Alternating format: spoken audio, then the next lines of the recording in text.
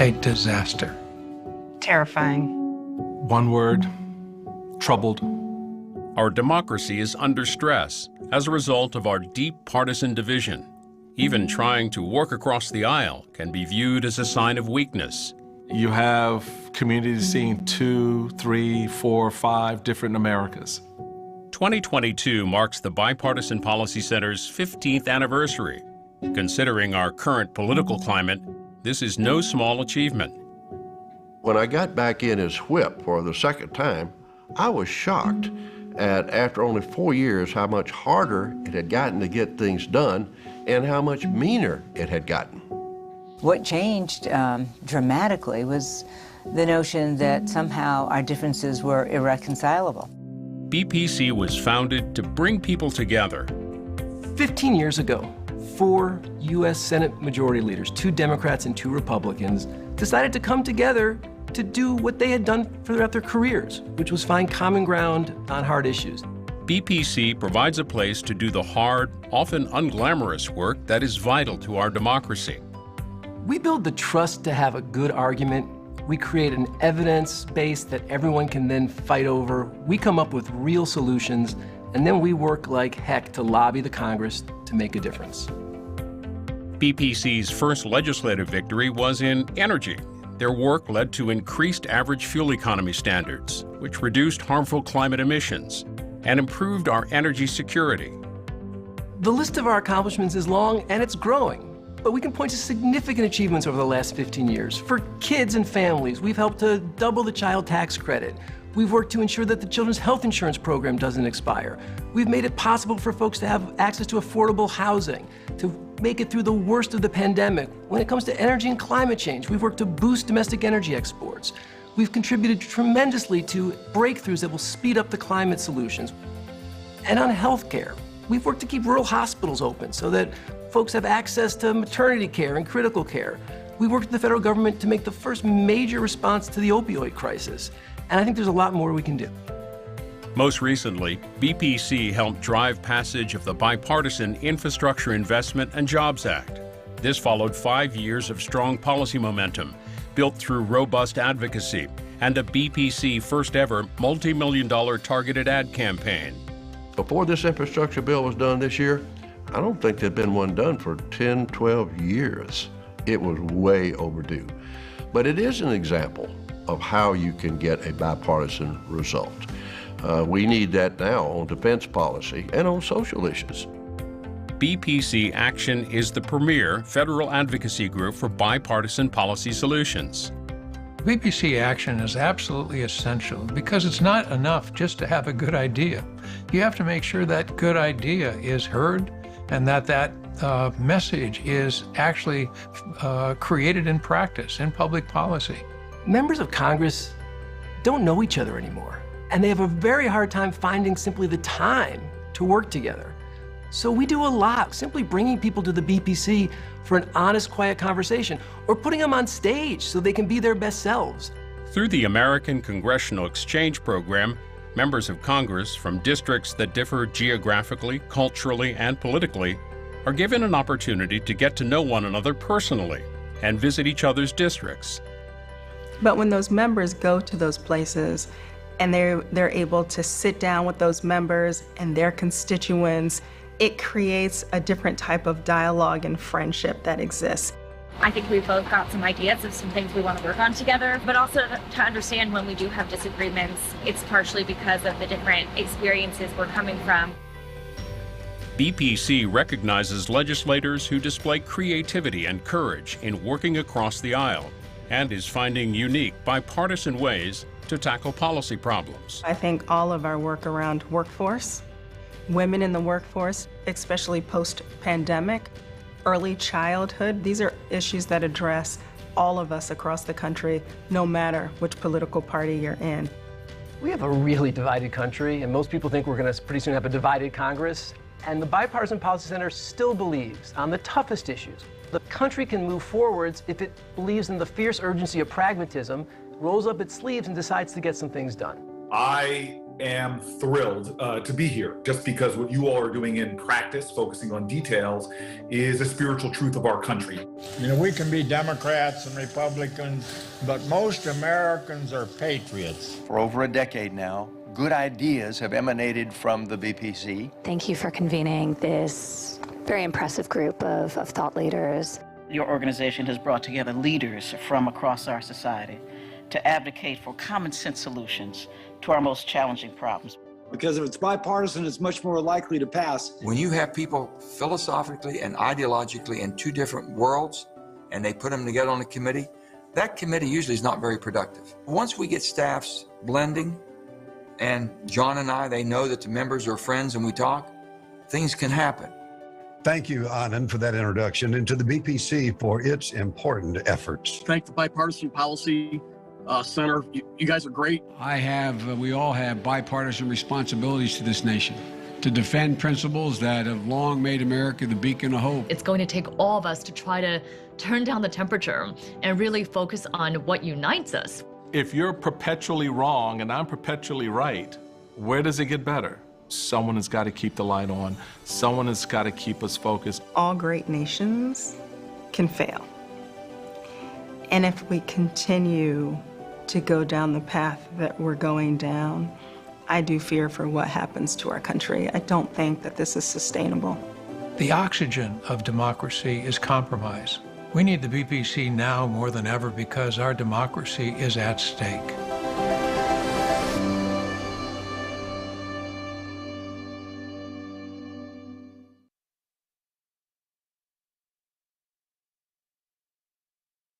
This is a snapshot of America. And there's some folks on the far left and some on the far right, but most of us are somewhere in between. Now this is our Congress. They're becoming so divided and so extreme that working together to solve problems seems impossible, which explains why the last Congress had a ridiculously low approval rating of just 20%. But somehow, 95% of them got reelected, which begs some big questions. The answer is because our representatives literally don't represent us. Because most of us don't elect them. Buckle up and we'll explain. Most of our voting happens in the general election, so we assume that's the election that matters. But it's not that simple. Today, 83% of congressional districts are so Democratic or so Republican that they're considered locked for one party or the other. And whichever party has a lock on the district will always have the winning candidate. So the general election is over before it even begins. That means the only election that actually matters is the one where each party picks their candidate. And that happens in the primary election. And here's the even bigger problem. Participation in primary elections is extremely low, and the voters that do participate tend to be the most partisan and the most ideologically extreme. The result is a small, often extreme minority of voters wind up deciding the vast majority of our elections. And that's how we keep getting a divided and dysfunctional Congress that fails to represent we, the people. Take 2020. Despite a record turnout in the general election, only 10% of all voters cast ballots in primaries. That effectively decided 83% of our congressional seats. Just 10%. This is the problem with partisan primaries. And it's the primary problem of our politics today. They create a system where hundreds of lawmakers only have to answer to the small, extreme base that elects and re-elects them. And the rest of us, the majority of us, don't matter. And neither do the problems we care about. The solution is actually simple. Our Constitution gives every state the freedom to replace their partisan primaries with a single, non-partisan primary. This will allow all voters to have the ability to support whichever candidate they want, regardless of party. The top finishers then advance to the general election where whoever earns a majority of votes wins. Several states have already adopted nonpartisan primaries, from Alaska to California. We just need more to follow. Together, we can fix the primary problem and put voters first. We can have a Congress that actually represents us and solves the problems we care about.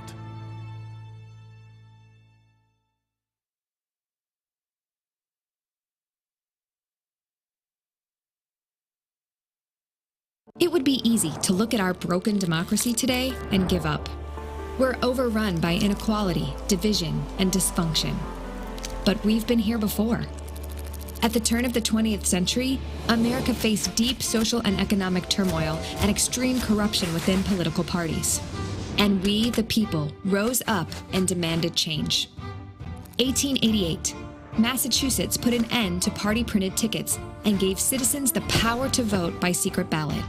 Most states followed suit within 4 years. 1904, party bosses handpicked their own candidates until Wisconsin gave citizens the power to nominate candidates in primary elections. Within a decade, most states completely reinvented how we chose our leaders. 1907, Congress cracked down on corruption and prohibited corporate campaign donations, giving we the people more power over our own elections. 1912, a constitutional amendment gave citizens, not state legislatures, the right to elect U.S. senators. 1920 brought a milestone amendment for women's suffrage. Both amendments were ratified by a supermajority of state legislatures in just over 1 year. This collective drive for a more responsive and representative government produced a massive amount of reform in a short amount of time. And these achievements were made because reformers who disagreed strongly on policy found shared purpose in fixing our political system. This is what we do. When our democracy becomes corrupt and broken, we draw on our traditions of self-governance and innovation and make it better. Today, we need to awaken this American spirit of reform again, to again return power to the people by reimagining and reforming our electoral system. Independent redistricting commissions, nonpartisan primaries, ranked choice voting, vote at home, reforms like these have already begun to take root. History is set to repeat. We have succeeded before, and with your help, we will succeed again.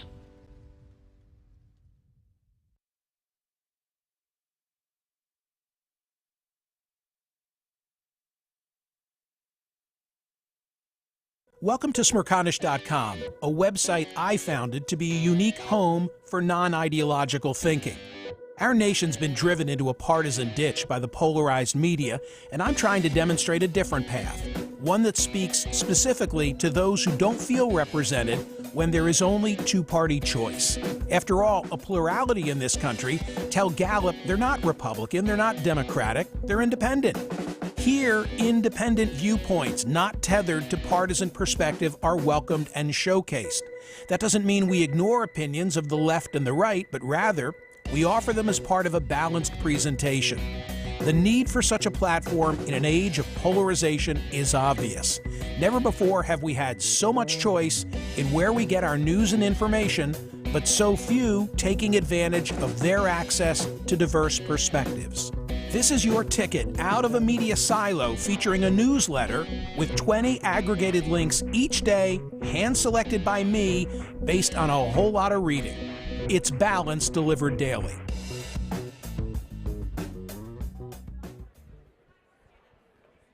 Good morning, unconventional people! You all are looking bright-eyed and bushy-tailed for having to go through security and eating some donuts, so welcome. I am Katie Fahey. I'm the executive director of an organization called The People. I am here today for a couple reasons. One, because I led the effort to end partisan gerrymandering in Michigan, which you successfully did. I know we have some Michiganders in the house, so welcome. And also because I'm going to be leading us through the interactive lightning rounds during the day. So when you entered, you should have been asked if you needed a keypad or if you had a cell phone that you'd be able to use during the day. Yes? Nodding. All right, perfect. Okay, so I will get to that in 1 second, but just for a little housekeeping beforehand, there are bathrooms to the right and then to downstairs when you entered. There is Wi-Fi in the building, so if you go to your internet browser and go to NCC Public, you shouldn't have to enter a password, anything like that. We do ask that you're just on your cell phones for the polling part. We have a very exciting room with lots of people from across the entire country. We're going to have lots of time to hear from great speakers and talk to one another and do some polling. We also have about 500 plus people who will be watching online, so we'll also be interacting and getting feedback from them too, which will be very exciting. Most of the exhibits are closed, but during lunch, there'll actually be 2 open that you can walk through. There's one on the 19th Amendment and then one on the Civil War and Reconstruction era. They're very good. I highly recommend them. And then throughout the day, we have the radio shows being filmed to the right, which is over in the Kimmel Theater, and then we'll have some breakout groups going into policy deep dives in the Kirby Auditorium. I will remind you of all of this throughout the day, so don't worry. Okay, so now the fun polling technology. Now, first off, for the policy lightning rounds, there's going to be a noise that happens when it's time to do those. And I just want all of you to be prepared because it's a lightning round, okay? So if we could cue our lightning round noise. Anytime you hear that, be excited, because we're about to get interactive. So if you do have your phone, if you could please do this QR code, which should take you to the polling service, and you have your clicker, just wave it around. If you need one and didn't get one, just keep your hand raised, and we'll make sure that somebody runs one to you. Also, if you end up wanting to switch to a clicker throughout the day because your phone's running out of battery or anything, totally fine. We've got you covered. All right, so I'm going to start with our clicker people. So on your clicker, when you need to vote for something, it will say vote now on the clicker. And then you just have to hit the number corresponding to the answer that you want, and then hit, what do we hit? And then hit send, which is at the top right with a little mail icon, a letter icon. So we're going to test it out with our first question. Are you guys ready? Yes. Thank you. So our first question is, do you like pizza?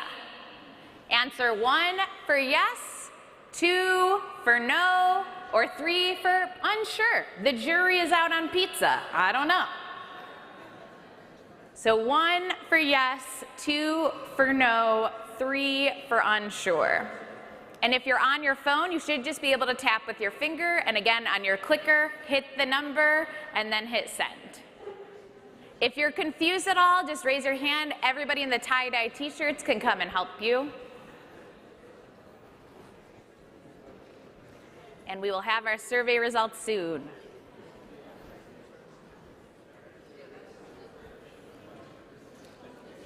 If you don't have a QR code, you can also go to meet.ps/un-convention, and it'll take you there as well.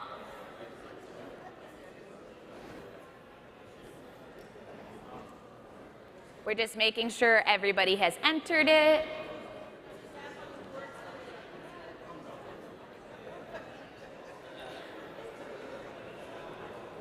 You didn't know your first job would be a test in the morning, but it is. Can we use technology? All right, so 95% of us pro-pizza, 3% of us anti-pizza, 2% of us need to discover pizza. So good job, guys. We did our first one. Good job. All right, quiz number 2 gets a little more difficult. So if you're on your clicker, I really need you to pay attention. So we're going to have some questions that are multiple choice. When you're on your clicker to do multiple choice, you're going to hit the first option that you want, and then in the bottom right, there's a little thing that says SIM, S-Y-M. It has a period on it. So when you want to enter your second option, you hit SIM, and then you hit the second option that you want for the number. All right? All right, we're going to try. And then if you're on your phone, you just hit all the ones you want with your finger. All right? Okay, let's try it out with our next question. What is the greatest thing about Philadelphia? And you don't have to just choose one. All of that apply. So 1, the Liberty Bell. 2, all the cheesesteaks. 3, so many beautiful murals. 4, oh sorry, I screwed up. 3, the Philly Fanatic. 4, so many beautiful murals. 5, those rocky steps. And 6, so much amazing history. So once again, if you're on your phone, you hit the first choice, hit SIM, hit your second choice, hit SIM, and then you're done. So we're gonna give you all a second. Our brains are working, we're so excited. We're thinking hard about Philly and pizza. Again, if you have any questions, just raise your hand. We have lots of helpers. Yeah?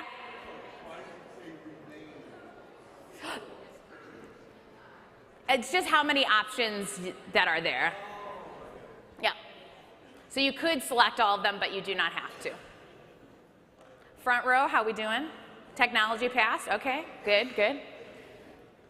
Do we have our survey results? 2 seconds. All right, we're letting a couple more people respond. Also, everybody new coming in, come on up to the front. We don't bite. We're so excited to have you. Also, better views.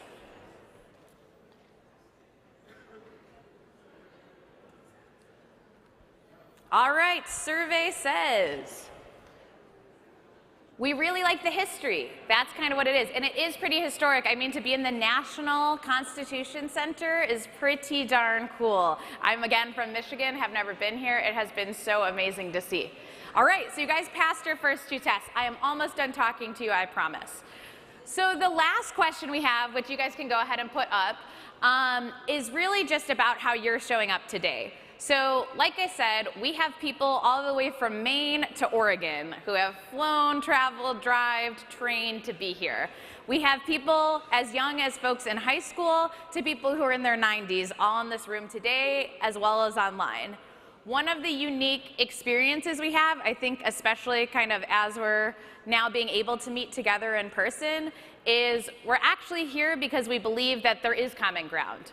We believe that having diversity of thought and opinion is a good thing in our country.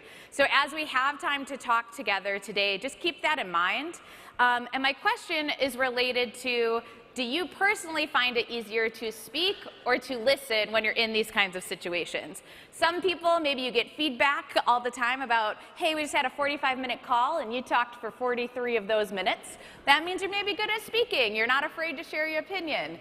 For other people, sometimes in that 45-minute call, you remain silent the whole time and you didn't share your opinion.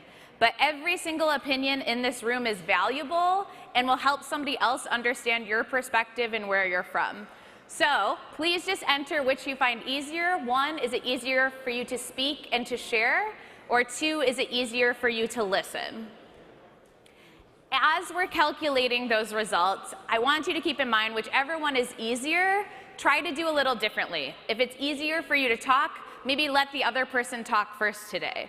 If it's easier for you to just sit back and wait for somebody else, maybe speak up and make sure your opinion's shared. Because again, part of what's so cool is that there's so much diversity in this room. All right, we have a lot of listeners. I am impressed. We definitely have a lot of opportunity to listen today, so good job, guys. All right, that's all for me. Just want to say thank you guys again so much for being here. I'll be back with the lightning round, so be ready for the noise, but please enjoy the amazing Unconvention.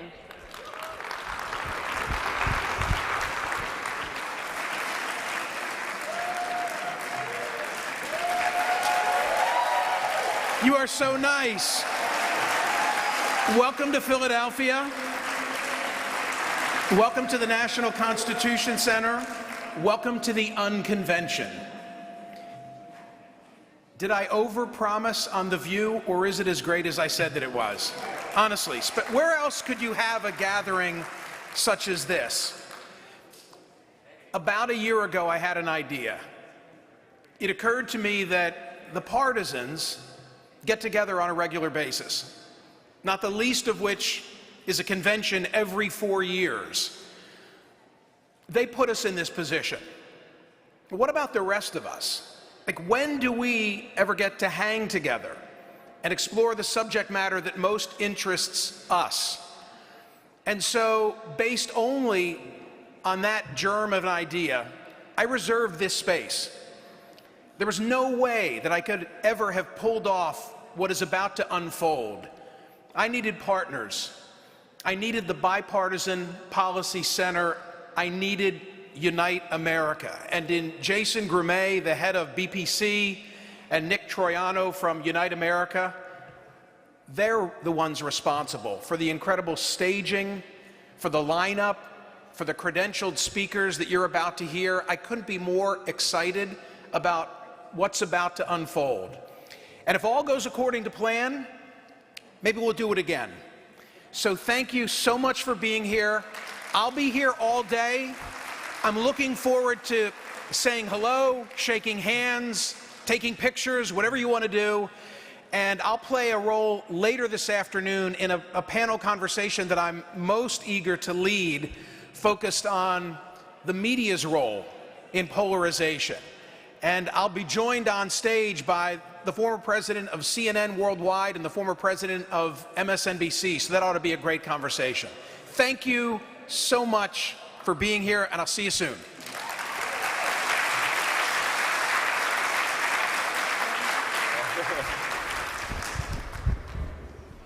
Good morning, everyone. And good morning especially to those who are not from the Eastern time zone. So any hands from people who came from afar? Thank you. Thank you for making the trip to be here. I'm Nick Triano. I lead an organization called Unite America. You're going to hear a little bit more about that later today. You know, there's a saying that there's nothing in the middle of the road except yellow lines and roadkill.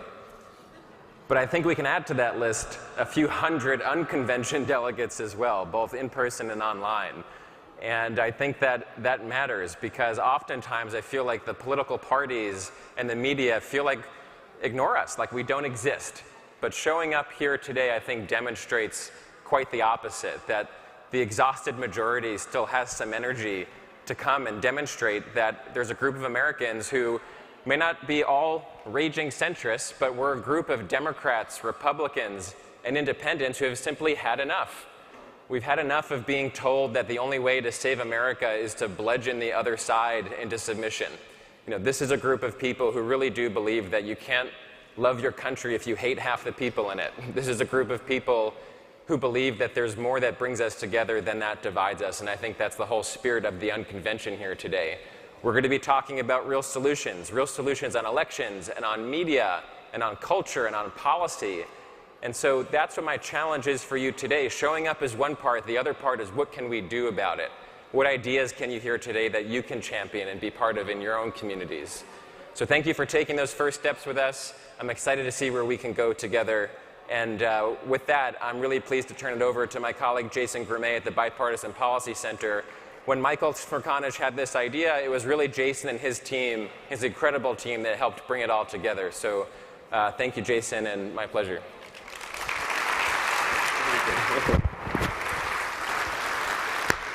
All right.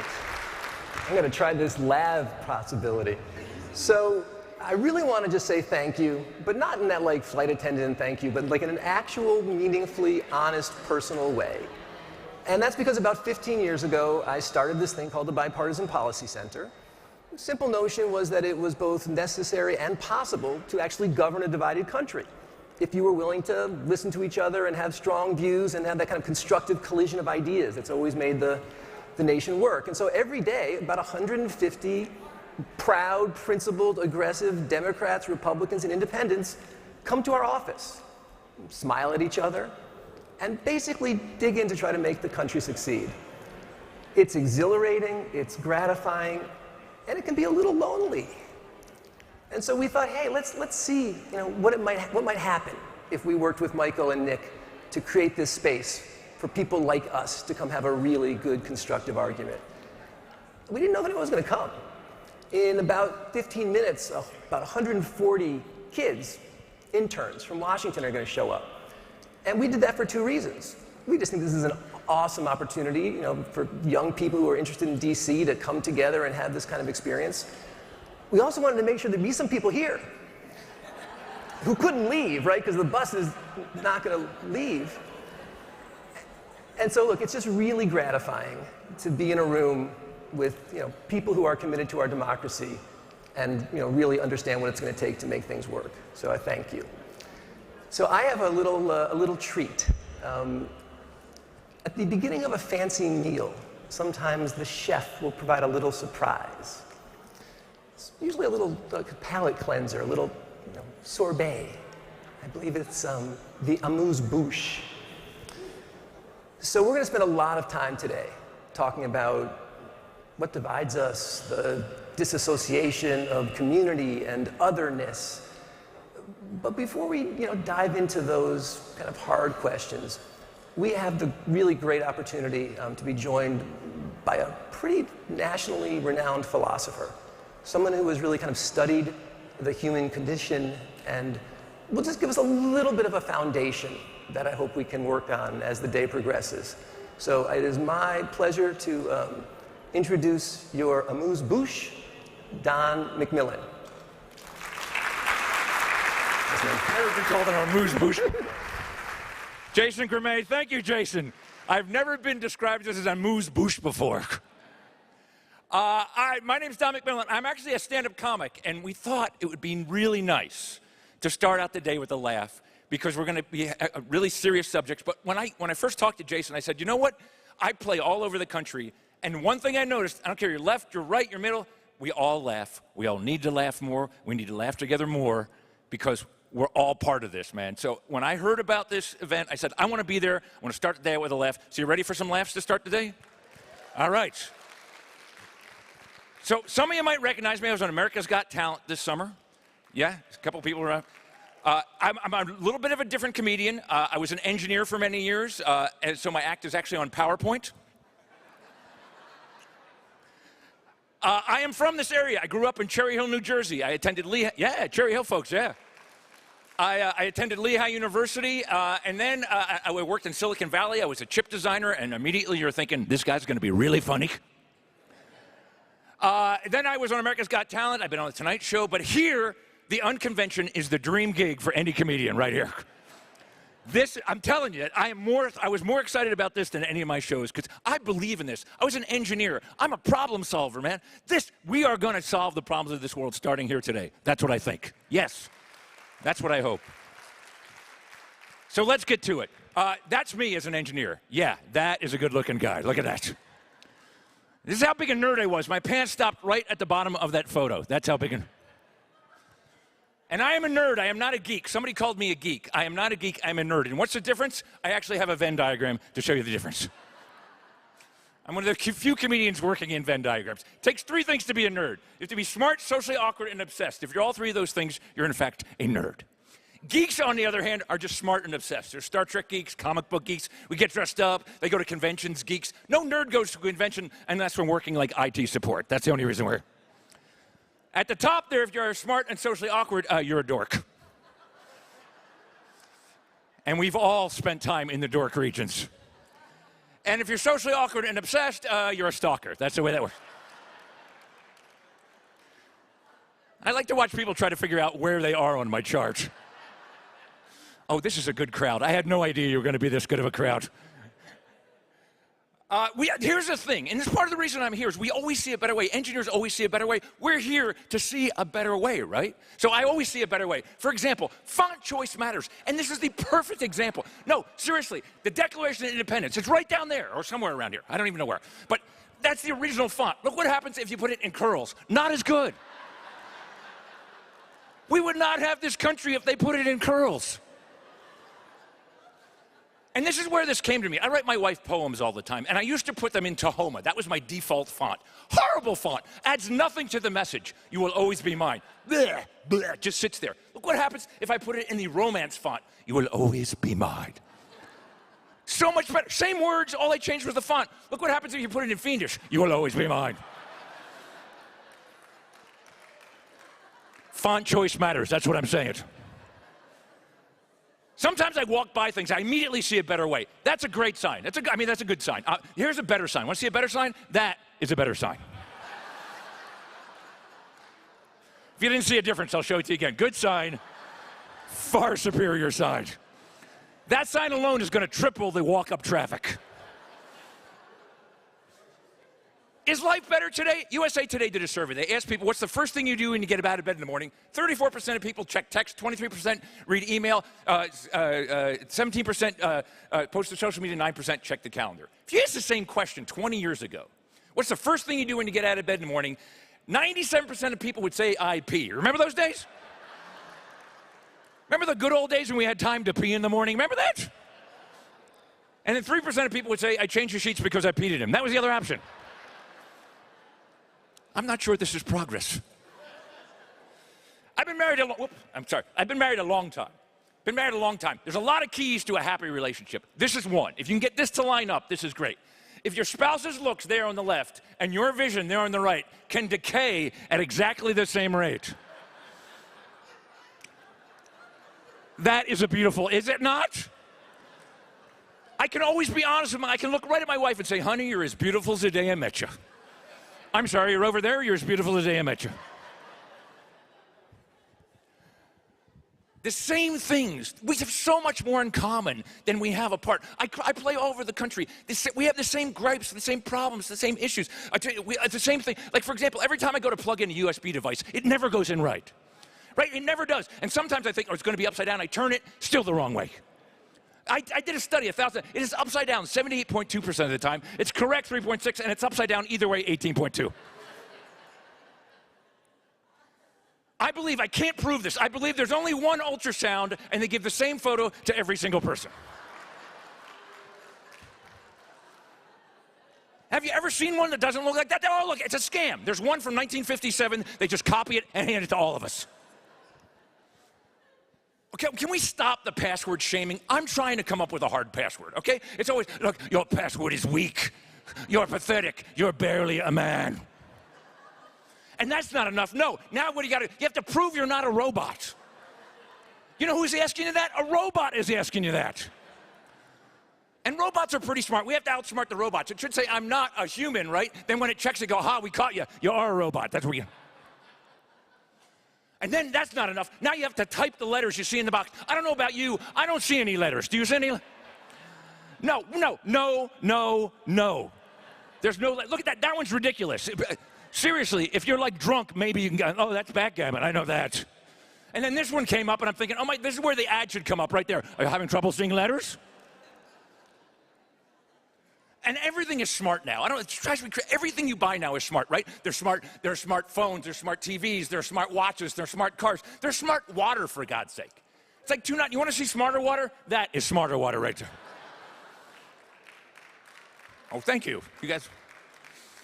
Okay, there's smart shoes. This is real. There's shoes with a chip in it to track your activity. There's smart socks. Why? Why? In case your shoes fail, you have a backup? Is that? There's smart underwear. I am not making this up. There's smart underwear. What is your smart underwear going to tell you? Oh my God, it's 2 days, change alert, level 2 leakage, full wedge. What? Do we need smart underwear? I don't think so. There's a smart home, right? And everything in your home is smart, right? You got a smart oven, you got a smart dishwasher, you got a smart... It's not going to be good. Somebody's going to walk into your refrigerator and going to go, hey, buddy, I've been talking to the scale. You are not getting in here. Oh, I'm sorry. And with that, I'm going to leave you to the rest of the day. I hope you had some good laughs. I'm so looking forward to today. Thank you for coming out. Keep laughing. Bye-bye.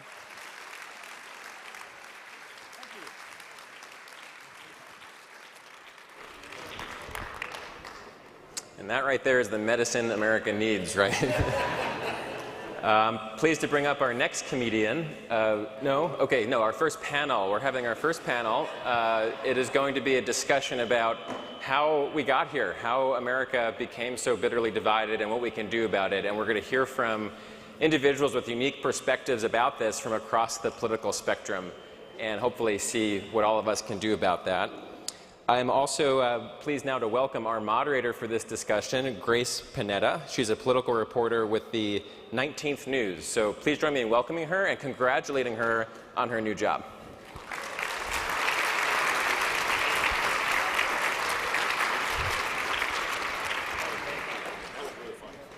That was great. Hi, everyone. Thank you so much for having me. Thank you so much to the organizers of Unconvention. I'm so excited to be moderating a great panel on polarization featuring 4 amazing leaders in their communities. First, State Representative Jordan Ecker of Pennsylvania, State Representative Jordan Harris, John Wood Jr., and Jose Felix Diaz.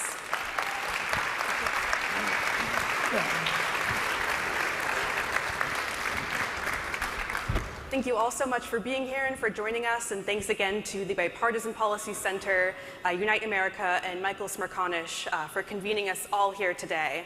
We're going to spend the next 45 minutes solving polarization, maybe not, but at least talking about it with these 4 really, really, really distinguished leaders. And what's special about this panel is that these leaders are all deeply rooted in their communities, and there's a lot of data and sort of a lot of facts to confirm the polarization of America, and I'm sure later in the day we'll hear about some of the structural factors contributing to it. But for the time we have, I want to focus on sort of the human and community-based roots of polarization, and then also the tools at the community level to overcome it and to bridge those divides. And we're going to be discussing that with this stellar group of panelists who have a lot of firsthand experience and insights to share. And another great thing about this panel is that all of our panelists are millennials who have either in elected office, have served in elected office, or been involved in politics. So you all have a really unique generational perspective on this particular moment. And so to start, I sort of want to ask everyone, starting with Representative Ecker, how do you think we got here to this moment where both in legislative level and in communities, everything seems so polarized and divided? Well, first off, I want to thank you, everybody, for being here, and this is a great opportunity, and we are the guinea pigs of the day with the first panel, so it's good to be that group. But look, I think as a society, as politics, we started not focusing on issues and got away from issues, talking about issues and talking about things that are important in our communities, and started focusing on personalities and people, the candidates themselves, not so much the issues they're talking about. And I think we've gone through some tumultuous times in American history, and this is one of them where we dealt with a global pandemic. It changed how we approach the world, and I think people reacted differently. Now it's time, like every other time in American history, to come back, figure this out, and get back on track. Thank you. Representative Harris? Good morning, everyone, and thank you all for being here. Hello to my mother, who's watching. You always got to shout out your mom. I think information is power, right? And it's typically a good thing. But I think sometimes information overload can be bad and can show and highlight the divisions that we have in our country. I think what you see is that America is very segregated. On Sunday mornings, we're very segregated. I go to a predominantly black church, and if you're religious, you probably go to a church where most of the people look like you. And when you think about that, that is actually how our information is as well. It used to be when I would sit with my grandmother, she would turn on one news station in her living room, and most of the people in her community were looking at that news station. That's where you were getting your information. Now we're so segregated that you can watch your news, you can watch your news, you can watch yours, and you can watch yours. And we could be talking about the same thing and talking about different things all at the same time. So when you get to work on Monday, there's never really that water cooler moment that folks used to have where you could hash out what was said. Now it's more or less, everybody's spin, and instead of information, it's more infotainment. And we've become, in my view, somewhat of elitist about information, because now if you don't agree with everything I say, you're dumb. Like, not we disagree, you're dumb. Right. Or if I don't agree with what you say, I'm dumb. You know what I mean? So we've just gotten to a place where that information, that overload, in my view, is hindering us from having those water cooler conversations that really strengthen our country.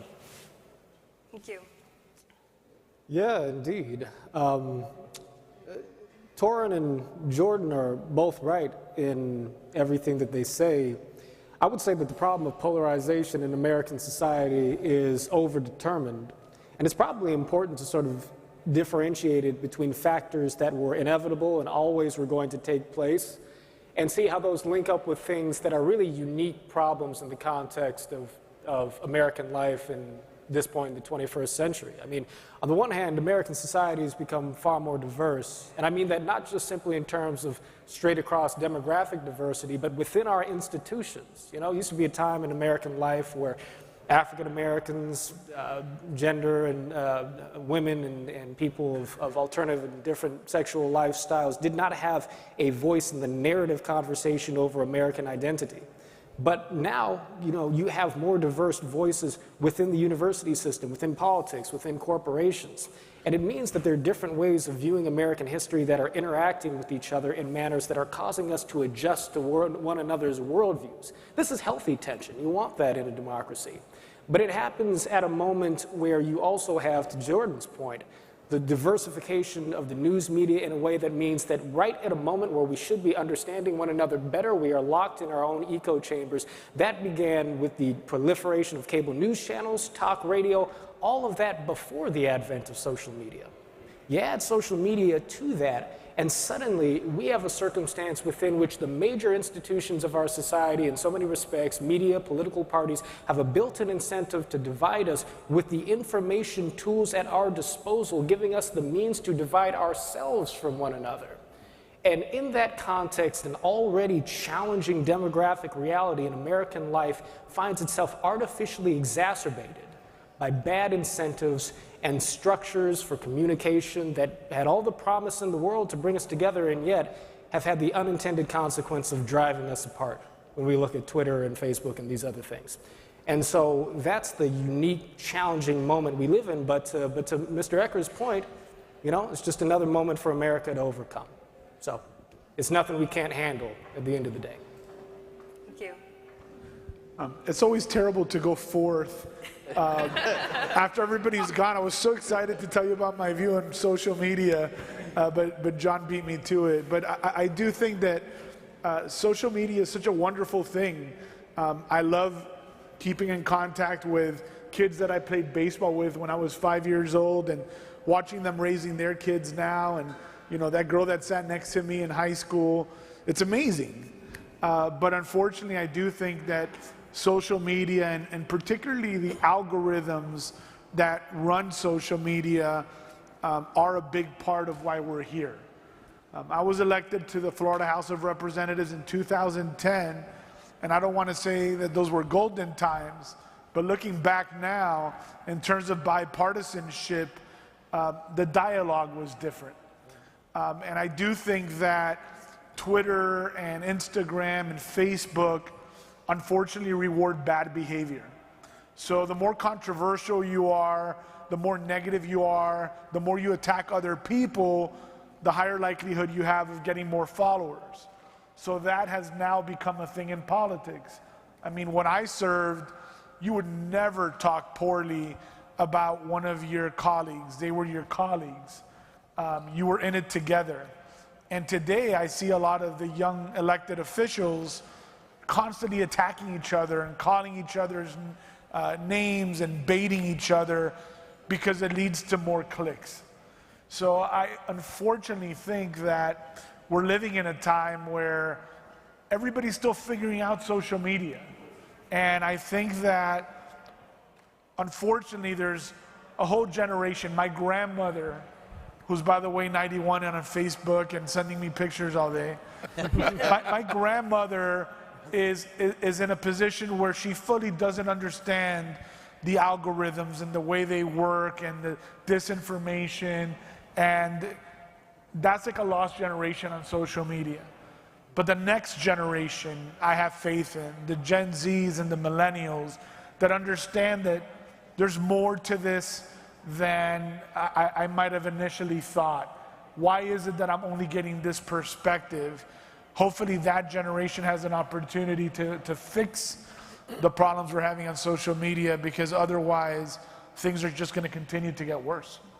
Thank you. And since you mentioned the dynamics in state legislatures, that's a perfect jumping off point because we are extremely lucky to have two currently serving members of the Pennsylvania legislature on stage today.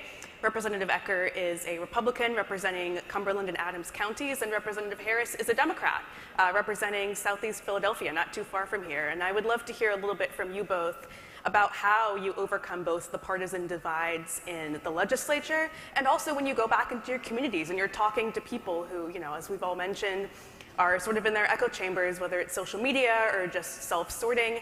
How have you been able to overcome that? Well, I guess I'll go first. You know, Jordan is definitely the leader in this realm, and I'll let him speak about some of the efforts he's done bipartisanly in Pennsylvania that's been a model across the country, really, when it comes to criminal justice reform. But I think we both represent districts that are very tilted one way. You know, my district is 70% Republican, 30% Democrat, and I'm sure, Jordan, your district probably tips the other way.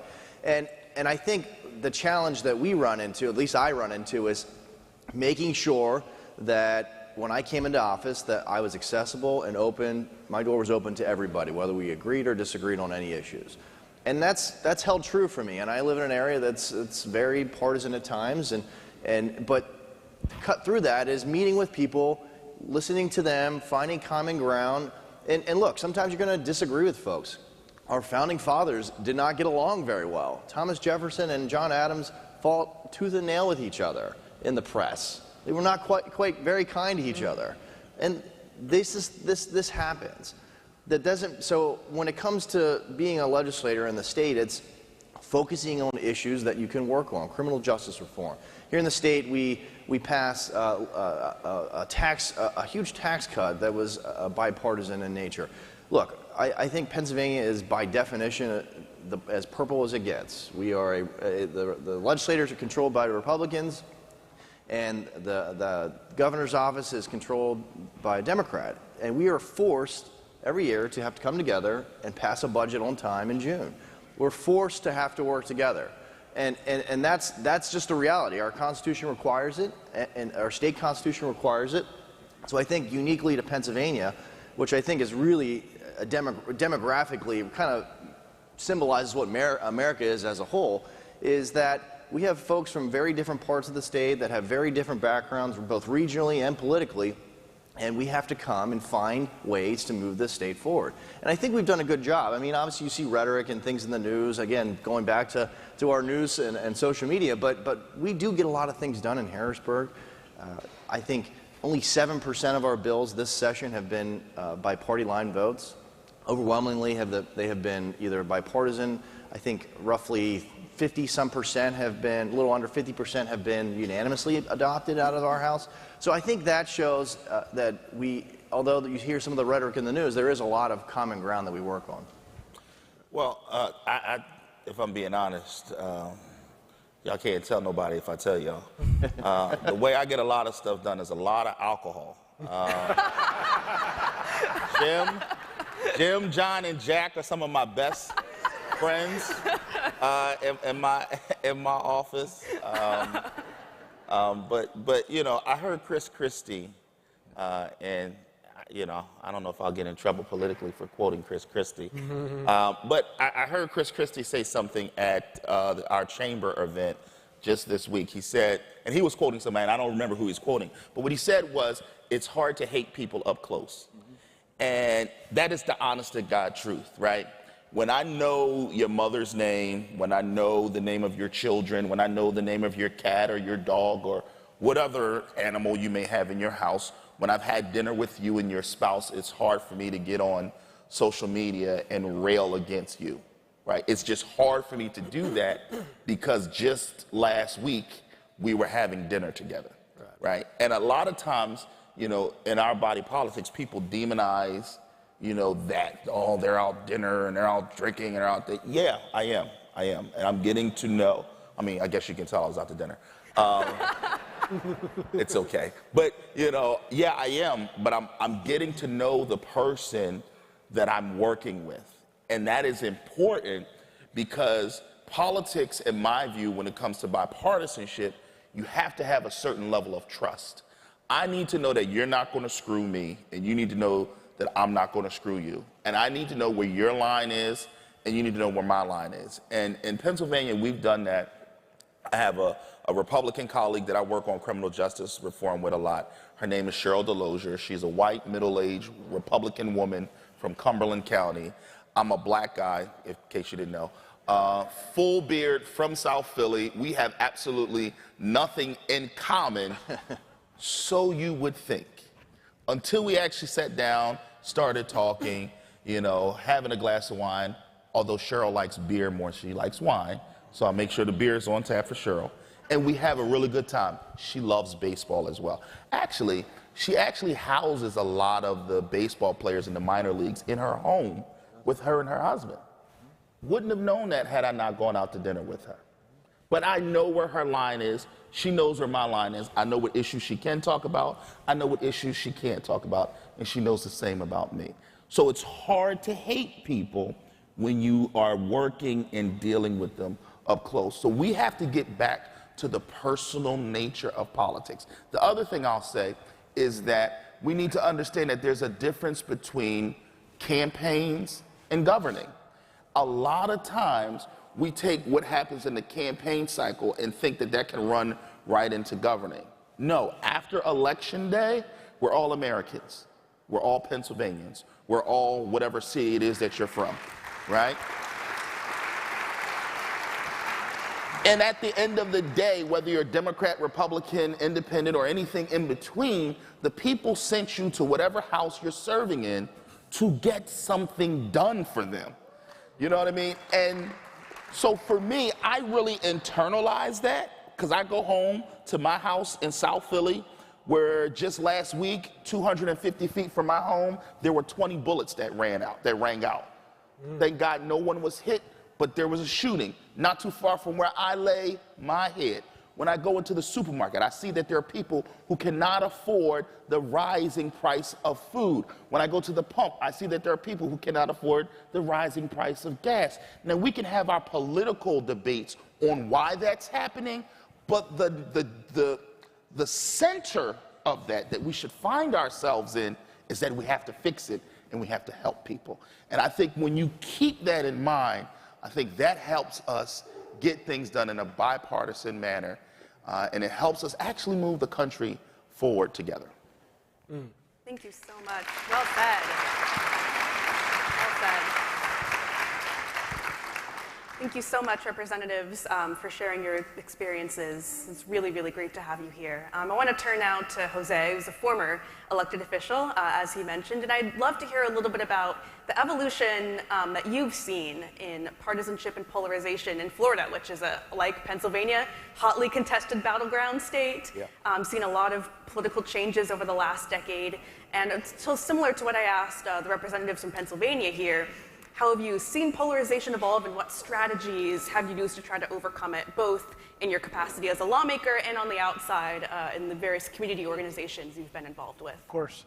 I'll correct you for a second. Yes. I'm not a former elected official. I'm a recovering elected official. It's certainly hard to give up.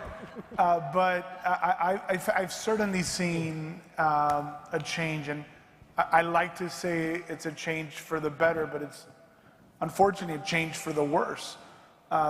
One of the beautiful things about state legislators is that they actually get things done. I mean, look at Congress. You can't even talk to somebody from the other party, and that's frozen our federal government for the past decade. And I remember saying when I first got elected that I loved that most of the pieces of legislation that I worked on were bipartisan. They usually had a co-sponsor that was of the other party, and that is happening less and less now. Yeah. Especially in Florida. I think that the last two presidential elections have been very divisive. I think that Florida has been at the epicenter of a lot of the spend that the big campaigns have done. So a lot of the people that have been elected are maybe a little further right or maybe a little further left. And that's always dangerous. I mean, I hate hearing from the far left as much as I hate hearing from the far right. I think that they're both equally scary. So, you know, you mentioned organizations. I am a proud new member of a group called the Millennial Action Project, whose mission it is to develop young legislators and teach them about the importance of bipartisanship. They have 31 different future caucuses in 31 different state capitals, and they teach young legislators how to work together. And these future caucuses are sprouting bipartisan legislation. Later this year, there will be a report produced by this group called The Future of Future State Leadership. And that report shows optimism. It shows that there's as many as 5,900 different pieces of legislation in the last year that have been filed in a bipartisan manner. And it also shows that even though less than 20% of all elected state legislators across the United States are under the age of 45, more than 1 out of every 3 pieces of bipartisan legislation are being filed by young state legislators. So hope is not lost. I think that the hope is still there, and I think that, you know, there is a reckoning coming upon us, and that is, you know, are we going to break or are we going to mend? And I have certainly dedicated myself and the next decade of my life to helping us mend. And that's why it was a great honor to be asked to come speak here. And I hope to take this message on the road and go to different young state legislators, young city commissioners, young county commissioners, and let them know that there's a better way. And that better way is work together, listen to each other, be peaceful, be kind, because the only way we can change the world is by starting with ourselves. Thank you. Yeah, absolutely.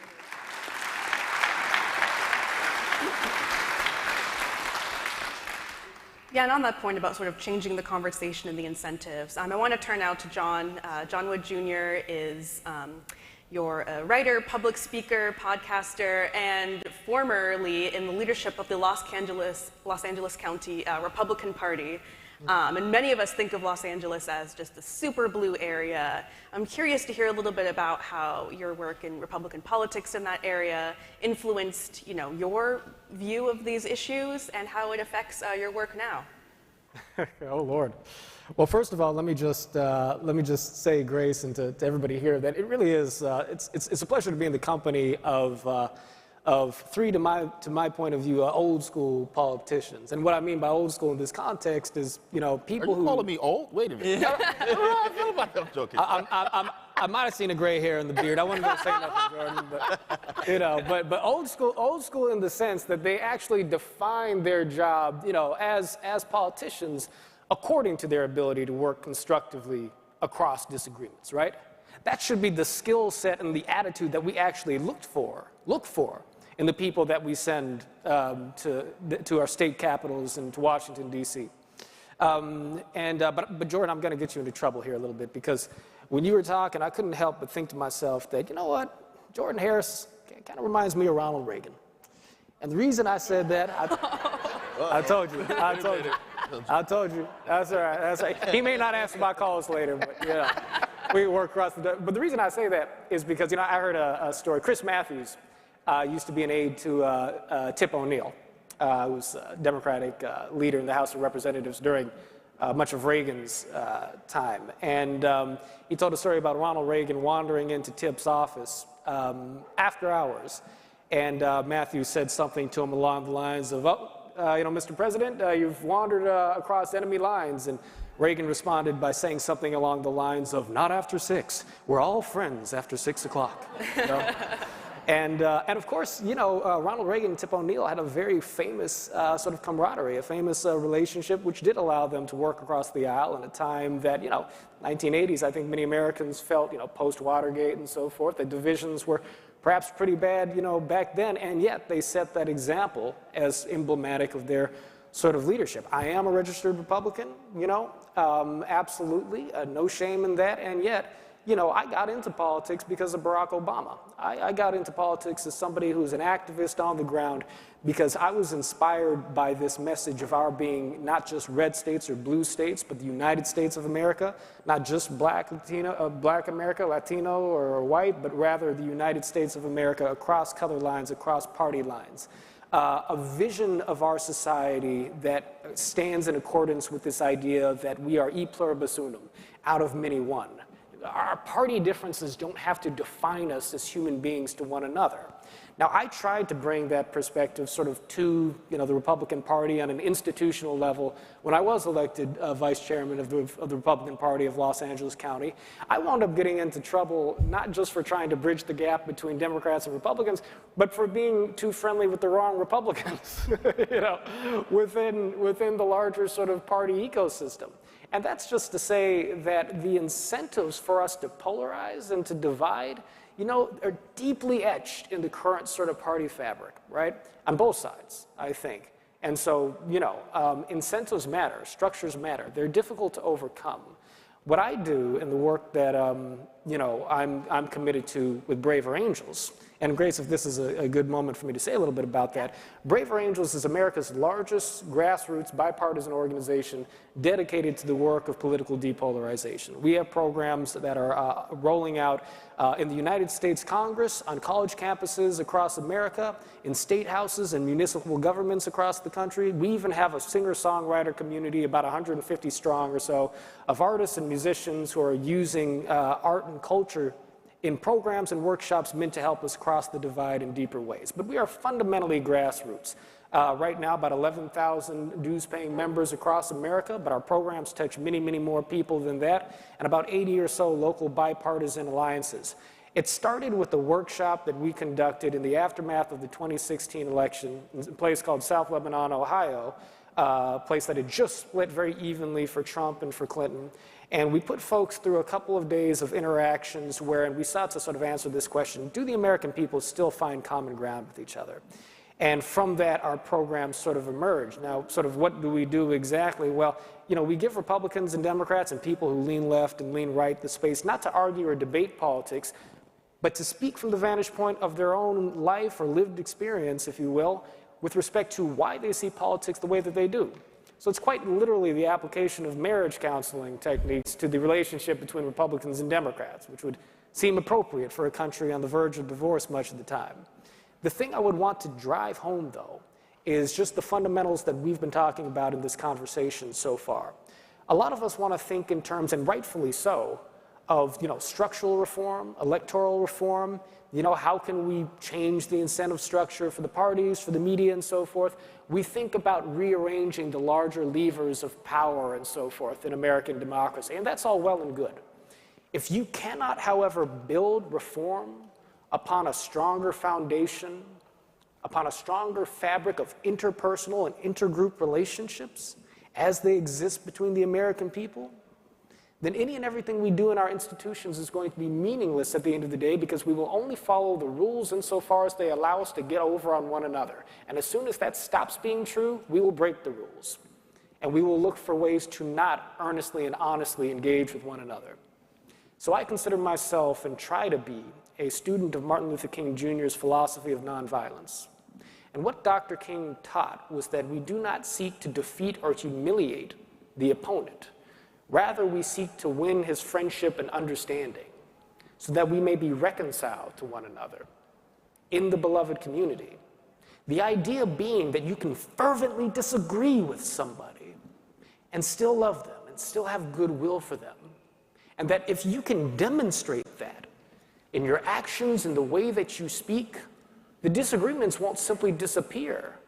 But by showing that person that you are not fundamentally their enemy, that you speak the truth or seek the things that you believe so you can help create a better nation, a better world for him and his children as well, then suddenly you've given that person moral, emotional, and psychological permission to listen to you, right? And when we start to listen to each other again, we find ourselves in a shared state of mind to where we can begin to reason with each other again. And look further down the road, not just to the next election cycle, asking this question: who's going to win an election, who's going to hold the levers of power for another 2 or 4 years, but actually look down the road with respect to the generations that are going to follow us.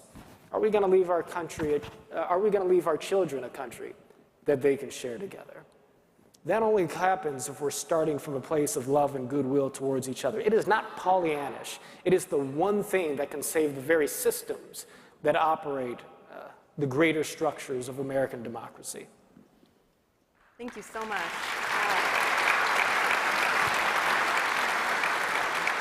Yeah, I think that does get at a really important point, right? Because there are structures, but at the end of the day, our democracy starts and ends with us as people. We choose how we engage with others. We choose what news sources we read, how we engage on social media. We really can have more power than we think to shape our democracy, because democracy is not given. It's something that has to be, worked at and worked to maintain. So in the few minutes that we have left, I want to end on a positive note so that this isn't just a depressing panel about all the problems. And I'd love to hear briefly from all of our panelists about where we go from here and what are some, small things that all of us and you all can take back into your communities to work on this work of depolarization. Sure. So I think the starting point is, like Jordan said, we have an election coming up, but after that election, it's time to get to work. It's time to find the issues, find people, meet people where they are, and work together. I know for me personally, I'm committed to finding some people on the other side of the aisle that I've worked with before, but actually getting those things done next session. Actually working on things, a good friend up in the Scranton area, Kyle Mullins, he and I are both young dads, and we're working on legislation dealing with bullying and things like that. Just working on things that I think most people can get around, making those issues, bringing those issues out into the light. Because we hear about the issues that we disagree on, we need to hear about the issues we don't disagree on. And that's my goal, that's my commitment to you folks, is to start focusing on those issues while still working and keeping true to your core beliefs, but working on issues that you know you can solve, that you know you can fix, so that it builds upon each other, so that when you work together with that person across the aisle, that when you get to that tough vote, you can have those conversations to get a compromise there, which again isn't a dirty word. So that's my commitment, that's what I hope to do. Thank you. I mean, John over here quoting Dr. King, so like, I'm just like, whatever I say is going to be inadequate, right? Nah. People will be quoting Jordan Harris. No. Years to come. It's going to sound cheesy, but it's really how I feel. We have to get back to seeing the humanity in each of us, regardless of political ideology. How do I see your humanity? I mean, I'm going to be honest with you. I mean, we were standing back, we were all talking, having a good time before we came out. I knew Torrin was a Republican. I didn't read y'all bios to see that that y'all was Republican too. And I was just like, when he said, I'm thinking, like, you a Republican? Damn. I get that. Okay. Who knew? I say that in a joking manner because at the end of the day, when you do get to see the humanity of people, you understand that you have policy differences, you have political differences, but that we're all people. And that at the end of all of this, we want, in my view, usually we want the same things: good schools, safe streets, clean streets, a government that works. If you're a grandparent, you want the best for your grandchildren. If you're a parent, you want the best for your kids. If you're, you're talking about you and Kyle Mullins, a good friend of mine in my caucus. You guys sit and y'all talk about your kids and the dreams and the aspirations that you have for your children. That's who we typically are as people. And when we put aside the R and the D, that's usually where we end up. If you sit long enough with a new father, he's going to show you a picture of his child. You sit long enough with a mom, that picture of their child is going to come out. If you sat long enough with my grandmother, she was going to tell you about her grandbaby Jordan Harris. It was going to happen because that's who we are as people. That doesn't mean we deny the political and policy disagreements that we have. We will have them, but we have them differently when we see the humanity in each and every one. So if I could press upon anybody, Democrat, Republican, independent, whatever your ideology is, see the humanity in everyone you speak to, because if you see them as human beings, you actually will see them more like you see yourself and less as an enemy. Thank y'all for having me. I really appreciate it.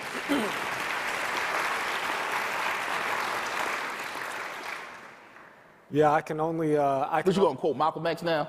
I was going through my Rolodex. See, can I throw some James Baldwin at you there? No, but I can only build off of what Jordan has said. I believe in the rehumanization of American democracy. That's pretty close to a quote from my father, actually. That's a good one. And the thing about it is if we're humanizing each other, it doesn't just change the way we have dinner together, although that's a darn good start. It changes the way we negotiate in politics. It changes the way we tell stories in the media. It changes the way we run our classrooms. It changes the way we work together at the office. And it gives us the ability to actually engage in the project of self-government together, because that is a shared enterprise. And it gives us the wherewithal to be able to call out the best in each other. And when we do that, we find that things just work a hell of a lot better, right? And that's a pretty convenient thing. You'd like to think that bringing out the best in people also leads to the best possible society. Turns out that that is true. Thank you.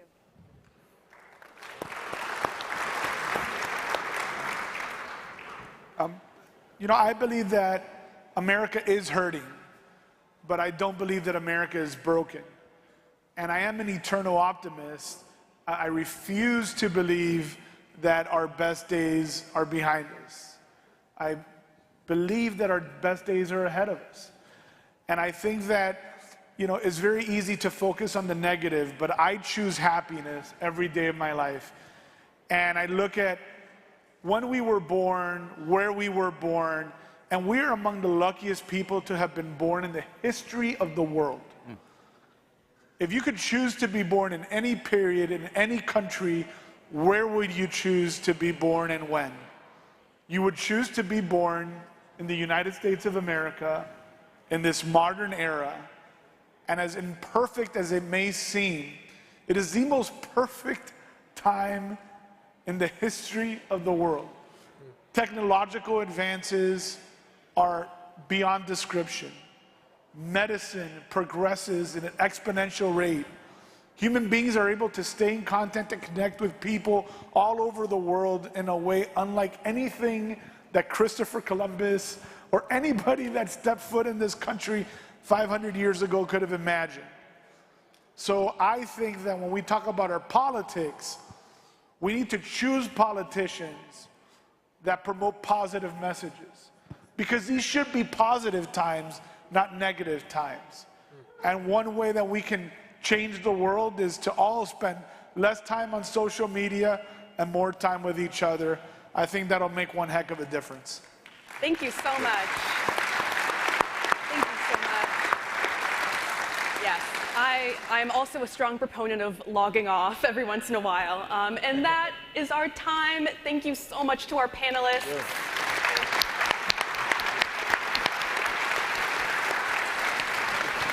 Thank you all for being here. Thank you again to the Bipartisan Policy Center, Unite America, and Smerconish for having us. It's going to be a great day of programming. Thank you all so much. That's great. Thank you.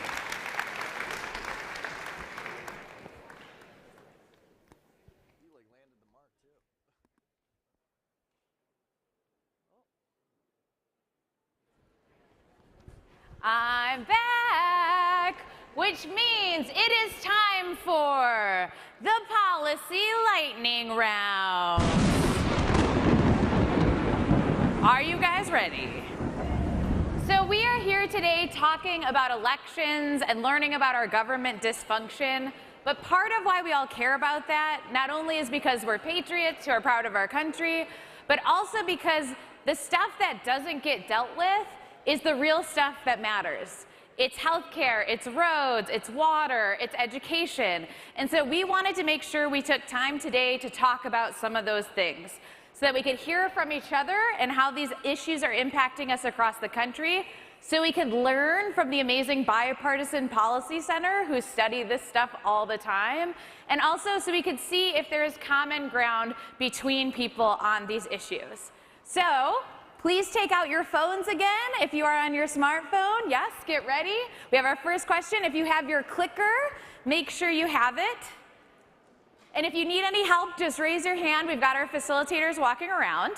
But once a large-scale energy project has been planned, sited, and readied, how long on average should it take, not how long do you think does it take, but should it take the government to review and issue the necessary permits to start construction?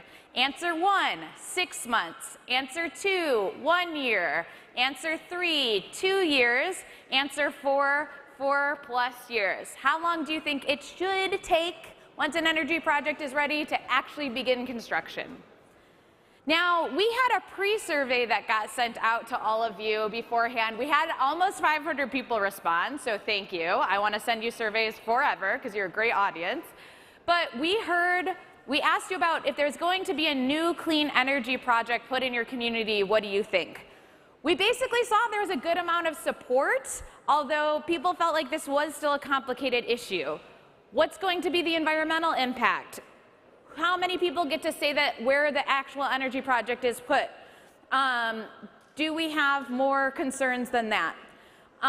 So for our question of how long do we think it should take, over half of the audience thinks less than six months or less, and the other 41% think about a year.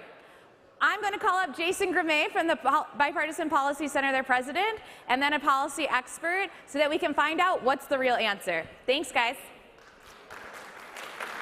All right, so it is the beginning of the lightning rounds. I am going to be the introducer of most of them.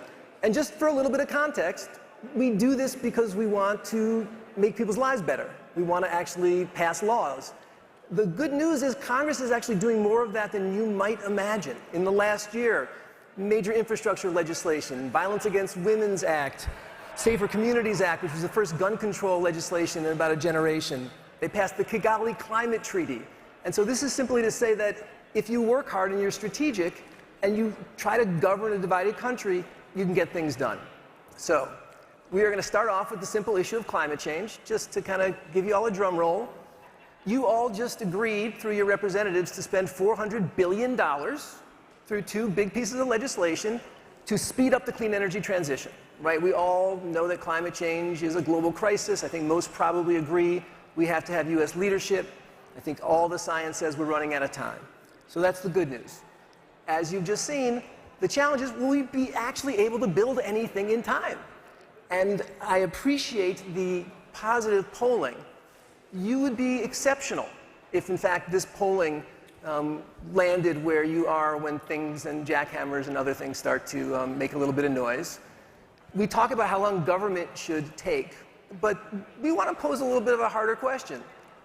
We're kind of the problem on this one. You've all heard of NIMBY, not in my backyard. There's a new idea called banana, build absolutely nothing anywhere near anyone. We are going to all have to be part of this solution, which doesn't just mean wanting it. It actually means recognizing that the entire country has got to go through a massive transition, and we're going to have to build a whole bunch of stuff. So this is the question that my colleague Leslie Jantarasamy, who works in our energy program, is going to say a little more about, and then we'll have probably a little more voting. Thanks. Awesome. Hi, everyone. So the reality is it takes a really long time to permit infrastructure projects in this country because we have more than 15 different federal statutes governing the siting, the permitting, and operation of most types of large energy infrastructure. And then on top of that, then we have individual states, local governments, tribal governments, anybody who needs to be involved in this, they also have their own unique requirements.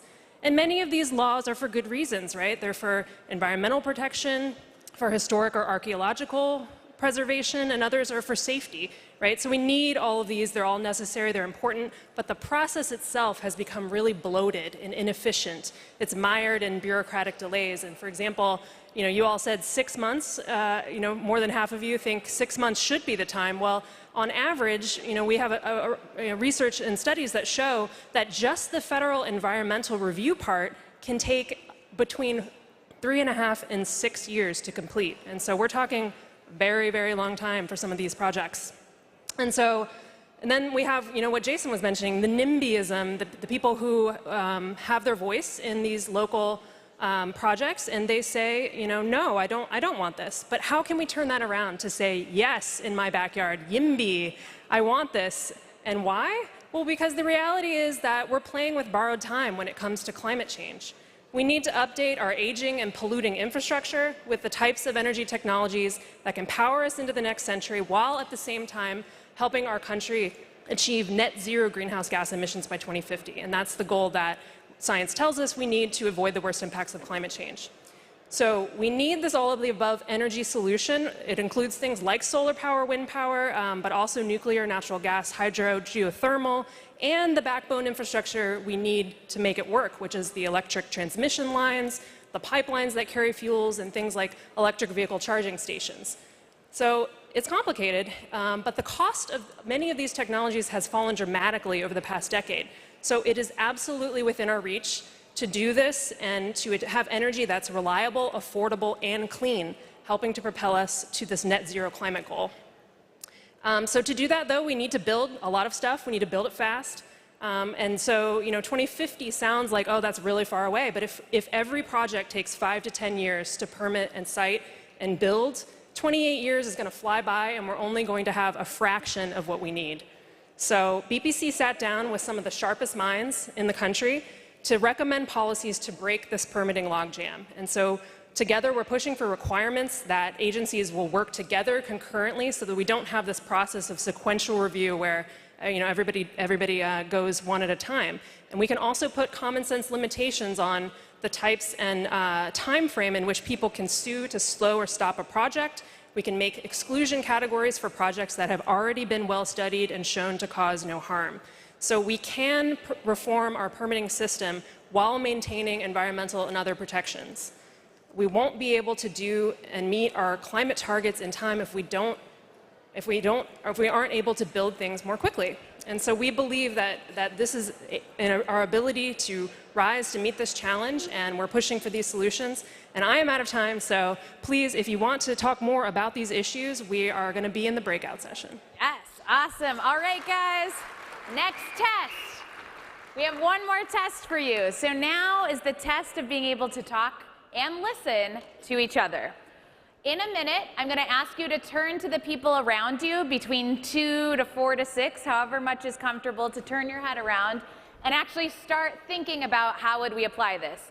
We have facilitators throughout the room. Facilitators, if you could raise your hands, who are going to be walking around listening and actually capturing what you're saying. We also have about 500 people online talking about this too, and we're going to try and see where do we have common agreement on this topic. So I'll read the topic and then we'll set the timer.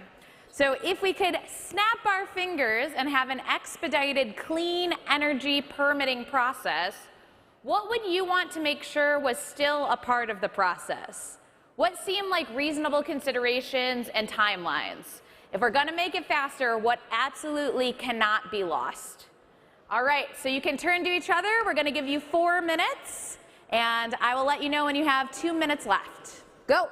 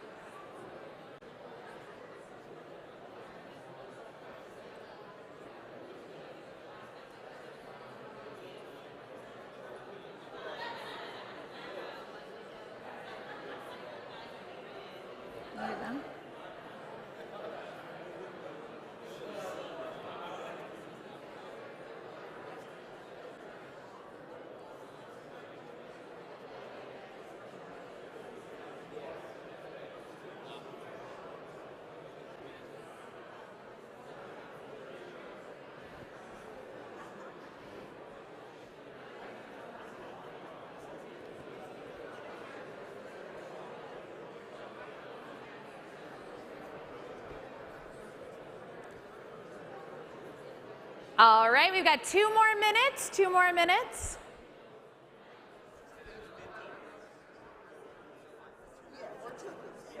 Do we know if Ryan and Jasmine are? Yep.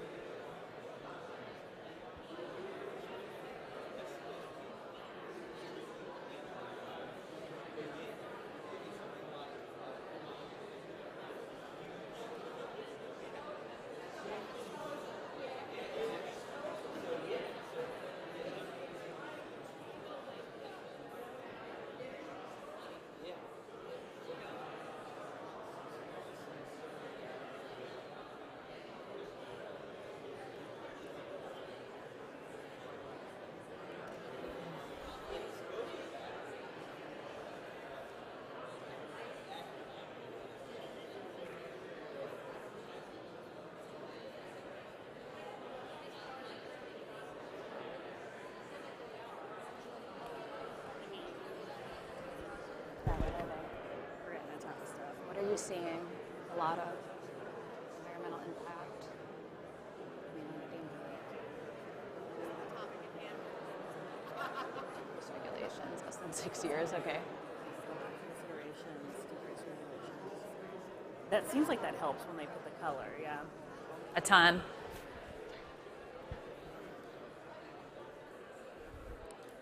All right, 5, 4, 3, 2, 1.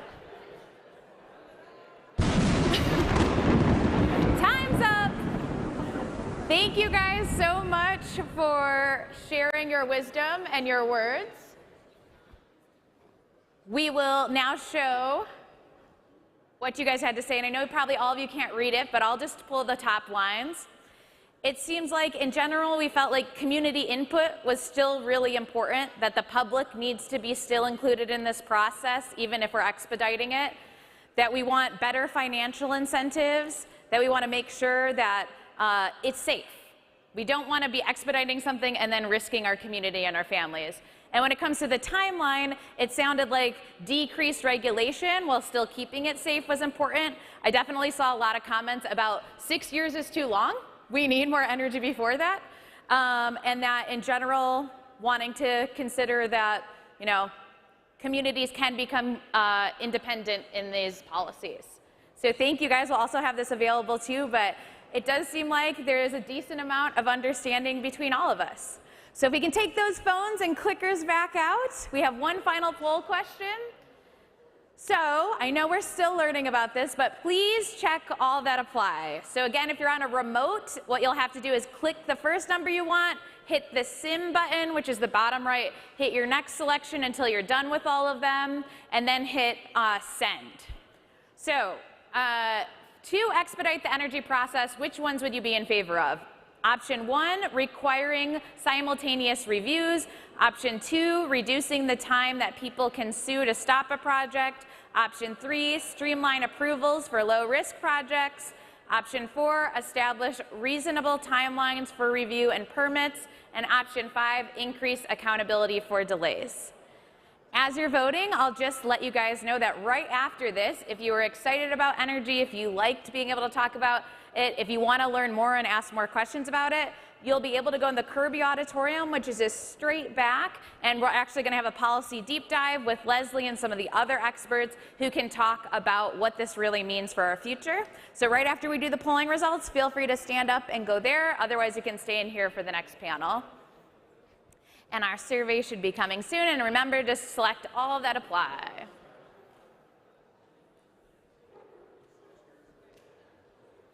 All right.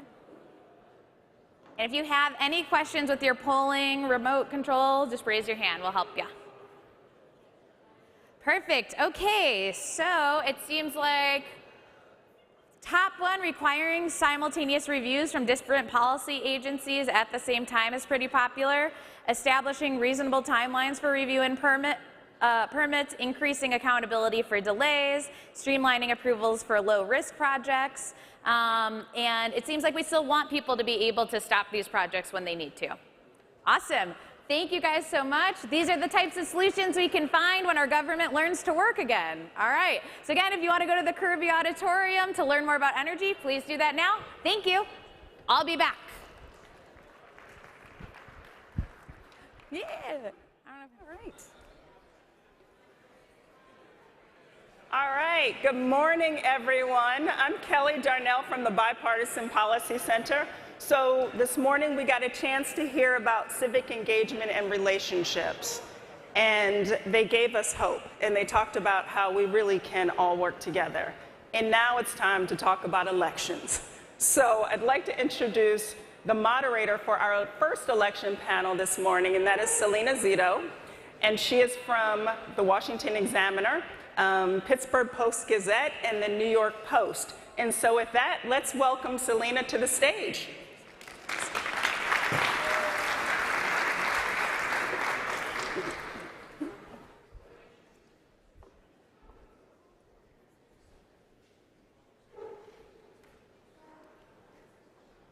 I'm so excited I didn't trip. Hi, I'm Selena. I'd like to introduce Nick Troiano from Unite America, David Thornburg from Ballot, Pennsylvania, and the former Lieutenant Governor of Maryland and the board member of the Bipartisan Policy Center. Did I get that right? Big space. Awesome. So, hi, everybody. So I'm going to check out the Kirby. I'm not guessing there's many people in there. So I'll tell you a little bit about myself, not too boring, but just a little bit about myself, and then we will get this started. My name is Selena. I live in Pittsburgh, which is, as I fondly call, the Paris of Appalachia, and because we're the largest city in Appalachia. But, so it's the other end of the state. I do cover national politics. I also cover culture, and I've been covering it all of this century. I approach my coverage in a very different way. I don't fly, and not because I'm afraid. And I also don't take highways. So when I came out here yesterday, I drove all across US 30 in our state until I got to King of Prussia, and then I got into a crazy, crazy traffic jam. How do y'all do it? And I don't stay in major hotels, so I usually try to stay in like a bed and breakfast. So the first person I meet in the town is a small business person, and they always know where all the bodies are buried. And I try to approach covering news that way, from a very granular level, from what's going on in a community. And that's what I do. And I have 3 jobs: Washington Examiner, New York Post, and the Pittsburgh Post-Gazette.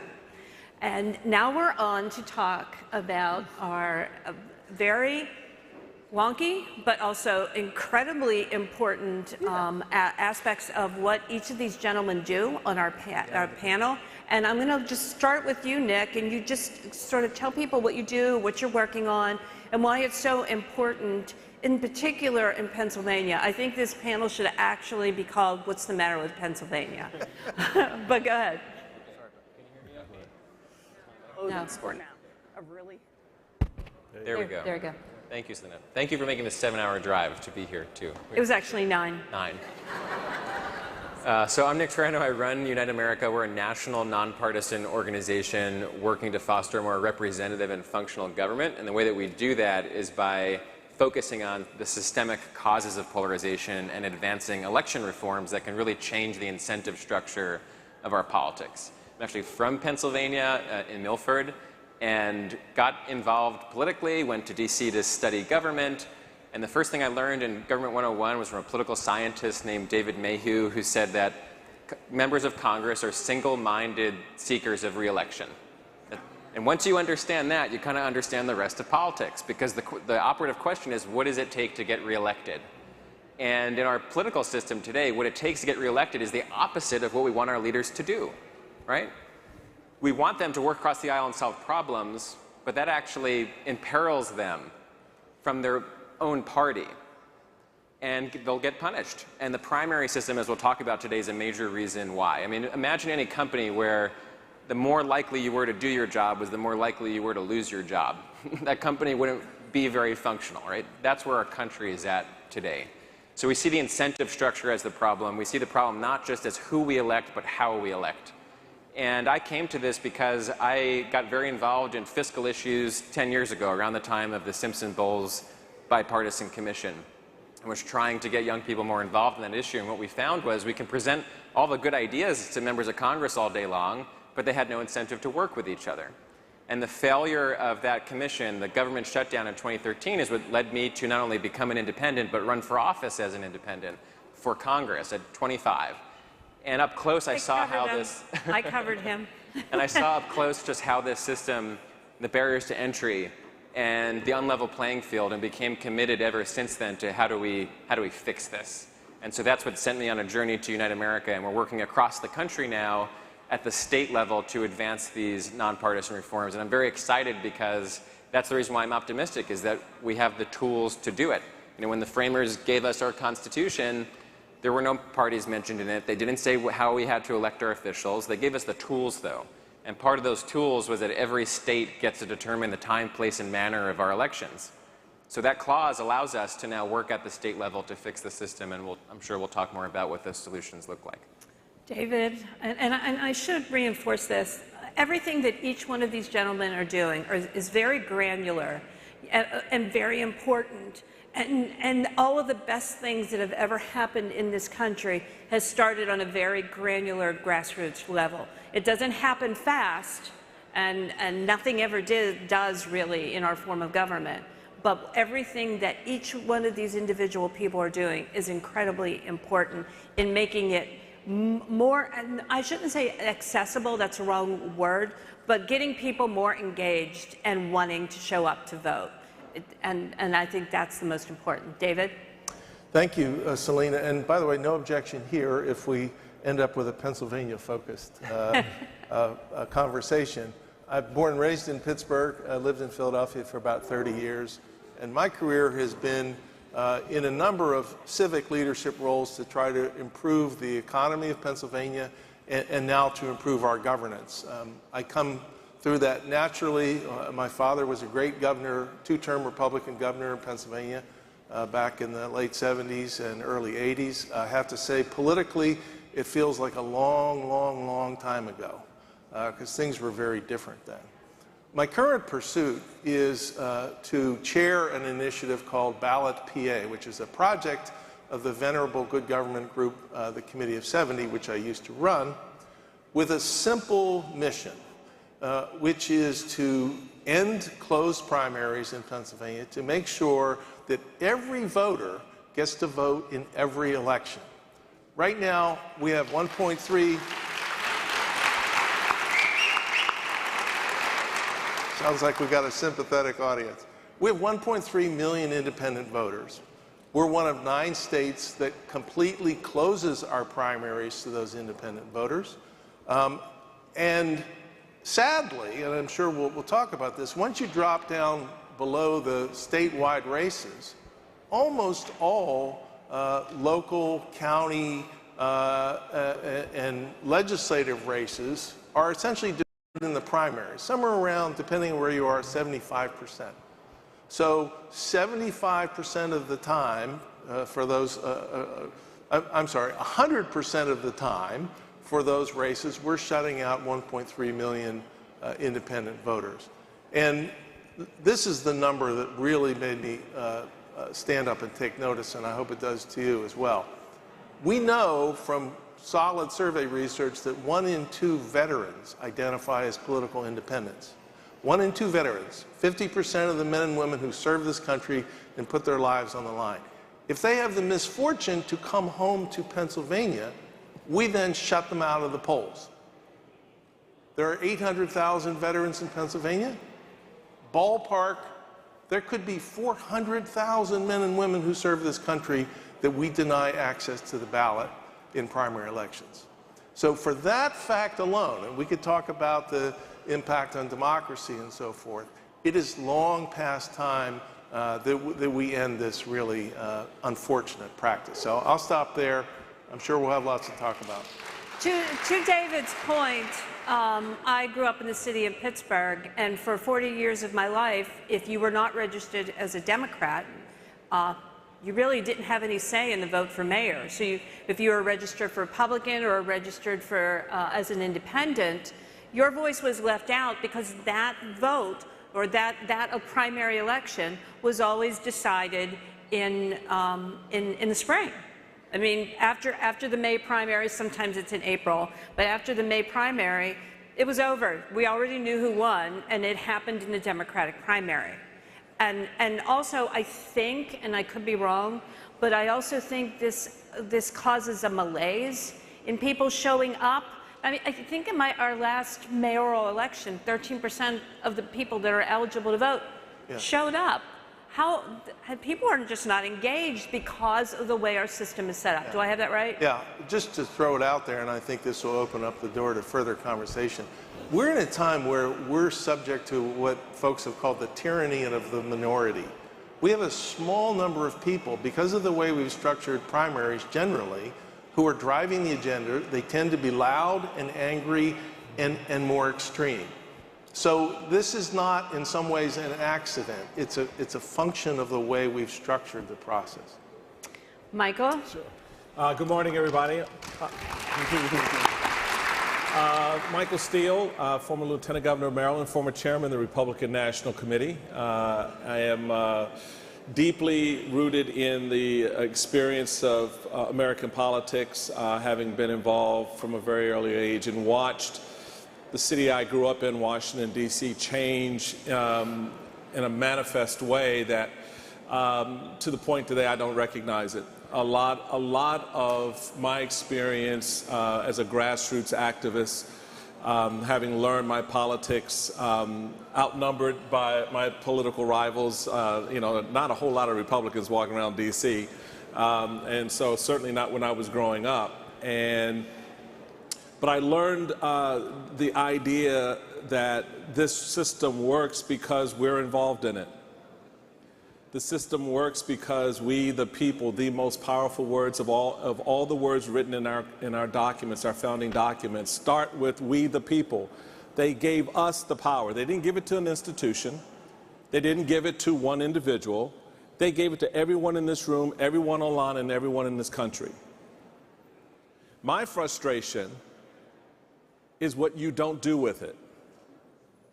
How complacent and complicit we, the people, have become in allowing the individuals that we've elected to turn this whole thing upside down. I hope you're here because you're fed up. I hope you're here because you want to take a hold of democracy and shake it a bit and remind each one of us why this matters. It matters not because, it's something to do on a Friday. It matters because tomorrow, under this current path, is not guaranteed for this country. So for me, a lot of the work that I'm involved in the number of organizations that I work with, I chair the U.S. Vote Foundation, all about getting people access to the information, the basic information you should know to go vote, right? Working with Nick at Unite America, a lot of organizations that are out there pushing and pulling the work we're doing at the Bipartisan Policy Center to put policy back in play so that we can have big debates about the minutia of climate and healthcare and things like that. But at the end of the day, it boils down to who we're sending to Washington, who we're sending to our state capitol, who is our county executive, who is on our city commissions, right? We control that. And I just wish we just stop acting like we don't have that control. I wish we just wake up and realize, you know what? You have wasted your time in office. You have wasted our time watching you waste your time. Right? Because nothing's getting done. Right now, Congress is running and operating under a continuing resolution. This fiscal year ends in 3 weeks. We don't have a budget. We have no plans. We have no idea. We've got one party, my party, saying, give us the power, and then we'll tell you what we're going to do. All right, so how many of you would pay a plumber to come in your house and then decide what he's going to do? Would you do that? So if you wouldn't do that with a plumber, why the hell are you letting people in Congress ruin the opportunities for generations by pretending they're doing something? So for me, this granular fight is not about the mechanics. It's about what we, the people, are deciding to do going forward. There's an election coming up in three and a half weeks. What are you going to do about it? You're going to let the tale of polls and the tale of fear and the tale of concern people have about the gas prices, is that going to wag the constitutional and democratic dog? Or are you going to reestablish the foundations by making it very clear why we're here and why this needs to work? It's not about Republicans, Democrats, independents, and all the partisan stuff. It's about how we reconfigure this system going forward so that we each have a stake in it. To the very important point, every citizen not just has a right to vote, but has an obligation to participate. Obligation to participate. Because the day could come soon enough when you think you're going to go to the polls and they will have moved it 10 miles from your home and now you got to catch a bus or you just can't get there. You think you're going to go vote and all of a sudden that line that took you 2 hours is going to be 12 days. What are you going to do? Who are you going to go to? Because the elected leadership are letting you down. And so we need to take hold of this. That's why I'm here. That's why I'm glad you're here, to shake it up a little bit and to make sure that we start getting it right, because, damn, it is wrong right now.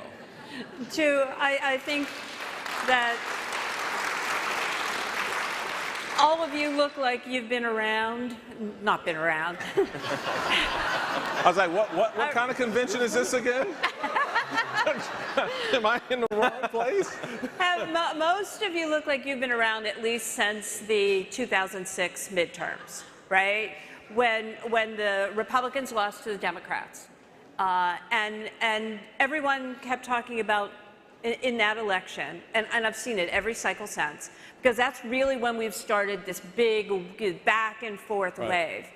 And it's not that when Democrats were sent into office, they misread the reason that they were sent back in. And that's why they made a series of mistakes that caused them to be sent back out. Politicians have this belief when you give them the power and or the majority that you like them again, that you love them. It's not that. It's just that people aren't unhappy with the Republicans. But the Democrats misread what you sent them. The same is true in 2010 so the Republicans are out of power. The Democrats get in power, and what do? They misread why you sent them, so they give Republicans back the power. We're pretty much on the same precipice again. We're about to give the Republicans power again, and if they misread it again, then in about 2 to 4 years, we're going to have another midterm. And I think that is sort of what we are watching as people that participate in the process, and why we become so unhappy with whoever we send to power. Now I'm going to talk to you. I've covered 2 of the races that have ranked choice voting: the New York mayor's race, and I went up to Alaska and covered the Alaska at-large congressional race. And the first time I covered ranked choice voting, is anybody here familiar with it? I was like, why are you making me do algebra? This feels really hard. This feels really hard. But Nick, you're gonna tell me why it's not hard, tell the audience why it's not hard, but also explain why it's important. Sure. I'll start with why it's important, which is that there are real solutions to what we call the primary problem. And the primary problem in our politics today, to David's point, is that very few voters are effectively electing the vast majority of our leaders. And there's a couple of reasons why. The first reason is that the vast majority of congressional seats in our country are considered safe for one party or another. Gerrymandering plays a part of that, but a lot of it is the urban-rural divide that we have. So this election cycle will be the least competitive elections of our lifetimes, because 85% of congressional districts fall within those safe seats. So there's an election in 3.5 weeks, but really, the election for 369 districts is already over. They're decided, and they're decided in the primary. And the second problem is that those primaries are very low turnout. This cycle, we've seen about 19% on average voters participate. A lot of people don't show up because it's early in the season, they're not paying attention, but a lot don't show up because they can't. 12 million independents are blocked out of the primaries across the country. And the majority of states restrict participation based on party affiliation. And while 19% are turning out, really it's only the people voting in the majority party's primary that are actually casting ballots that matter. So the research that we've done at United America has shown that at the end of the day, in 2022, only 8% of voters nationally will have effectively elected 85% of our leaders in Congress. 8%. That's not government of the majority. It's not even government of the minority. It's government of the minority of the minority. And we shouldn't stand for that in a place that we call a democracy. So what do we do about that? And that's where there are real solutions at play. And Alaska is, in real time, demonstrating how. Because in 2020, a majority of voters in Alaska passed a ballot initiative that did two things. It first replaced both parties' primaries with a single nonpartisan top 4 primary. And so in this election, every candidate gets to participate, regardless of party affiliation, and every voter does as well. How many people participate? I just want people to understand how many people participated in running. Yes, so there was a special House election. Devin Young passed away, and I think there were something like over 50 candidates who ran for his seat. Which I actually think is a really good thing. Here's why. I think one of the things that people often complain to me about when I'm covering is we don't inspire people to run for numerous reasons, which means then we don't get the best people running. So if you've got all these people running, I think that's a good thing because you have all these choices, even though it's like algebra. Right. And by the way, in the current system in most states, who even sees a path to winning through a party primary? So it limits a lot of candidates from running. So in Alaska, you have this nonpartisan primary. You get to vote for your favorite in the primary. The top 4 finishers go to the general election. So that was the first part of the reform. The second part is what Selena's talking about on ranked choice voting. And in this general election where you have 4 candidates, you want the person who wins to do so with a majority of support, not just a plurality. And so that's where ranked choice voting, which is also known as an instant runoff, comes in. So you go into the voting booth, and it's not algebra, it's actually just 1, 2, 3, and you have the option of doing it. Okay, so who's your first, second, or third preference candidate? And in the special House election, there were actually 3 candidates on the ballot. You had Sarah Palin, Nick Begich, and Mary Peltola. And no one got a majority of the vote. And so what happened, it was the person in third place, like it would happen in a normal runoff, was dropped, and the supporters of that candidate's second place preferences were counted, and that's what put Mary Peltola over the majority threshold, and she won. And I'll just wrap by saying that this was the most participatory and most representative election that we've seen this year. Alaska had the highest turnout primary. Every voter that cast a ballot had their voice counted, and it produced a candidate who resonated with the majority of Alaskans, not just the 8% in one party or another. So can't we just all vote like Alaska now? And by the way, if you've never been to Alaska, go in June or July, and it's the most beautiful state. I've been to all, no, that's not true. I've been to 49 states. I've not been to Hawaii because I can't drive there. Also not a beach person. And there's a lot of beaches in Hawaii, I've heard. But Alaska is an amazing state. Selena, let me just pipe in there.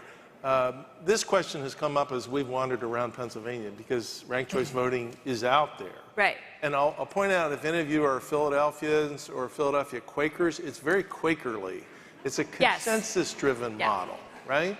You got to get at least 50%.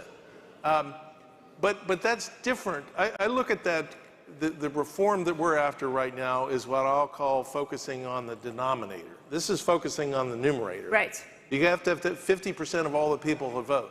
Our point is we have to expand the number of people who actually show up at the polls. Because, by the way, in my view, there is no more fundamental constitutional right in this representative democracy than your ability, the ability of everyone to cast a vote. How many people cast a vote in the primary this year? Do you know what the percentage was? I can't remember. Of 1.5 million. But what's the percentage of the voters? Well, there's about 9 million voting, so okay. Do the math. 10%. I can't do math. I hate algebra. I just said that. They told me there would be no math. Actually, it was probably like 35%. It was extraordinary, but I could go into a riff. This was the only time in Pennsylvania history where voters had basically open seats to vote on up and down the ballot. Yeah. So it was extraordinary, but I think for that reason. And I think the problem with our closed primaries is to the point that you've talked about and the point that I've talked about. Unless you are, in particular in our cities, unless you are a registered, mostly Democrat in this state, on the very city level, like who's going to represent you in the city, in the larger cities, your only choice is to vote, to be registered as a Democrat. So ballot PA, how does that expand it? Because the problem that happens in a lot of our primaries are mostly everybody here from Philly or from Pennsylvania? No, that's all over. Well, welcome. Thanks for coming. Anyone from Alaska? Hey! All right. Yay! Very good. I hear it's beautiful. I love Alaska until I found out how many bears there were when you went hiking. I think for me, you put your finger on an important part of it is how do you expand the opportunity for more people to participate? So we're in this sort of cycle where voters are being told not to trust the system and not to participate, basically, or participate in a limited way. And the questions really boil down to how do we begin to break that cycle? How do we have that moonstruck moment where you just slap people out of it, right? And get them to recognize, no, okay, I can vote, I can access. When you see states taking aggressive measures to limit that access, that's again where I get back to we the people. How we respond to that matters, because they will do what they think they can get away with for as long as they can get away with it, as long as you let them. So the moment you rear up and say, no, we want to change the way we're doing this, that's when the politicians start to pay attention. We all know that if you want to get any politician excited, have more than 25 people call their office, right? They're like, oh, what's going on? What happened, right? All of a sudden, because typically citizen participation in this process is very small. It's very low. And I think a lot of this effort, particularly with our younger voters, is how do we help people appreciate the investment that they're making when they participate. I ask young voters all the time, do you pay tax? Well, I was speaking at a high school and a bunch of 11th and 12th graders, and I was asking them, you know, what they thought about voting, and they were like, And then I said, how many of you have jobs, summer jobs or otherwise? And all these hands go up. I said, how many of you get paid at the summer jobs? And all those hands went up. I said, and how many of you pay taxes? And they're like, right? The hands went up. I said, so you're 16, but you can't vote, but you're still investing in the system. So they're taking money out of your paycheck. You're in the game.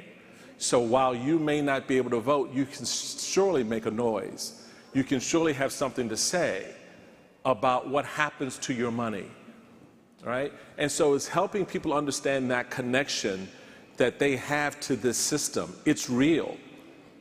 And you don't have to, be 40 years old with an 8-hour-a-day job or whatever. You have a summer job as a young person, and they take money out of that check every week. You're invested in the system. And so that stands out for me to voting as well, right? You are invested in this system. So we should be, first off, making it a national holiday, right? Second of all, move it the hell out of November. Why are we voting at the darkest, coldest time of the year? Because they don't want you to. Expand the primary system by all means necessary to get, what Dave said, get everybody in the game, because that's how you begin to change. But once those changes are made, folks, you got to play. You got to participate. And so you can begin to see how, for me at least, it's all kind of connected. Well, I was told I was not allowed to be a nerd, but I will say I'm going to have one nerd moment and say the reason we vote in November is because of the harvest season. Yeah, we're harvesting a lot now, right? But, yeah. that's how that came to be. Yeah. I wanted to ask... It's like daylight savings times, right? Right. So go figure. Don't get me started. Nick and David, I'm wondering if you could... so I believe... I'm probably wrong. Ranked choice voting is in Alaska. It's in New York. Maine? Is that it? San Francisco. Yeah, it's in a couple dozen cities, right? 2 states right now, statewide, Maine and Alaska. And then 4 states on a bipartisan basis just passed it in their legislatures for local towns and municipalities to start using it on the local level. So what's the goal? What's your goal? Just take everybody forward. What do you hope to happen? Well, I would say that just a point of clarity here, which is ranked choice voting is part of a 2-part reform. The other really important part is the change in the primary system. Right. Right. And so from that perspective, there are 4 states right now with nonpartisan primaries where everyone can participate and every vote matters. You have California, Washington, Louisiana, and Alaska. That means you have 8 U.S. senators who are no longer prisoners of the base of their party and the special interests that influence those elections. Our goal is to double those number of states in the next election cycle. So between 2022, where it's on the ballot in Nevada, and 2024, where other states are currently working on it. And what that will mean is that we can rebuild a coalition in the Senate to really get things done on the issues that we care about, because that's the cost of the current system. I agree with Michael that participation is important, but we can't just participate in the game. You have to change the game, because right now we don't have the levers to hold our leaders accountable when most districts, we don't have a choice between which candidates that we have, right? And so that's the end game, is to rebuild this coalition in the Senate that can actually get things done. But the costs, from my perspective, are so much greater after what we saw on January 6th. This isn't just about trying to find common ground on policy. It's a question of whether we can keep our republic.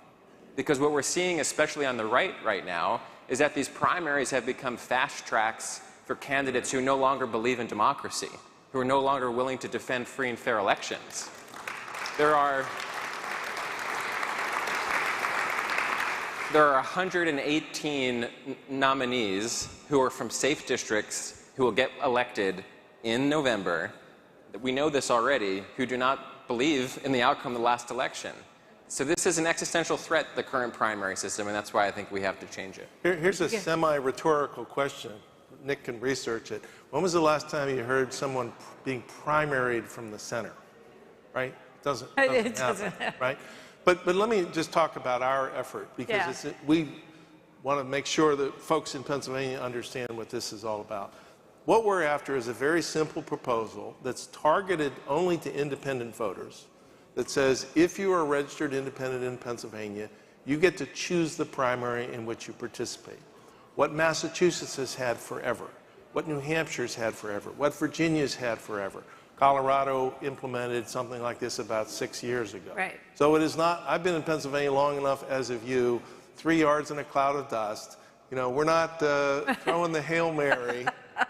But this is really important because, again, there's 1.3 million people who I think are just unfairly shut out of the process. We expand the pool. add the competition and the accountability that comes with that expanded pool. And it's a first important step that we can take forward. Well, and to your point about veterans, you know, veterans are just intuitively independent thinkers when it comes to politics. They're taught to be independent. That's exactly it's right. It's part of the culture. In fact, to me, that's the kind of citizenship we should all That's aspire exactly to. right. And I have to slip in a commercial. You're a Pittsburgher.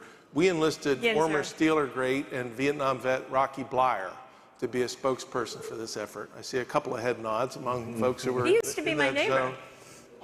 Zone. Go to our website, ballotpa.org, and watch Rocky Blyer talk about this issue. And then if you don't have the little hairs on the back of your neck stand up, we got to talk.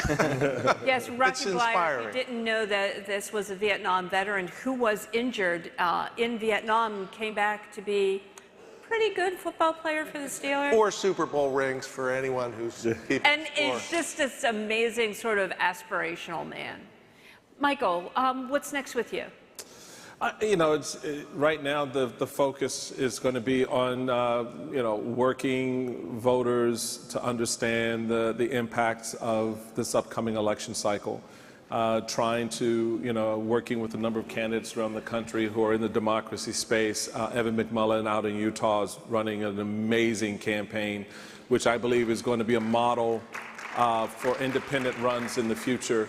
And so it's, for me, it's just being on the ground, very much like you are, you know, sort of talking to people and getting a sense of where the election's potential is going. But also, I tend to be much more of a long ball player, so I'm already starting to look at what the world begins to sound and feel like in February, March, April of next year, with a Republican-controlled House that is investigating Hunter Biden. And trying to stimulate that conversation, or impeaching Joe Biden, a Democratic Senate that is still tight at the margins, and a presidential cycle that begins to unfold literally the Wednesday morning after the election. We should all be thinking about that and getting a sense of why voting on Tuesday in November is going to be important. So, for me, it's just right now just getting information in the hands of voters to fully participate as much as possible this coming November. Real quick, starting with you, can you just tell people where they can find the work that you do at the... Yep, U.S. Vote Foundation. So if you want to know your registration status, you want to get an idea of where your polling place is. Whatever information you want, we are an incredible resource. You can go to us.vote or usvotefoundation.org, either one, and put your name in, and everything you need to know about your district, your state, voting is going to be there for you. Please get the information, arm yourself with the information, and for younger voters, you know, share it and encourage your friends and comrades to do the same. David? I already said it, but I'm happy to say it again, ballotpa.org. You can go watch the Rocky Blyer video. You can, if you're a Pennsylvania, you can sign the online petition in support of our efforts. And I'll point out we have a very important committee vote in the State House coming up the end of this month. So if you're of a mind to support our efforts, we'd certainly encourage that. But we're going to stick with this issue and do everything we can to get it done. Nick? UniteAmerica.org is the website. We're supporting dozens of local and state campaigns for election reform around the country, so our job is to connect you to where you can plug in locally. If you're here in Pennsylvania, this is the best thing you can do. This is how we get to the ultimate goal of where we're going to go to fix our election system. And then secondly, primaryproblem.us gives you all the facts and figures about how the system is broken and how we can fix it. Yeah, I've known all three gentlemen for a very long time, and they all do very unique and different work, but very important work. So I highly encourage you to do that. If you want to follow the work I do or follow me around the country, it's just my name, selinazito.com, and you can check out all the work that I do. Thanks, everybody. Thank you. Thank you. Thank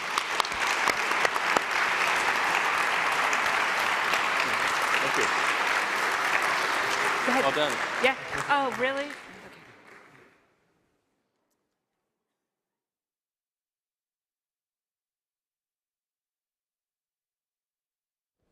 All right, everybody, I'm back, which you know means it's time for the policy lightning round. So please take out your phone or your clicker. If you don't have a clicker and you need one, just raise your hand. We can run those to you. But this policy lightning round is going to be about elections. So our first question is rate your level of trust in the tabulation of election results. So are they counted accurately? 1 is you completely trust them. 2 is you somewhat trust them. 3 is you neither trust nor distrust them.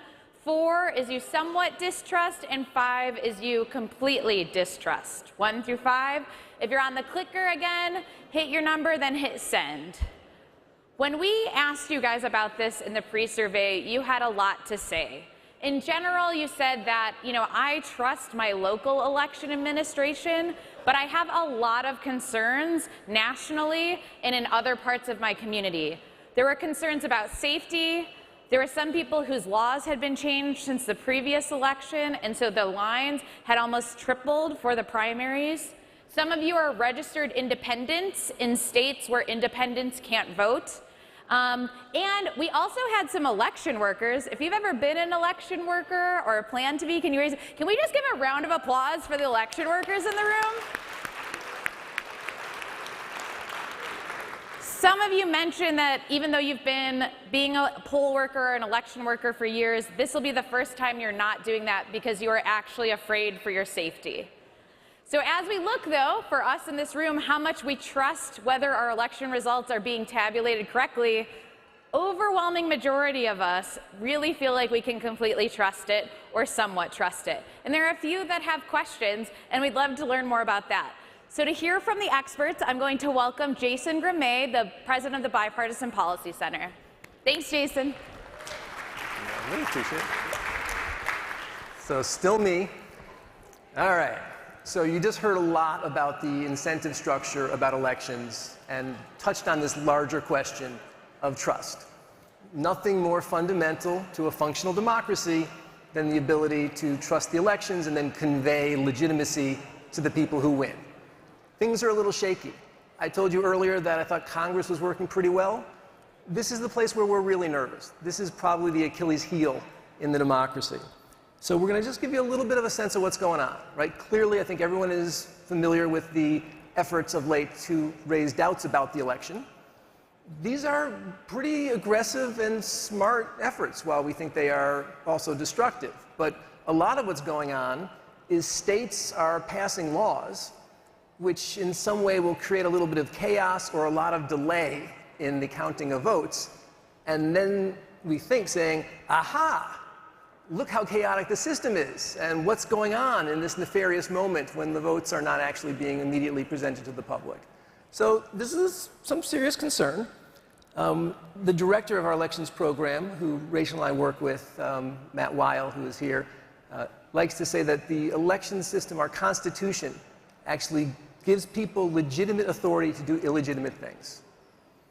And so that's what makes this tough, right? I mean, a lot of these challenges are really embedded pretty deeply in the structure of our kind of founding documents. The good news, incredibly passionate, talented public servants make our elections work. And there are, we think, actually very reasonable opportunities that could generate bipartisan support because they're not putting a finger on the scale for one party or the other. Most election laws are very partisan. And we now actually need to have election laws that are more patriotic. And so that's something that Rachel can tell us all about.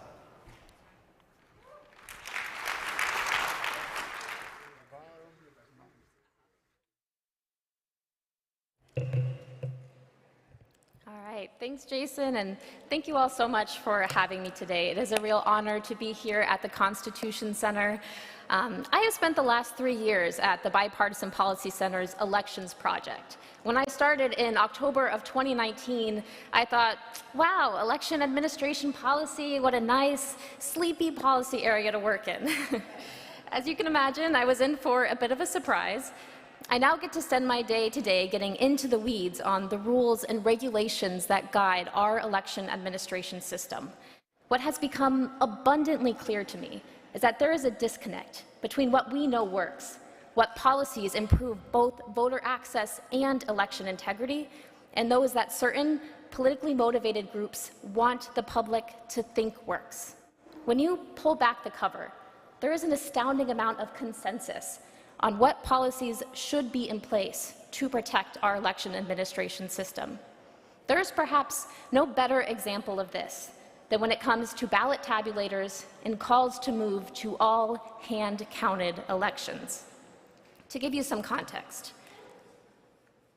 first, U.S. elections are highly decentralized, with rules for voting and counting determined largely at the state and local level. Second, the U.S. has some of the most complicated ballots in the world, with our ballots regularly containing dozens of ballot questions. Third, more than 90% of jurisdictions nationwide rely on machine tabulators to count ballots. And finally, since the 2020 election, at least 6 states and dozens of local jurisdictions have introduced legislation to outlaw the use of ballot tabulators in favor of hand-counted elections. When it comes to elections, voters and lawmakers alike are skeptical of machines being involved in the process. And look, I get it. The last thing I want is some device or tabulator interfering with my vote. But there is far more to the story. Tabulators actually have higher accuracy rates than hand counts. Now, I'm sure all of you have aced every single math class you ever took, but I will let you in on a little secret. Humans are notoriously bad at counting and tend to lose focus when repeating rote, repetitive tasks over and over again. And research has proven that tabulators produce more accurate results on election nights than hand-counted elections. Additionally, tabulators undergo certification and extensive testing before and after Election Day. Finally, tabulators are the key to expedient results on election night. Closing that period of uncertainty after the polls close and before results are released is central to rebuilding trust in our election process. The irony of our current moment is that over the past 2 decades, U.S. elections have made leaps and bounds when it comes to election security, access, and integrity. In spite of this progress, we are seeing an unprecedented level of public distrust spawned by politicians intent on staying in power. This distrust risks undoing the foundation of our democracy itself. The hallmark of a well-run election is the accuracy of results, as the very foundation of our electoral system comes under threat from misinformation and pervasive distrust. Lawmakers and citizens alike must invest in reforms that strengthen our election administration system. Tabulators have been the cornerstone of generating accurate election results for decades. Rather than seek to undo the progress that has been made, we must look ahead to that which is still to come. Thank you all so much for being here today. I'm going to turn it back to Katie, and we'll have a breakout session. You can talk more with me later.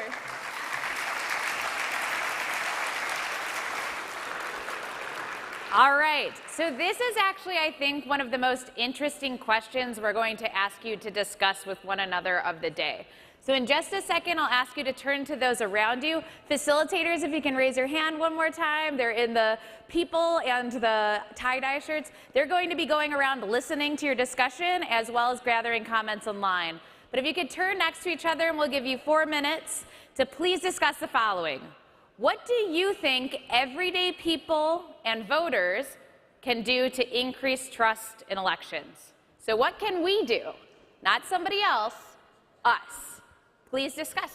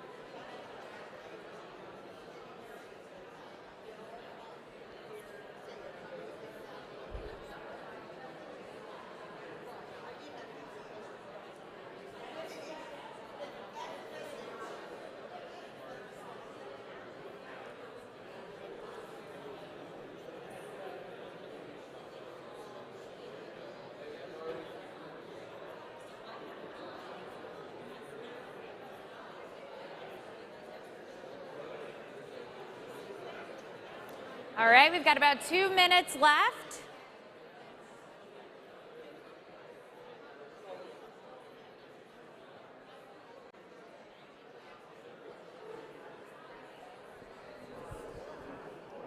Honesty to each other. Elect people with more integrity. That's funny. Are there any to the left? Oh, there we go. Transparency and vote counting.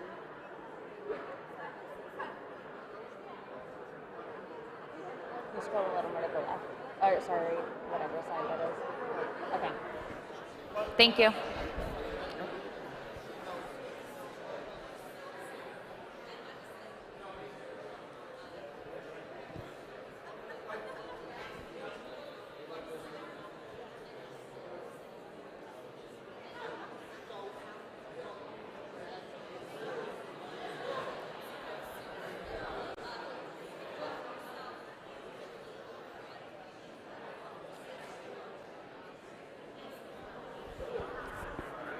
Sarah, I don't know if we've gotten like that group.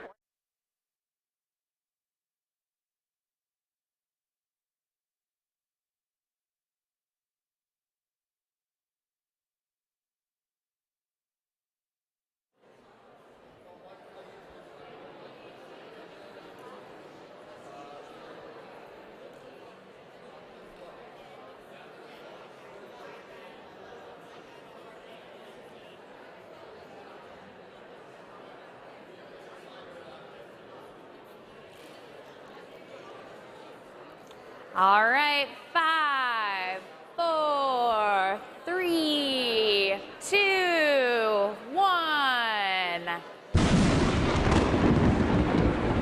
And we're back.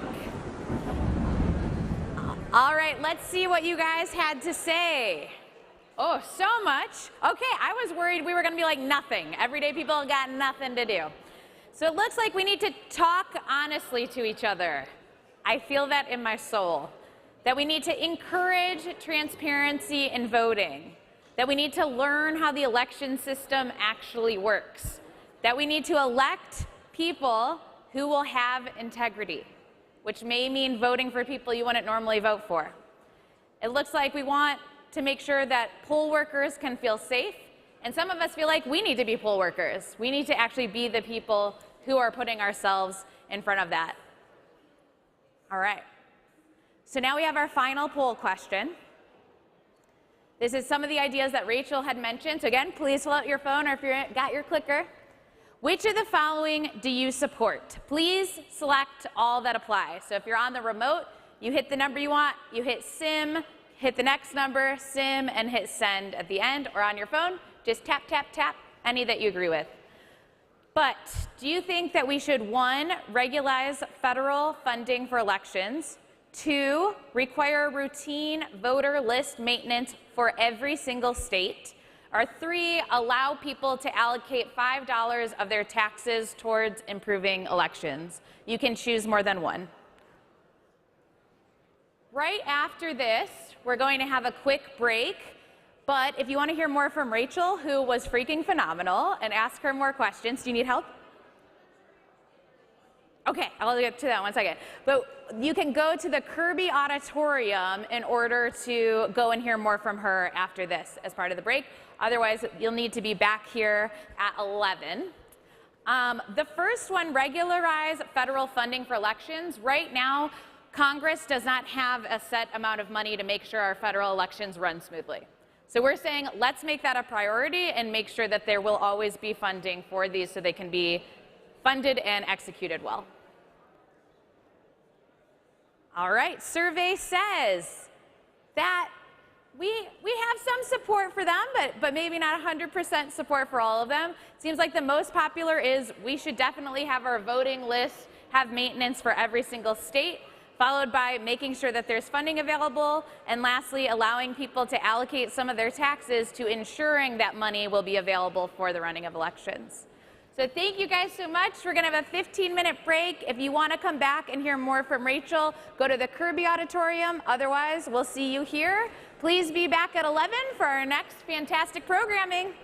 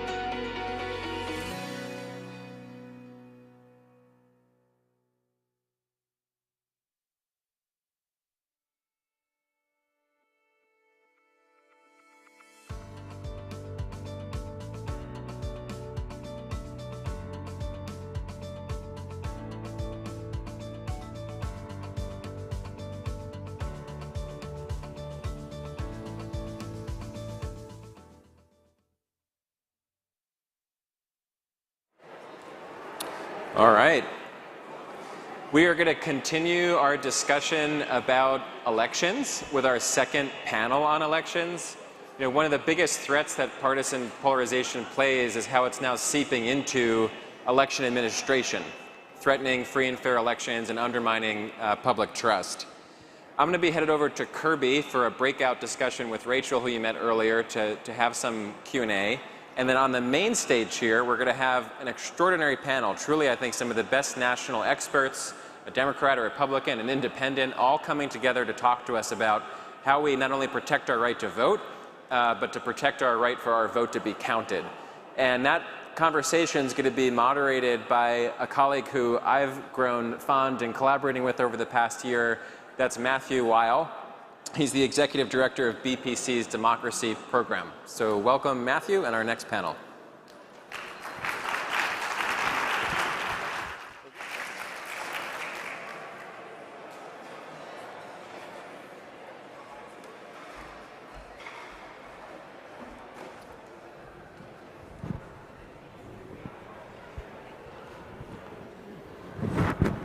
All right, ready? Well, thank you for coming back after that break for the third panel on elections today. My name is Matthew Weil, and I am the executive director of BPC's Democracy Program. The Democracy Program at BPC exists because we believe a healthy democracy requires three things: transparent and fair processes, trustworthy and accountable institutions, and civic-minded bipartisan leaders. And yet today, our country is adrift. Our electoral processes are under attack and must evolve. To strengthen the foundations that sustain representative democracy in our diverse nation, we need open discourse around real solutions to the problems that are so evident today. And I know that this panel is going to be great and open and effective discourse. It's a real honor for me to be up here with these panelists, and I'm going to introduce them from my left to right. Ben Ginsberg is a nationally known political law advocate. He's a distinguished visiting fellow at Stanford's Hoover Institution, and he is the co-chair of the Election Official Legal Defense Network. He has represented 4 of the past 6 Republican candidates for president, but maybe most importantly, Ben, you were the co-chair with Bob Bauer of the Presidential Commission on Election Administration, which in 2013 and 2014 did really important work that moved the election administration in this country forward. So that is when I met Ben, and I was very privileged to work with Ben on that commission. Next to Ben is Secretary Chapman of Pennsylvania. She was appointed in January of 2022, and in that role, she leads the Department of State. That makes her the chief election official for all of our Pennsylvania voters in the crowd today. Previously, she was the executive director of Deliver My Vote, and she has held senior leadership positions at the Leadership Conference on Civil and Human Rights and other nonprofits focused on election reform and advocacy. And one final panelist today is Amber McReynolds. Amber is one of the country's leading experts on election administration, policy, and innovation. She has served as the election official for the city of Denver, and she is the founder of the National Vote at Home Institute. In 2021, President Biden nominated and the Senate confirmed her to be a governor on the U.S. Postal Service Board of Governors. Amber is focused on strengthening democracy and improving the civic health of our nation. Thank you all for joining me today.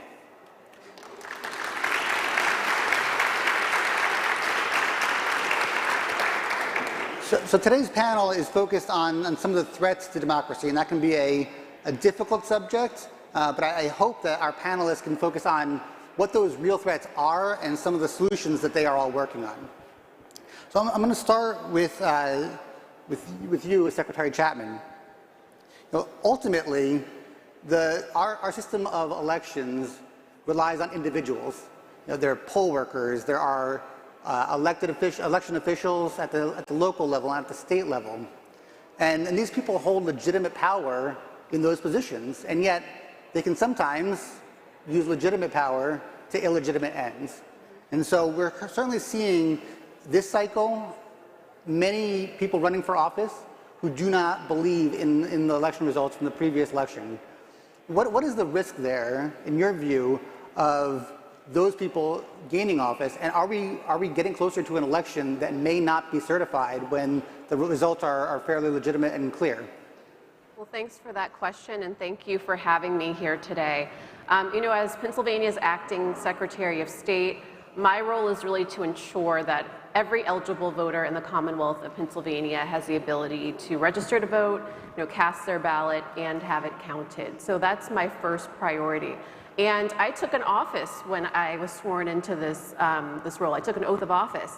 And I upheld the U.S. Constitution, the state constitution, and every single election worker and election official upholds that oath of office as well. So that's something important to note.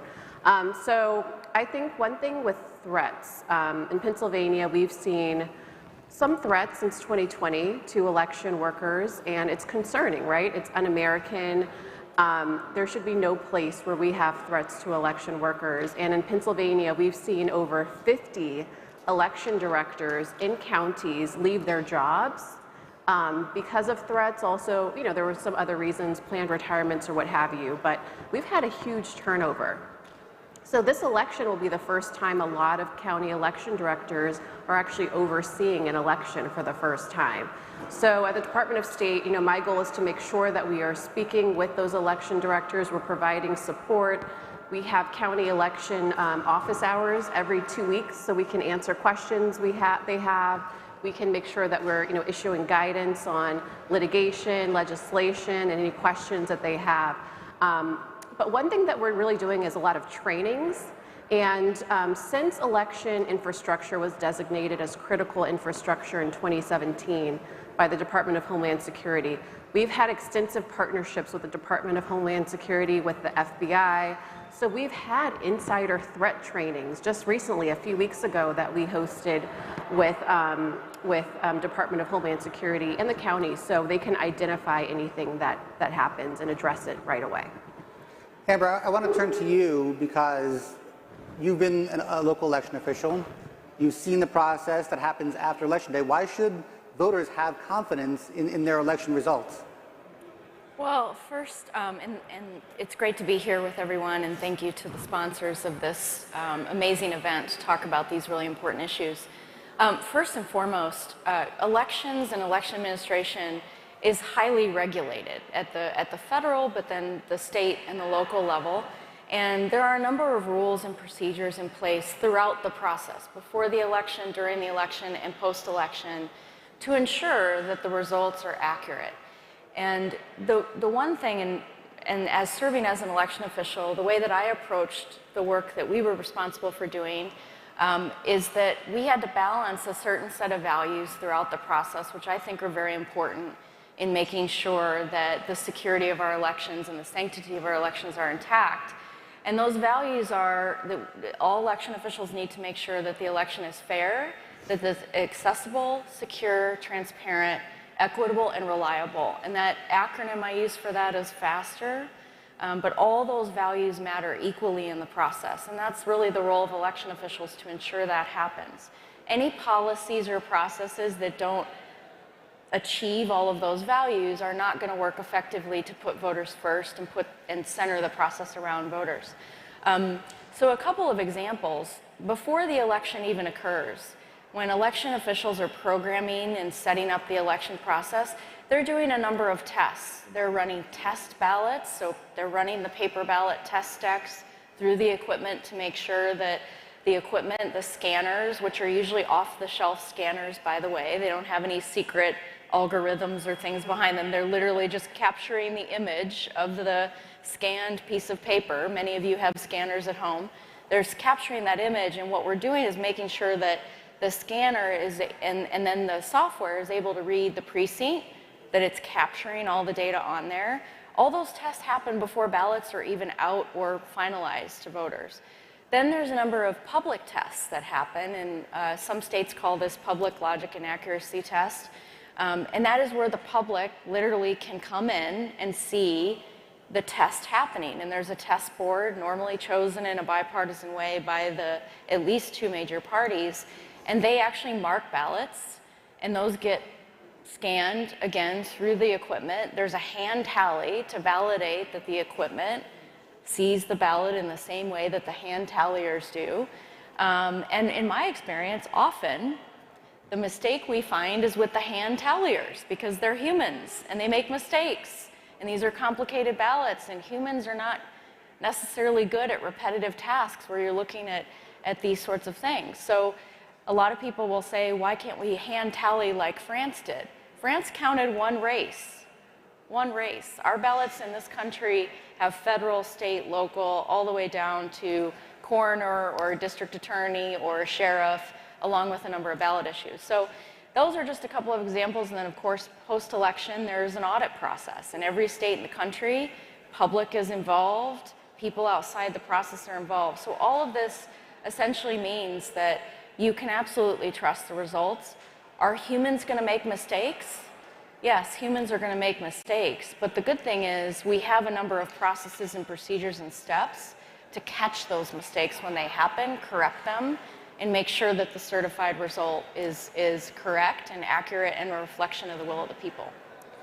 So Ben, if we accept that the election officials, for the most part, are going to do their job, they have good processes, what is the likelihood that we're going to see certification boards, which are a little more partisan, not certifying legitimate results? I mean, this happened a little bit in the primary. How does that process play out? Well, first of all, thank you very much for having me here to my old hometown of Philadelphia. And let me put on my campaign hat to answer that question, actually. I think the way it plays out is sort of the same way it plays out whenever you have a little bit of disconnect. It is individuals who kind of go off the reservation. So what you've heard from Secretary Chapman and from Amber are the very sound practices in the election system, all the safeguards, all the ways that you can make sure that the results are accurate. But the bigger problem that we've got today is that roughly 30% of the population doesn't believe that the elections are accurate. In other words, they doubt what you've heard about all the checks. And so where the problem will come with poll watchers or elections officials is taking the doubts of the 30% and running them sort of in opposition to the really sound election system that we have. So the answer to the question of how to stop that is really to be sure that elections officials do a tremendous amount of outreach, are really, really transparent in the way they run elections, which you do here in Pennsylvania and largely around the country. But the outreach to the doubting 30% is really what's important to stop the poll watcher and county officials sort of going off the rails in the process. And by the way, if they do, there is a court system that's a check and balance, because we have checks and balances everywhere. So Amber, you told us the process, which is strong. It's stronger than it's ever been. And with your many hats, you certainly know maybe all of the election officials in this country, and the vast majority of them are certainly upstanding. They want to be unbiased arbiters of what they are seeing in their jurisdiction. However, there have been several high-profile breaches of voting systems, of counters, of other election systems, not from foreign actors, but from duly elected and authorized election officials, including in your state of Colorado. And so what is that risk? What risk does that add to the process, and how do we mitigate that process? Because at the end of the day, certainly, we do need someone, a human, to actually operate the process. Yeah, and to speak directly to the, we had an insider incident in Colorado, a county clerk that was elected in a fairly small, medium-sized county in Colorado, who, by the way, had served for 2 years, never raised any questions about any of the elections that she ran. But after 2020, she had, and sort of was contacted by a number of conspiracy theorists asking for access to the voting system. And she obliged, and she actually violated the law and the rules that exist in the state around security and let people in to do that. And the good thing that happened was the district attorney of her own party took swift action. The law enforcement locally of her same party took swift action. The FBI, the Secretary of State, all levels of government swiftly addressed and took action to replace equipment, to address the fact that she violated not only her oath but also the law. And she's now under indictment. And that happened very quickly. It happened all across different party affiliations. It wasn't one party or the other holding her accountable. It happened across the spectrum. And so I think it was actually an example of what happens when you do breach your oath and breach the law. You are going to be held accountable by those different checks and balances that we have in place. And I think just on the merits of her actions, she never raised any issues about any of the systems or the processes or the election results themselves for more than 2 years while she served as county clerk, and only did it when she got a profile or could show up at events or receive extra money from people trying to push these conspiracies. So I think we just have to look at this and be honest about why it's happening. There's a lot of money going into this. A lot of people are making a lot of money off of filing lots of lawsuits and speaking at events and charging a lot of money for them to come hear about conspiracies that don't reflect what actually happens on the ground. And so I think we have to make sure that our systems can swiftly take care of people that try to do something they shouldn't be doing, that breaches the law or breaches their oath, and be transparent about the process around that. I can promise the audience that none of these panelists were paid for their appearance today. So they're here because they want to be here for democracy, I promise you. That's right. So Secretary Chapman, how does the process work in Pennsylvania? How do you monitor what's happening among your locals? But also a broader question, do you think that these breaches that have happened now in Colorado, in Michigan, in Georgia, impact voters' confidence in the Pennsylvania voting process?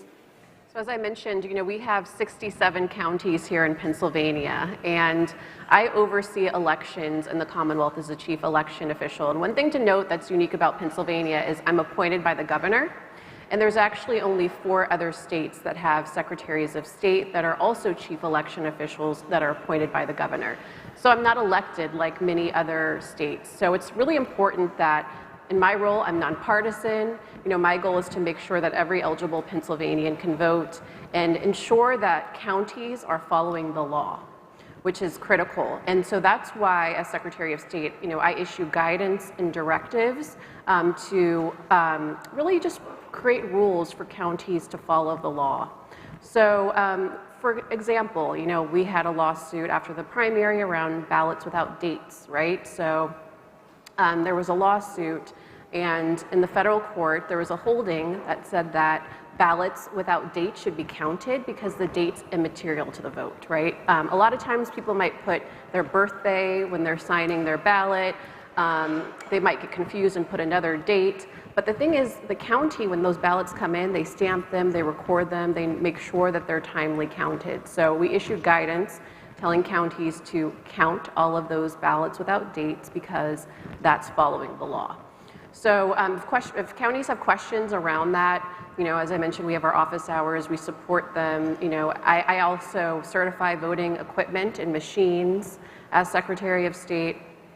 But, I think it's just important that counties have clear guidance. And with the law in Pennsylvania, with Act 77, which brought mail-in voting to Pennsylvania in 2019, we've had a lot of change recently.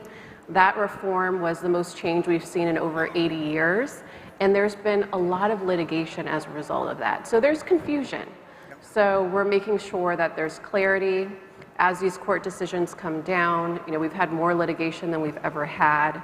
And, it's also really important that we are pre-bunking and debunking mis and disinformation that's been prevalent since 2020.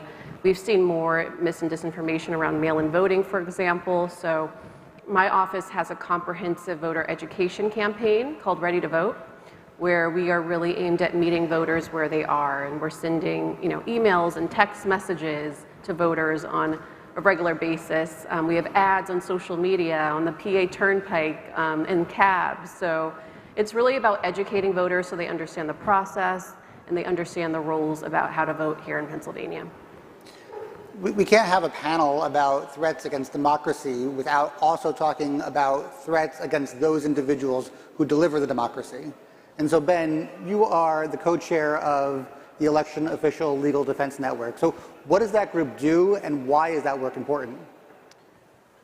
Well, we formed the EOLDN with Bob Bauer, who was a Democratic lawyer who I was co-chair with on the Presidential Commission.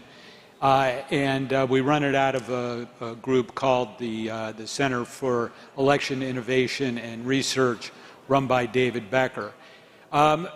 When Bob and I did the Presidential Commission, we spent a lot of time talking to state and local election officials and really came to respect the job that they do and the dedication that they show and really the amount of hours that goes into the job. So when the threats in this past cycle to election workers came up, we formed EOLDN, and we have three main components of that. One is we provide pro bono legal services to elections officials who are under threat. We pair them up with volunteer lawyers. Any lawyers who want to volunteer, we welcome your engagement on that. We're far busier than we should be on this. These threats should not be happening, but they are. We also have a pro bono communications service available to elections officials, because we found that often when the crisis hits and they're under threat and they're charged, there's a lot of press interest in it, and we thought we could be helpful in providing some really professional campaign-hardened communications specialists to help. And then the other part that we want to do is what we call the Pillars of the Community program. And we realized in helping elections officials, we were sort of treating the symptom but not the disease. And the real disease is really what you talked about on the first panel today, which is the huge polarization in the country and that people can't talk to each other. So the concept is we will get leaders of the community, from the business community, the faith community, civic organizations, educational associations, across the political spectrum, to come and meet with the elections officials. And we want the elections officials to describe exactly the checks and balances and safeguards in the system to the leaders of the community. We hope that the leaders of the community will buy in to the strength of our election system. And so if there is a tight election and the results are threatened and election officials are threatened, these leaders of the community will be able to stand up and say, we know this system, the system works, we have faith in our elections officials, and we hope that'll help to diffuse some of the really poisonous problems that the system faces and poll workers in particular face. So Amber, you and I travel the country. We know a lot of these election officials. I hope I can ask you to speak to this audience on behalf of all election officials, which I know is difficult, to try to provide context for what these threats against them, but even worse, their families and sometimes children, means to them, and how that's really impacting just the field of election administrators and what it's really done to election administrators. Yeah, well, first, I mean, as an election official myself, my first threat occurred before 2016. And it was a death threat. It came into the office because I simply tried to correct a candidate who was lying and just being dishonest about our Colorado voting model. And so I corrected him and then also re-invited him and his campaign to come through our office. One of the things I had set up in Denver years ago, back going to 2010, was tours. So we'd always invite all the candidates that were on the ballot, their campaign staffs. We'd educate them on how the process is going to work. And then we would tour them through every step in the process. They were invited to go to the poll worker trainings. We had this huge transparent process. So when the candidate in question was being dishonest about the model at the time, and this is again, long time ago, before 2016, I simply corrected him, and then the next day I got in the office and there was an email with a picture of a gun range saying that they were going to, take me out on the gun range. And the police did their thing and responded to it, but honestly, I kind of looked at it and thought, well, how silly and ridiculous that would occur. 2020 comes and goes, and this got far worse for election officials around the country, their families, their children, the nature of some of the threats against various secretaries, they're not normal things that you would see, and most of the country's poll workers are women, by the way, and so the highly sexualized nature of some of the threats, the racist threats that came in, and just the targeting. And often a lot of the men election officials would get threats about their wives or their children, including their daughters. And this continued to happen. And this is not isolated to one part of the country. This is continuing to happen. And I was not an election official in 2020. I was working for a nonprofit. But I got all those same death threats. Pictures of my children sent to me, threats like you're going to be hung outside your house in front of your children. And this was in November 2020. This was far before January 6th that these things were materializing across the country. And it's continuing. And there's finally starting to be some accountability. And there's been a number of cases that have been prosecuted. But there are thousands of these sorts of threats that are out there and active and have not been acted upon by law enforcement. And that's one of the things I would encourage this audience is, check in with your election officials and see how you can help them, but also make sure that you're holding the mechanisms of government that should be holding these people accountable for making these threats, because that needs to happen. And if it's not happening and there's not accountability for this, it's never going to stop. And so election officials are reporting things and they're doing their best to stay in front of it.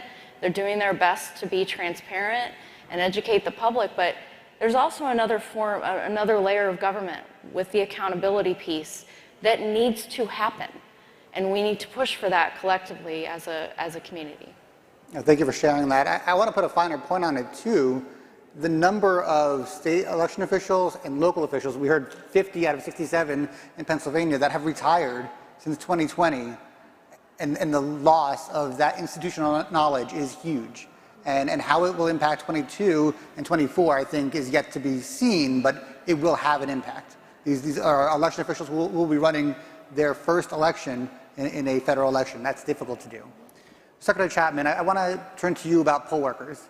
Poll workers are obviously the backbone of the process, and yet again, it's a human component to elections. So one, are you concerned about getting enough poll workers for the state of Pennsylvania? But a second, kind of more sinister question, is we've heard reports that partisans are moving maybe away from poll observation to more trying to infiltrate the poll worker process, to get their people in because they know there's fraud and they have to be there to see it. Are you concerned about that? And if so, how do you mitigate that? Sure. So there's always a poll worker shortage in Pennsylvania. Even before the COVID-19 pandemic, everybody was doing a lot of recruitment around poll workers in 2020 because typically, the population is older that serves as poll workers. So, but there's always been an issue with filling positions. So just to put some data on it, in Pennsylvania, we have over 9,100 polling places throughout the 67 counties. So to have a fully staffed polling place, you need around 5 poll workers. So we're looking at over 45,000 poll workers that we need to have a fully staffed force on election day. So we've done a lot of recruitment efforts. We participated in Help America Vote Day in August. And on that one day, I believe we recruited over 1,000. We're continually recruiting them. The last time I checked, I think it was around 5,000 that we've recruited through our website, which is vote.pa.gov/getinvolved. So we're hoping that more people will sign up over the coming days as we get closer to the election. But there's always been that concern around insider threat. And we are hearing about efforts to recruit individuals to become poll workers, poll watchers, that could potentially interfere with the process. So, we're monitoring those efforts. We're monitoring social media posts around that recruitment. We're partnering again with federal and state law enforcement. And that training that we had was essential around insider threat. We're having a training in the next few weeks around de-escalation training for counties so they know what to do in the event that there could be some type of confrontation.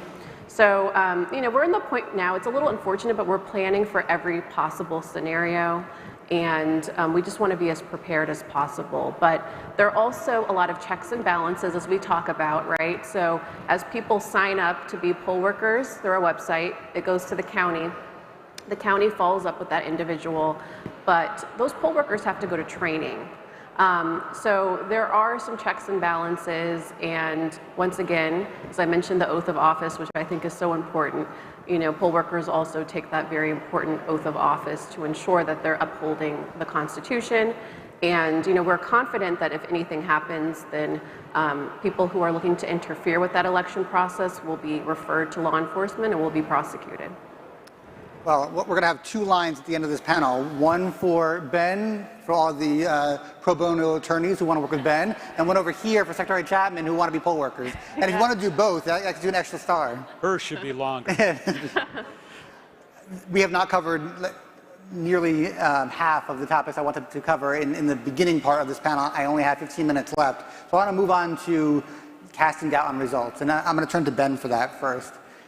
There seems to be a rise or an increase in the number of candidates that reflexively dispute the election results, even when they're pretty clear.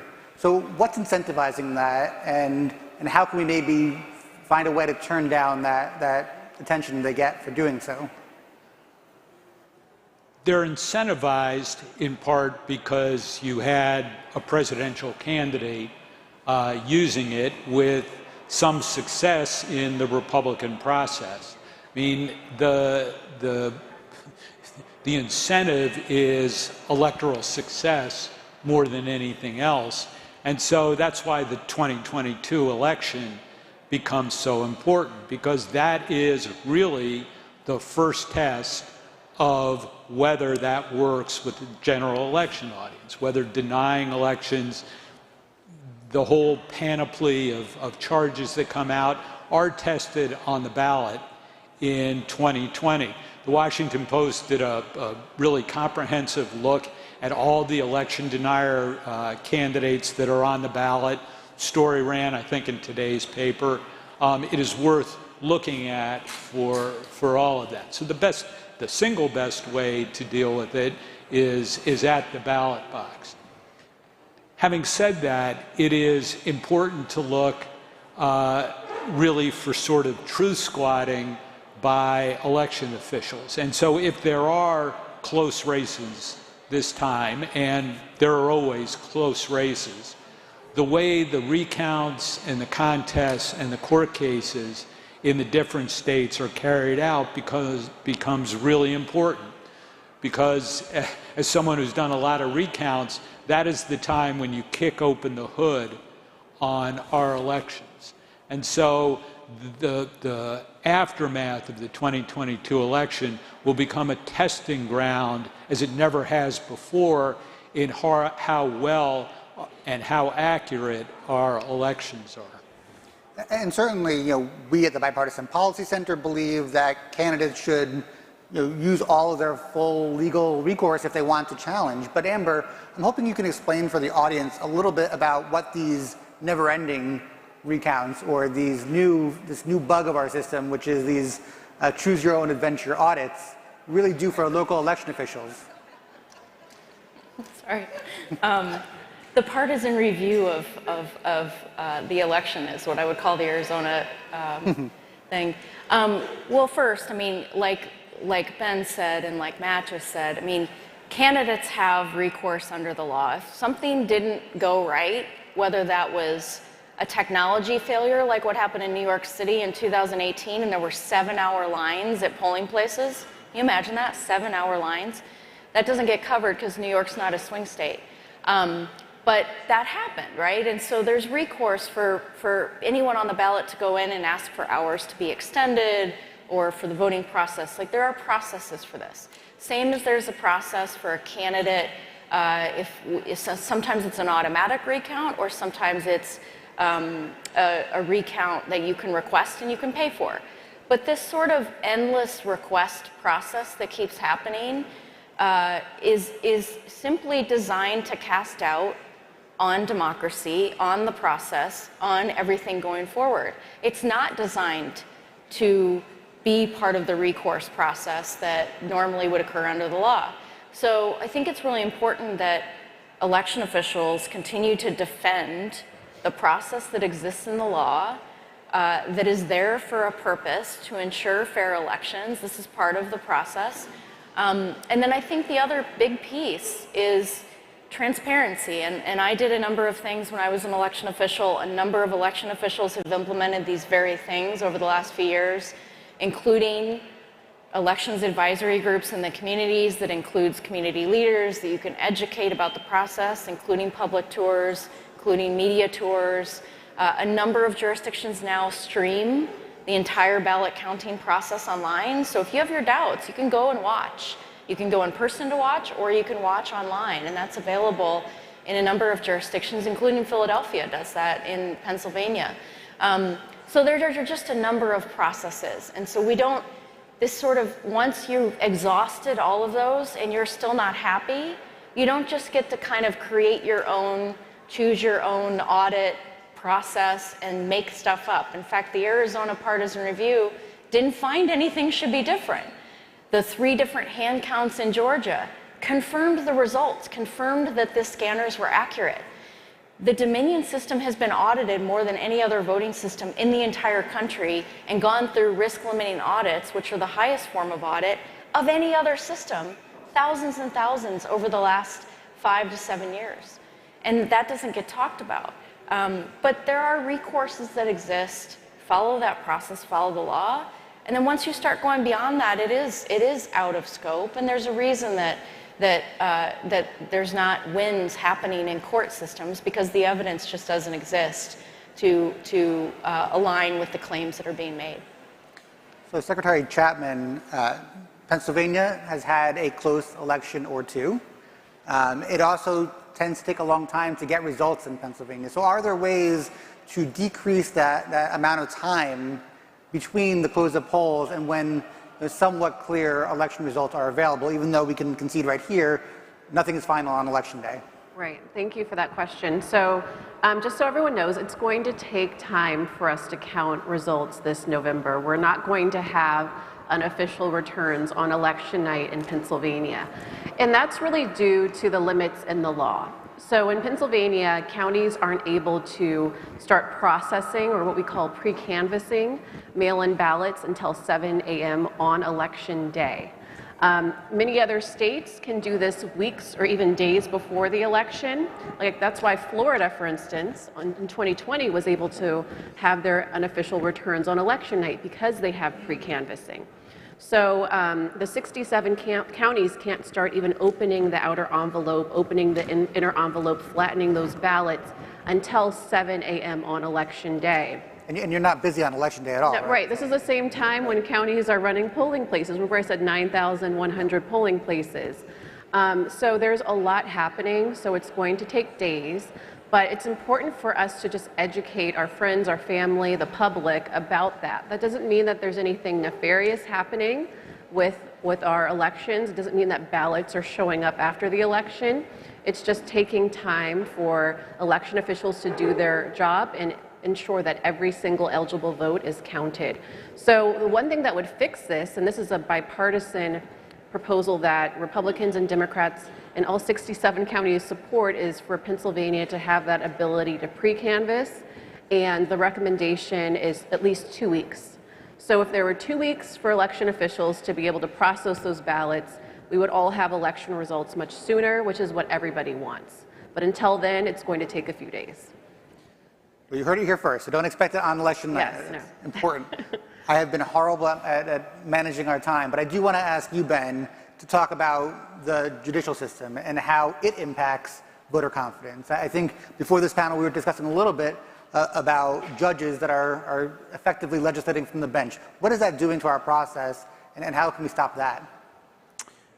Well, if you're going to look at the judiciary in general, let's remember that in 2020, when there were so many cases brought post-election, that the judiciary, judges nominated by presidents of both parties, did really an impeccable job of interpreting the law. So that when the system was under its greatest stress, you have to give the judiciary a lot of credit for following the law as it existed. There are times, however, where judges in fashioning remedies sometimes take on the roles of legislatures. So the U.S. Supreme Court is hearing a very important case out of North Carolina on the independent state legislature doctrine, which the court has a whole range of things it can talk about.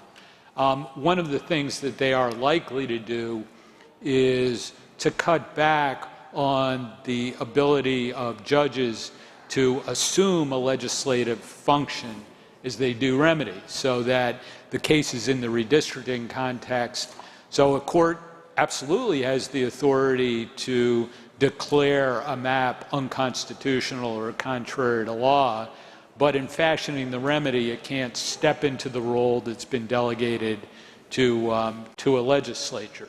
So there again, the checks and balances in the system when courts step too far out of line in terms of interpreting legislatures. There are checks, and in this case, the U.S. Supreme Court, to bring that back into line. Secretary Chapman, how do you think that court ruling might impact Pennsylvania? Oh, it definitely will impact Pennsylvania. So, as I mentioned, we've had more litigation than we've ever had since 2020. In 2020 alone, there were 30 court cases. In 2022, right now, we have over a dozen court cases. And those cases have been really helpful with clarifying what the law is, because as I mentioned, we had a huge election reform in Act 77 in 2019. So that was the biggest reform in over 80 years. So those court cases and court decisions have helped clarity for counties on what ballots to count. So it would definitely have an impact in Pennsylvania. And in 2018 with redistricting, the court actually redrew a map. So yes, we're definitely watching that case in the Supreme Court. Well, we've spent about 40 minutes now, I think, scaring everybody in the room. And I'll note this is why I'm not allowed to speak at my Thanksgiving table anymore.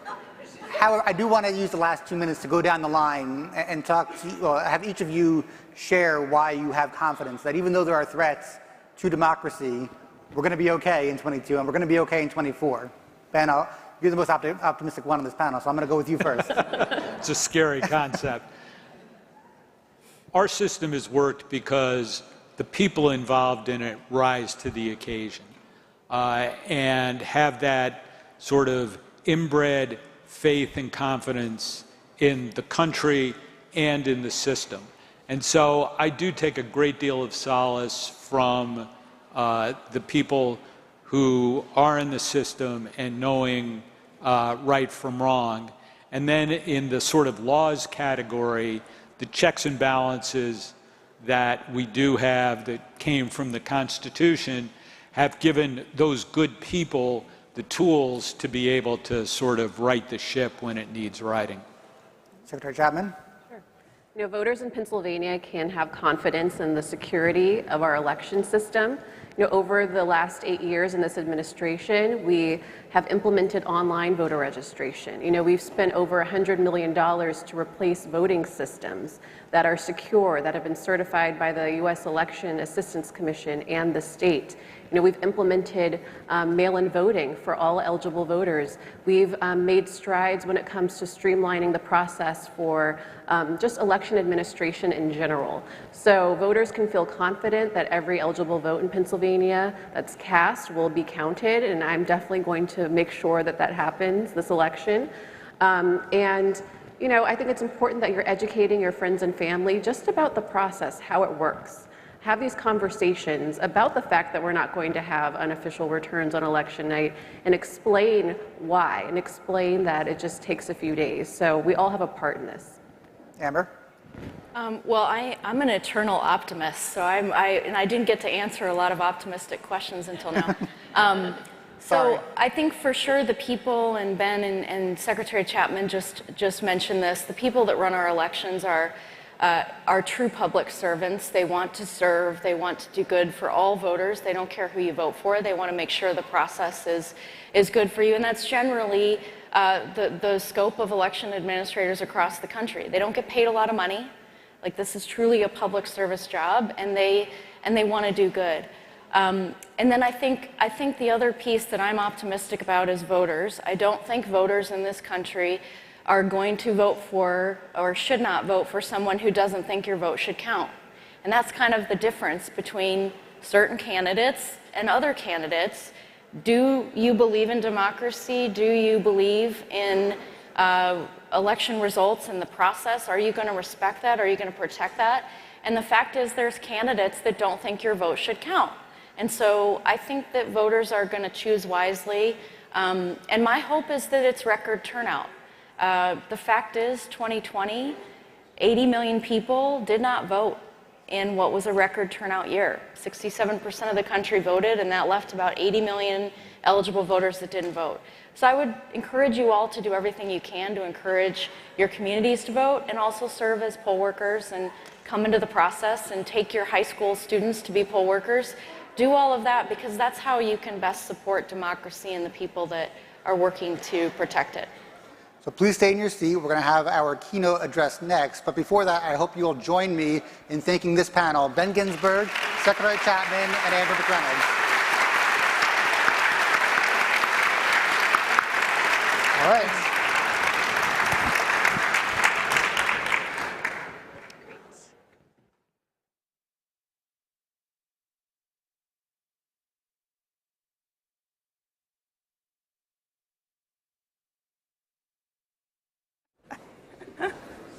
Funny. All right.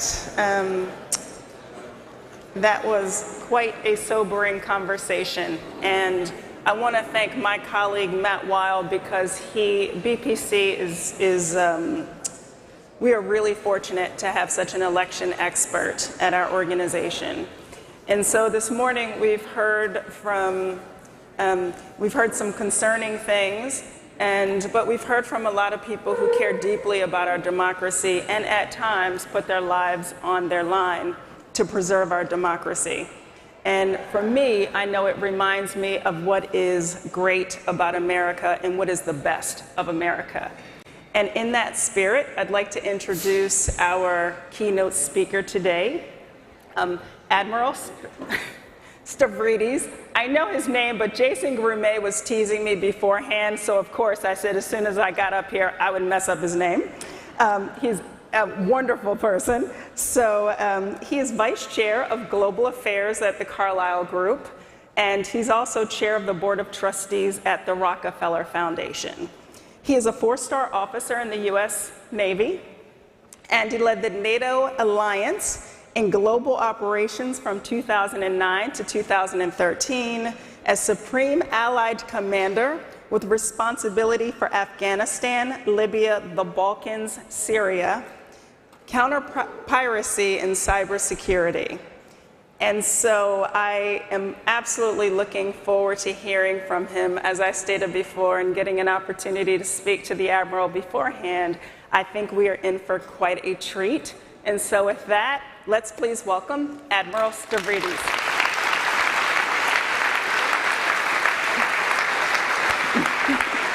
Thank you. Oh, thank you. Thank you. That's very kind. Thank you.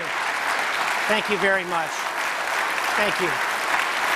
Thank you. Very kind. Very kind.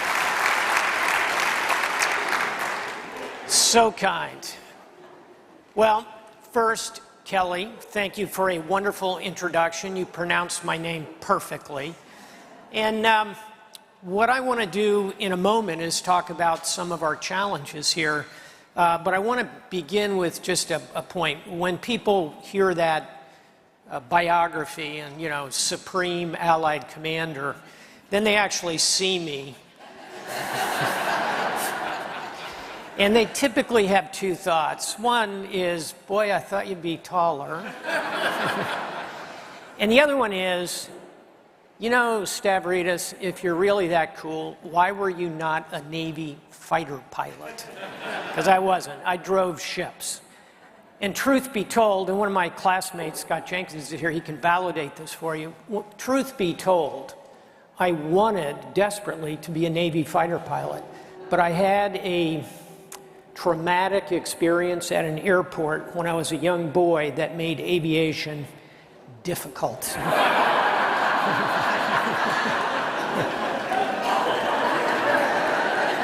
Okay. I had hair then, too. Here's what I'm going to do, and I'm going to do it in 30 minutes so that we can get to a real convention event, which is talking and engaging and bringing a conversation alive. That's what conventions do. But what I would like to do in this keynote is, like that sailor, kind of scan the horizon for a moment of our challenges.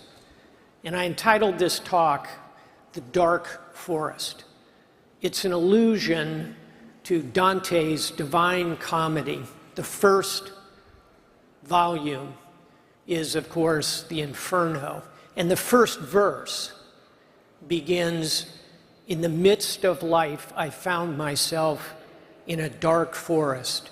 The path to escape was not clear." Folks, we have found our way to that dark forest.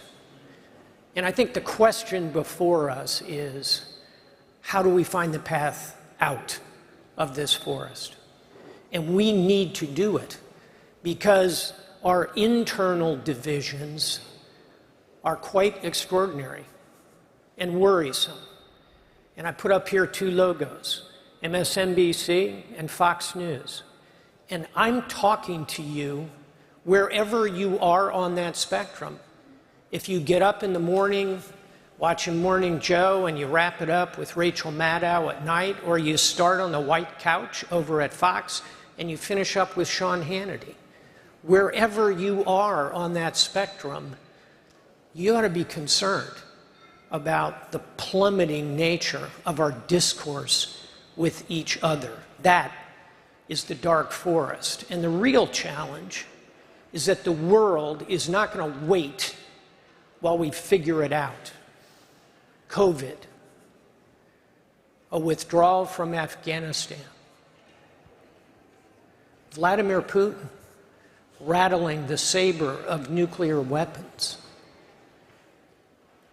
This ought to worry us deeply, and we ought to think, how are we perceived abroad?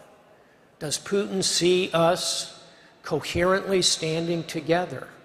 I don't think he does. I think that was part of his miscalculation in invading Ukraine. How about this world? Cyber and cybersecurity. It knows no borders, but it has become part of the battleground between us. We also have a significant strategic competitor in China. We must avoid stumbling into conflict with China. How are we perceived in Beijing? What does President Xi think about our internal divisions? Iran, moving apace toward a nuclear weapon, and Kim Jong-un, who already has them. There's a lot of challenge out there. The world is not waiting for us to solve these problems. In addition, there's chaos. I've talked for a moment about nation states. This was the Pentagon on 9/11. Seems like ancient history. That small red circle was my office. I watched the airplane, glimpsed it, I should say, as it struck the Pentagon. It brought home to me the fact, the irony of the fact, that wherever you are, you can think you are very safe. Here I was on a bright September morning, a newly selected one-star Rear Admiral in the Pentagon. I'm on the safest place in the world. I'm surrounded by concrete walls. I'm guarded by the strongest military on earth. I'm in the capital of the richest country on the planet. Was I safe that day? No. And then finally, as we look at challenges looming out there, like that dwindling iceberg, is the environment. The world will not wait while we figure this out. We are going to have to find ways to think through these problems and challenges. So if I brought you this far, you're probably like me. You're concerned, and you're asking, well, what do you think, Admiral? What can we do to find a path out of this dark forest? What are the tools we need? You know, that could range from pretty manual things to just a chainsaw to get us out of this. It's not that simple. But I want to take just a couple of moments and give you some practical thoughts about the tools we can use to help ourselves in this moment. We should begin by understanding the world today is deeply more complex than our previous leaders have had to deal with. As this implies, it's moving at speed every moment. It's utterly transparent, and it is completely interconnected. It is a very dangerous landscape. So what should we do? We should start by taking stock of some good news. As we wring our hands and worry about all these external challenges, about our internal divisions, it's good from time to time to step back and think about the advantages the United States of America enjoys. Look at our geography. We're guarded left and right by vast oceans. We have benign neighbors north and south. We have the most powerful agrarian complex in the world. Arable land, fresh water. We have boundless energy. Oil and gas, we're building renewables. Upper left, we have a powerful and capable military. And bottom right, we have innovation. We have Silicon Valley, Route 128. All of that accrues to our advantage as we face these challenges. And I want to make a particular point. Immigration helps us. Do we need to control our borders? Yes. But immigration is an engine for this country. And I'll give you one quick practical example. For 10 years, as a vice admiral and admiral, I visited well over 100 countries. In every country, I would pay a courtesy call on the U.S. ambassador, who was representing the interests of our country. I saw two things that were identical at every U.S. embassy. Number one, guarded by Marines. That's a good thing. Number two, and here's my point, every U.S. embassy in every city has lines around the block in some cases of people who want to come here. Think about that. Go to the Chinese embassy, the Iranian embassy, the Russian embassy. 500,000 Russians just left Russia to avoid an unjust war and a conscription. We have lines around the block of people who want to come and be part of us. That's an extraordinary advantage. We ought to leverage that. We ought to think about it. We ought to celebrate it. That is part of how we find our way out. We should also look to history and look at our great leaders and think about their skills. Think about FDR, elected to the presidency 4 times, struck down by polio in his late 30s, in the prime of life. He had to rebuild himself. Enormous resilience. A master strategist. He created the term, we used it a moment ago, of the fireside chat. He captivated and comforted the nation in the Great Depression, in the Second World War, using the most primitive form of mass communication, the radio. And he also was a master of detail. Let me give you an example. If you were lucky enough to go to a dinner at the White House with FDR, occasionally after dinner, he would pull out a map of the United States and he'd give you a pencil. And it'd say, draw a line across the United States, anywhere you want, from San Francisco to Philadelphia, or San Diego, California to Bangor, Maine. Just draw a line. So you would dutifully draw this line, and FDR would then walk down that line, and he wouldn't tell you, the state capital, the governor of the state. Any US president could do that, I think.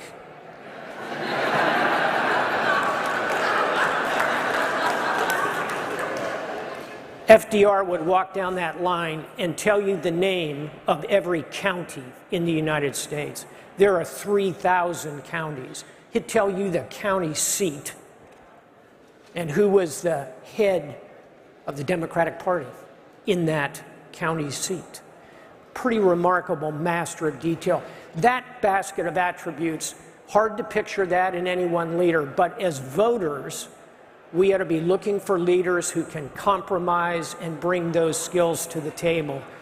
And since I talk about a Democrat, let me talk about two Republicans. If you put Reagan and Bush, and by the way, the Bush Gallery is right over here, named after war hero President George Bush, put those two terms plus one term together, this was an era in which politicians could reach across the aisle. They could solve problems. Famously, Ronald Reagan and Tip O'Neill, the Speaker of the House. Picture that one these days. Pretty hard to imagine. We need to find leaders who are willing to fulfill those kind of roles. So we have to be part of the solution in who we select to go and represent us. What else can we do? We can listen better to each other. This is not Photoshop, by the way. This is an actual photograph from the 1930s. This officer is listening for incoming aircraft. It's quite innovative for its time.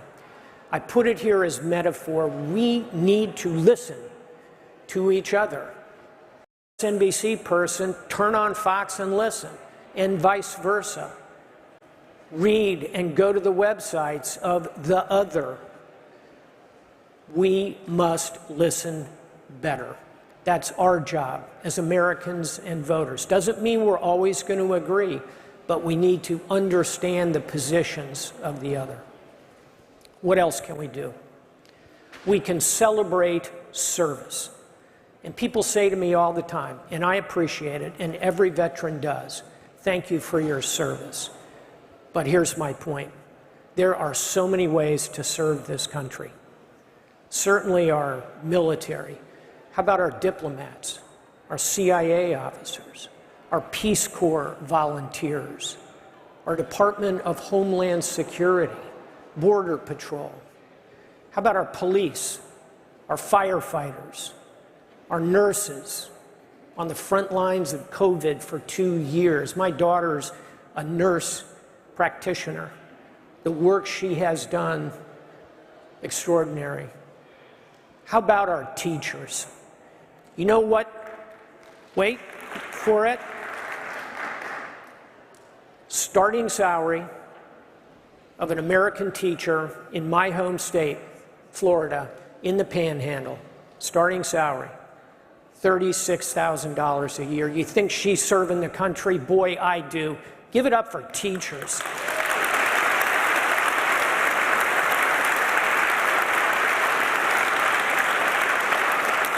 So here's my point. The more we celebrate it, the more we incentivize it, and we can do that through our tax system, through educational credits. There are many very practical ways we can do this. In my view, we don't need a mandatory national draft, but we need that idea of service to become inculcated in all that we are. Peace Corps, a good example from the 60s, the CCC, Civilian Conservation Corps from the 1930s, FDR. These are remarkable programs. They can help us find a way out of this dark forest. What else can we do? Education. Kelly didn't mention this. When I finished 37 years in the military, I went to one of my life mentors, Bob Gates, and I said, "Sir, what do you think I should do after the military?" And he said, "Well, Stavridis, what kept you in the military for 37 years? Maybe that'll give you a clue."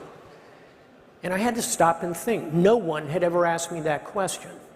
And I realized that there were a lot of things I liked about the military and the Navy. I liked wearing a uniform. I liked serving my country. I liked deploying on operational missions. I liked traveling the world. I liked all those things. But what I loved was mentoring young sailors, helping guide the trajectory of their lives. And I said that to Bob Gates, and he said, "You ought to be an educator." And I thought, yeah. So I spent 5 years as dean here. So I know this space. I know education. I have taught in classrooms. I've been a dean. This can be part of the solution. But where I think we ought to put more attention these days is right there on our community college systems. This is an underweight resource. These are 3 of the largest community colleges in the country. I know the one from Pennsylvania quite well because my father was the president of it after his career in the military. What community colleges can do at very low cost is take young Americans and give them an education that can be scaled to their interest, but within 2 years, they can come out functionally as a programmer, as a maintenance supervisor, as someone who has real skills that can be applied immediately, low cost, low drag. We're underutilizing this resource. It can be part of getting us out of this dark forest because it is also a path to addressing the kind of inequalities we see, not just financially, but educationally as well. So listening better, service, education. What else? Another aspect to education, somewhat different, is right here. Now you're looking at that graphic, that map of the world, and you're thinking, what are those? Shipping lanes? No. Airline routes? No. Fiber optic cables? No. There's too many. Only 300 cables carry the internet. That's the world according to Facebook. The brighter the white, the higher the concentration of Facebook users. Here's why I put it there, along with that cell phone, also known as a supercomputer that everybody in this room is carrying around. In today's world, everyone can access everything, and yet we do not educate, particularly the youngest among us, to understand what they are seeing. When you pick up that cell phone, that supercomputer, you can communicate point to point anywhere in the world. You can listen to any symphony ever recorded. You can watch any film ever made. You can access all the world's knowledge. But you can also swim in a river of pornography. These are powerful and dangerous devices, and do you know the average age at which we place one in the hand of a child in this country? It's 10.5 years old. And typically we do that with very little guidance, very little restraint, and very little education. All of that education needs to be part of how we find our way out of this dark forest. What else can we do? We can innovate. We can apply new technologies. They can be as small as Post-its, as big as moonshots, as crazy as the idea of airplanes on a ship. Who thought of that 100 years ago? Exactly. Innovation can help us, and in particular, the innovations that we're seeing in our world today can help us address the environment. It can be an equalizer in the pursuit of the right kind of jobs that allow people the kind of self-dignity and self-worth that they need. Coupling the power of education to technology, taking students out of traditional classrooms where warranted, can be part of getting us through this.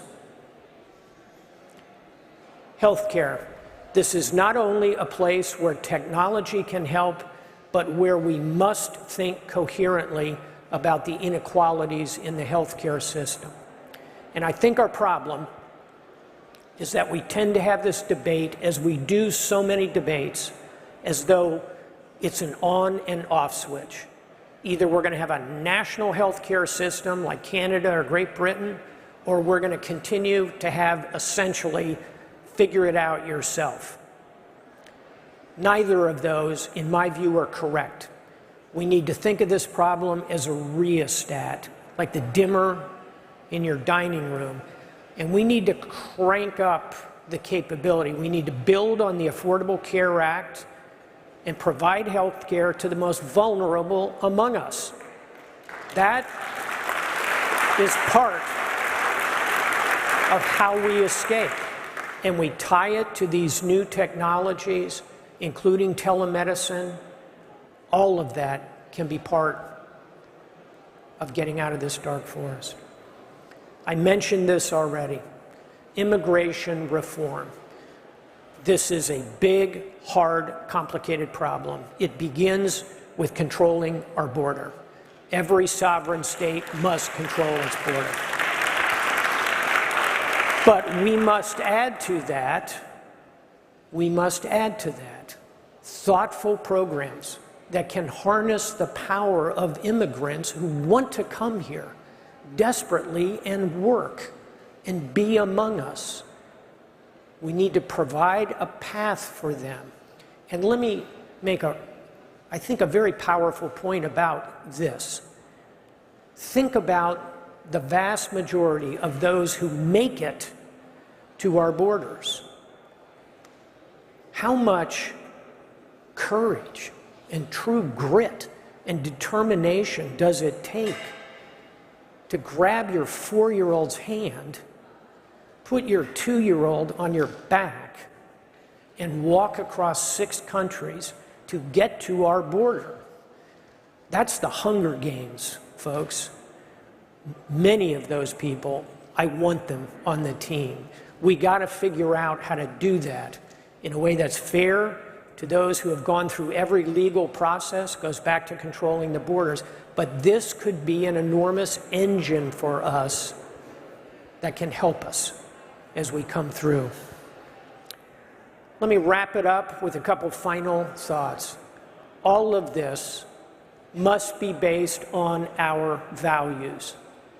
And if you haven't stopped for a moment and thought about our values, it's worth doing, especially on this sacred ground, where those who went before us thought about democracy, liberty, freedom of speech, freedom of the press, gender equality, racial equality. Look, we have executed those values imperfectly, admittedly, but they are the right values. They come to us, many from the ancient Greeks, from the East, the philosophy of the Buddha. They drop through the Enlightenment. That's the young Voltaire up there. They come to us through our founding fathers. We see them in heroic leaders like Angela Merkel or Volodymyr Zelensky. Those values matter. And we need to communicate those values to ourselves end of the world. And when I say this, people sometimes say, oh, Admiral, you're right. You know, it's a war of ideas. No, it's a marketplace of ideas. Our ideas can compete in that marketplace, but we need to strategically communicate those. That, too, is part of departing this dark forest. How fast do we need to go? Fast. But let me make a point using the physiognomy of the fastest thing on Earth. That's a cheetah. It can go from 0 to 60 miles an hour in 3 seconds. And it's built for speed, right? Take a look at it. It's perfect. If you're building something for speed through evolution or creation, take your pick, you would give it this body. That head is shaped like an axe. It cuts through the air, no drag. It's got powerful front legs, huge ribs to process all that oxygen, big back legs. Whoops, wait a minute. Take a look at that thing. Fastest thing on Earth. Why does it have a huge tail? Look at the size of the tail compared to the legs. I mean, why doesn't a cheetah have no tail, no drag? Or maybe like a little decorative bunny tail back there? Why? Well, the engineers in the crowd will know that the cheetah, when it accelerates and then tries to turn, if it didn't have that big tail to balance it by going in the other direction, it would just go tumbling into the dark forest. So the point is, yes, we need to go fast, but we must keep the system in balance. Okay, I'm Greek American, Stavridis, so I'm required to have a Greek myth in every presentation. There's Sisyphus. We must be resilient.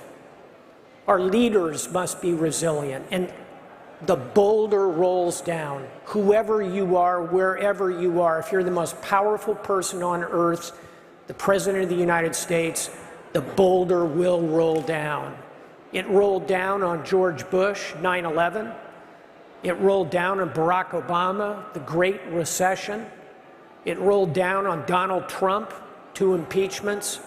It is rolling down on Joe Biden. Inflation spiking, a war in Ukraine. The boulder rolls down. The measure of anybody is not whether the boulder never crushes you. The measure is, do you get up, put your shoulder behind it, and continue? That is what we need. Last picture, last image. This is a photograph taken a few years ago of migrants. This particular group is standing on the edge of the Red Sea, and they're prosaically, in this picture, raising their cell phones, trying to get a better cell signal. But metaphorically, what is happening in this picture? This is a picture of hope. They are hoping to get a better cell signal, but they're hoping to get to the next step of their journey. They're reaching for the light. It's a picture of hope. One of my great mentors, in addition to Bob Gates, was General Colin Powell. And I'd encourage you to Google General Powell's 13 rules, the 13 rules of General Powell, Colin Powell, that helped him, an immigrant here in the United States, son of immigrants in New York City, that helped General Powell. Of those 13 rules, 4 of them deal with hope and optimism. It will look better in the morning. Hope is a force multiplier. It can be done. Read those 13 rules. Picture of hope. So, very last thought, and if you remember nothing else from our time together here at the unconvention, if you remember nothing else from our talk, remember this quote. I'm going to quote Napoleon. I love to quote Napoleon for possibly obvious reasons. Yeah, life is hard and short people have to stick together. Napoleon, who knew a great deal about leadership, Napoleon said, "A leader is a dealer in hope." A leader is a dealer in hope. Not in fear, not in chaos, not in anger. Those are the kind of leaders we need. Be that kind of leader yourself, wherever you are, to whomever you are speaking. Be optimistic about this extraordinary country. Thank you very much. Pleasure being with you. Thank you. Thank you. Thank you. Thank you. Very kind. Thank you. Thank you so much. Thanks, Kelly.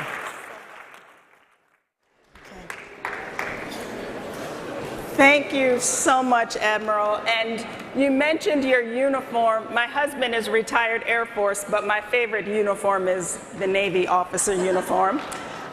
So just a couple of reminders, everyone, as we listened to what the Admiral had to say to us. He talked about celebrating service and incentivizing service. And he talked about mentoring and education and focusing on community college. And, not letting the boulder crush you. He talked about hope, but he also talked about we all should listen better. And so as you get ready to go down and have lunch, we encourage you to talk to each other and listen to each other. This is that opportunity for you to get to know each other. And so lunch is downstairs. We ask that you come back at 1:30 where we will start our next lightning round. And a reminder to the students to please, let me see, the student delegates are to eat in the cafe on the first floor. And we also invite you, if you have time, to take part in some of the exhibits, the Civil War exhibit and the suffrage exhibit. And we just ask that you be patient because I think the lunch lines might be long. Thanks, everyone.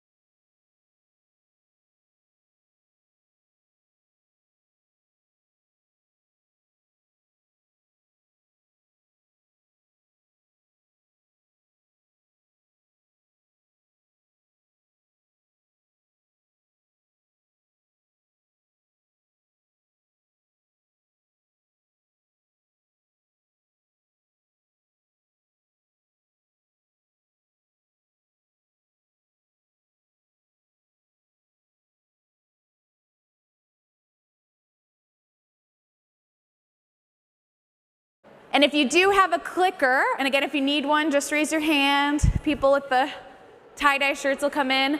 If you do have the clicker, you might have to hit the power button. And what will happen is when we have a polling question, it will say vote now.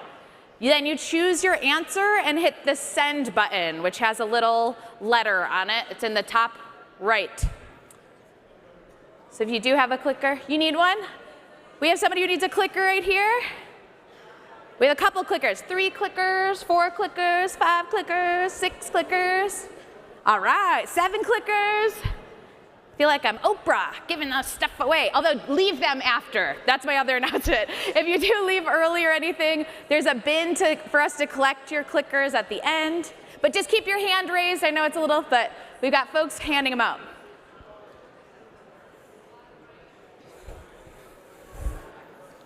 All right, I gotta go quick. So once you do get your clicker again, hit the power button. We've got 2 people back there who need clickers. So as you're getting your clicker, can we go to the first polling question? And if you're on your phone, you can answer this too. So again, if you're here in the morning, we still want to know your thoughts on pizza and if they have changed after having some Philly steak for lunch. So do you like pizza? 1, yes. 2, no.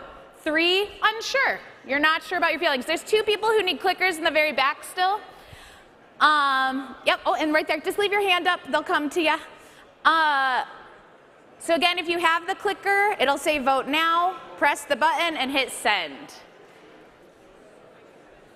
We'll leave it open for a little bit because I know some people are just getting your clickers. Yeah, yep, there we go. Anybody else need a clicker? Just raise your hand, or your phone. You can use your phone.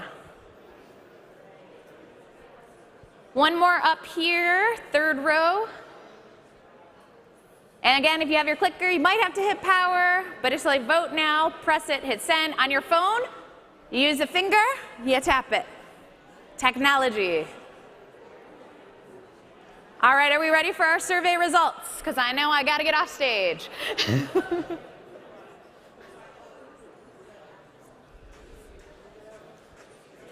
Survey says, how does this room possibly feel about pizza? 92% are yes, 6% no, 2% unsure. We still have some people who just don't know how they feel about pizza. Very exciting. So then really quick, for those with the clickers, this tutorial's for you. We're gonna do it really quick. Some of our questions are multiple choice, so you'll be able to enter more than one answer. To do that, there is a button in the corner that says SIM, S-Y-M. It has a period on it. Just if you have the clicker, if you're on your phone, don't worry. You hit whatever number you want, you hit SIM, then you hit the next number, you hit SIM until you're done, and you hit send. So we're gonna practice. So let's practice super quick. Which is the greatest thing about Philadelphia? But you can choose more than one. So again, if you have a clicker, it's good practice. Hit whatever number you think is the best, hit SIM, hit the next one you like, SIM, and when you're done, hit send. And if you're on your phone, just hit the multiple ones with your finger and hit submit.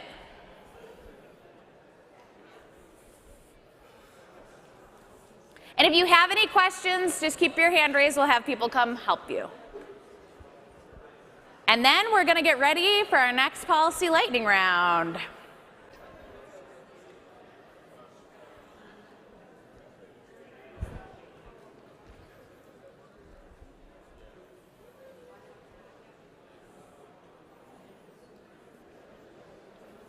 Got some voting pros in the front, I can see. They've locked it in. Yes, good, yes. Oh yeah, you can click on emojis, how you're feeling. Is the question confusing? Are you excited about it? All right, are we ready with results?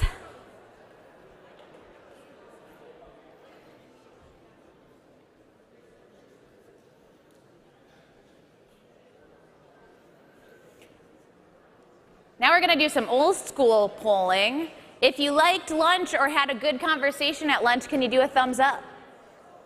All right, very good to see. All right, and here's how our multiple choice ones work. So you guys got it? So now we're going to hop into the first post-lunch policy lightning round. Cue the noise.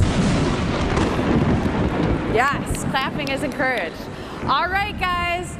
So we know we're here talking about our democracy, and we want it to work. We want to have trust in our elections, but we want that because just like the general was saying in his wonderful keynote, we want our government to be able to solve problems. We want our government to be able to actually deliver the will of the people.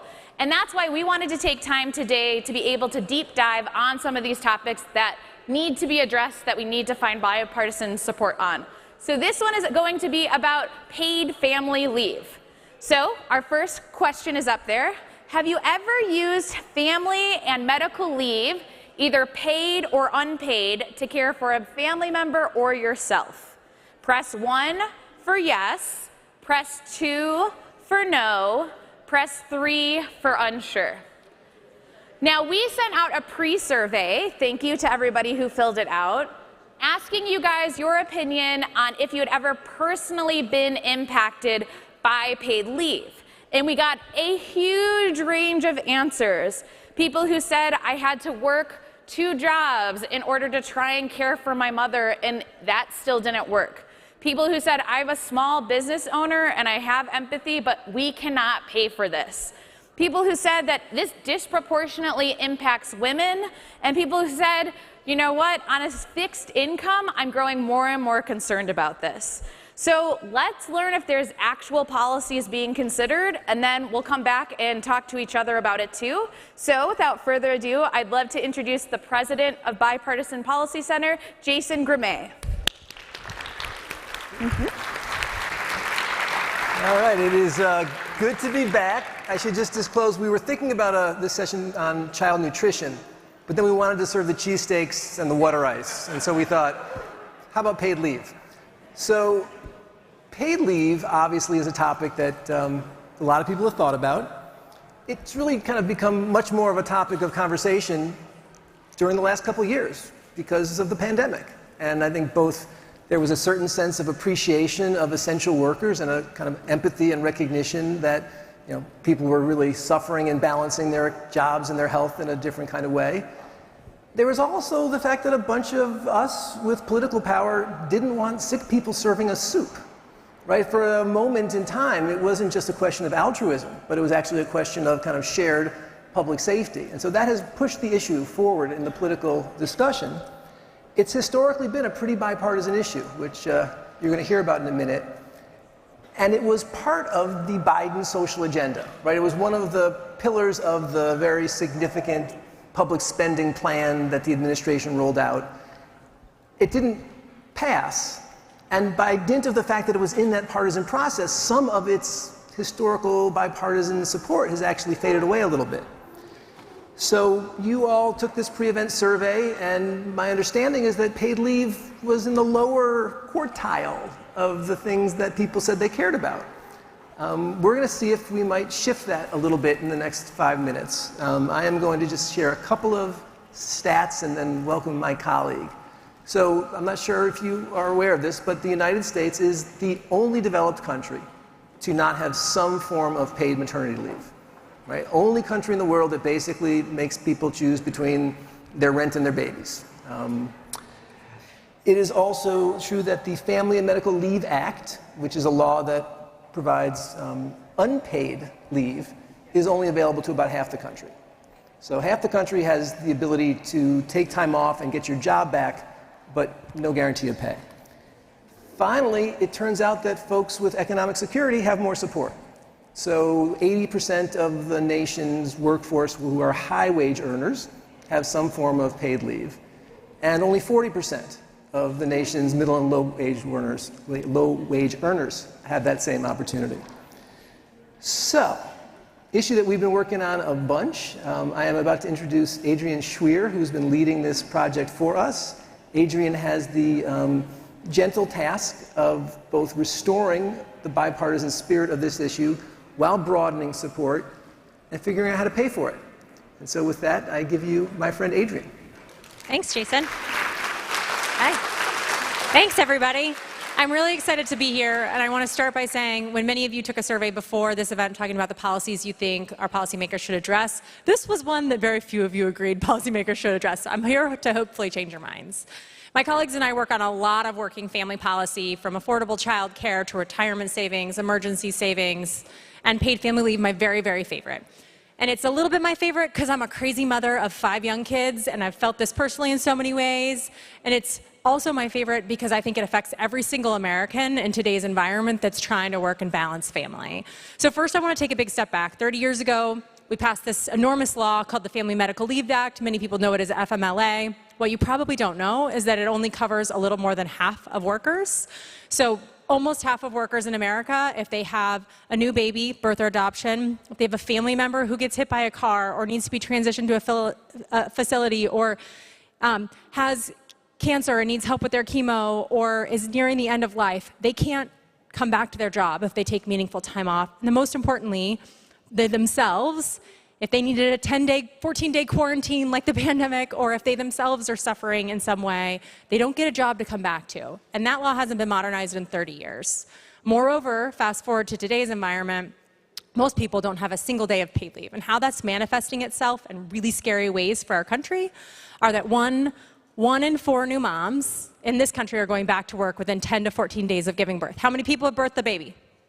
How many people want to go back to work on their feet as your nurse or your teacher 10 days after you have a baby? No. Even worse. Former First Lady Carter had the best quote, the thing that hurts me in my heart the most, and she said, you either were a caregiver, you're going to be a caregiver, you need a caregiver, or there was something else. But the point is, everybody's going to be a caregiver. And today, the millennial generation, those that are of age to have those little babies, 25% of them are also caring for an aging adult. How many people have someone who they're responsible for, who might be in a facility, you're calling their doctor's appointments, they're living in your home right now, they're taking a huge portion of your day.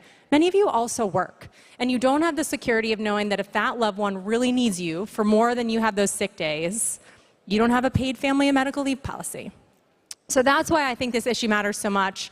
It has tremendous bipartisan support from voters, from policymakers, but like almost no bipartisan collaboration on Capitol Hill and at the federal level.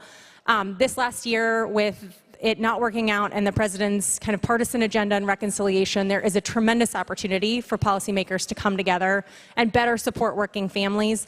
I'm going to lastly say, we did some surveys over the last year trying to understand what would get people back to work. Those who left the work full-time after the pandemic, they tend to be either moms caring for young kids or older women who have left the workforce altogether because they need to manage caregiving responsibilities. Huge portion said they'd go back to work faster or return to full-time work if they knew they had the security of a paid family and medical leave policy.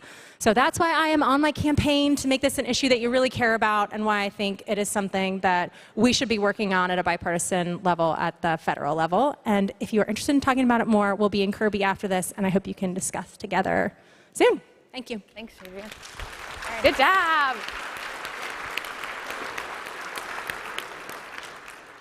All right, so now we want to know what you think. We're going to do our next turn and talk. So if you can find people, maybe 2 to 4 to 6 right around you, we have a question that we'll have up on the screen. And we're actually going to divide the audience into 2 parts. So if you're sitting in front of the blue flag, the first flag right here, you are Group A. So if you're in Group A, this is your test. Raise your hand. Yep. Okay, you guys are in Group A, just so you know. And then anybody who's behind the blue flag, can you raise your hand? Yep. You guys are Group B. So Group A, what I need you to turn and talk to each other about is if all full-time workers were eligible for at least some paid medical leave to care for themselves or their immediate family, what do you think some of the benefits would be to individuals and to businesses? And just as a reminder, we have a very diverse room in here, and so make sure you're asking questions, listening, and also sharing what you think. So Group A, benefits. Group B, we want you guys to talk about what considerations or limitations do you think should be taken into account for individuals and businesses if we were able to offer some paid leave to all workers.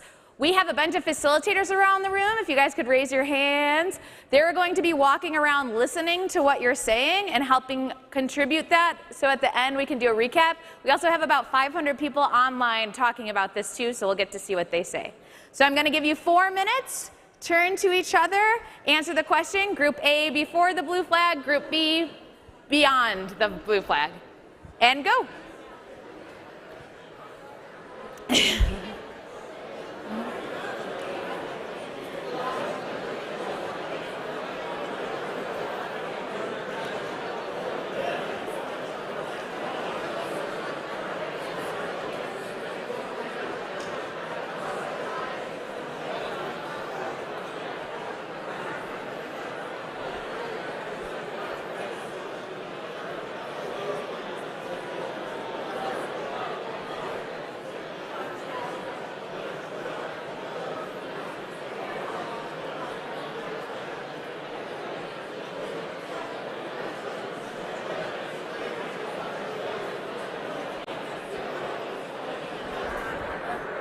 Hey, Sarah. Oh, shit.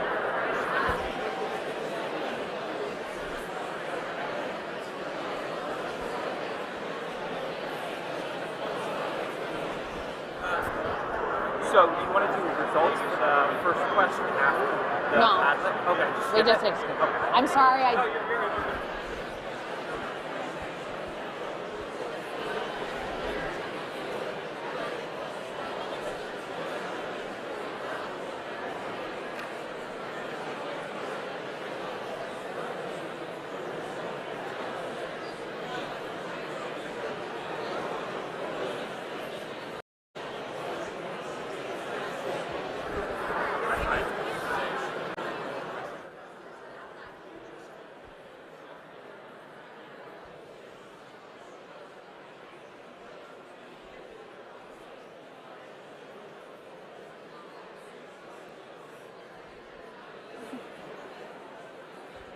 Sarah?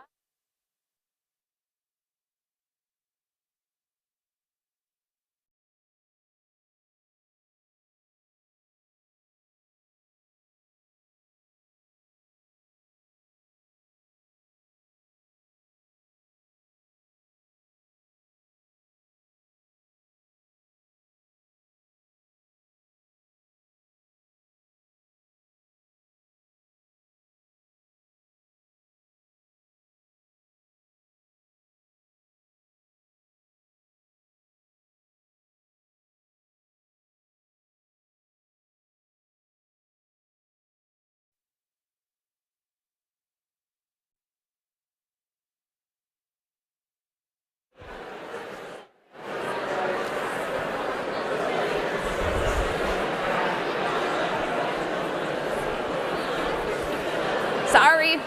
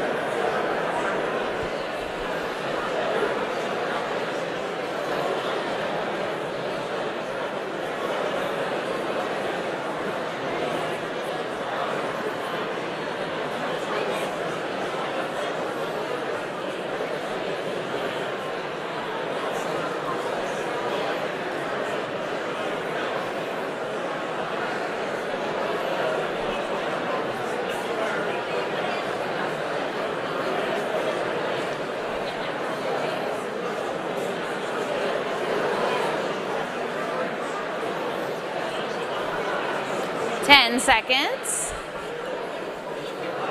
5, 4, 3, 2, 1. Time's up. Lightning round goes fast. Well, I was hearing a lot of robust discussion. Here's just a quick view of all of the opinions going on in here. But our team did try and highlight some of the top ones. We'll start with Group A, which was discussing the benefits. I see that we had better mental health for people, more flexibility, lower stress, being able to earn more income and saving. Benefit for business is a more stable workforce, maybe less training that would be needed because you have less people leaving the workforce. Let's scroll over to what are some of the considerations or limits we should have. Can you just scoot a smidge more over? So I think who's going to pay for it is a really big cost or question. I saw on there small businesses. How do we consider those? I saw other things that I will come back to. So obviously a lot to think about. So we have one last poll as we kind of finish up this lightning round about when you think about paid family leave, which of the following types of leave do you think should be offered to all full-time employed Americans? You can choose all that apply. And again, if you have a remote, you'll click what number you agree with, SYM, the next one, and hit send when you're done. But the first option is parental leave, birth or adoption. Number 2 is family caregiving, care for close family like children, spouse, parents. Number 3 is medical, leave to care for your own medical needs. So choose all that you think should be offered to some extent to full-time employees. Obviously, there's a lot of caveats, like all of the pros and cons we were talking about, but which ones are you supportive of? Just as a reminder, immediately following this, if you are excited to learn more about how do we actually make this a reality, you can go with Adrian to the Kirby Auditorium, which is just straight back. So once we get the polling results, you can just stand up and head that way. Otherwise, you can stay here for the next panel. We should have the results in just a second. If you're having any trouble, just raise your hand. All right, it looks like parental leave, overwhelming support, almost 100, followed by personal medical leave, and then family caregiving. There's definitely over 60% support, over 80% support for all of these things. Let's find a way to pass this with bipartisan support. Thank you, guys. I'll be back.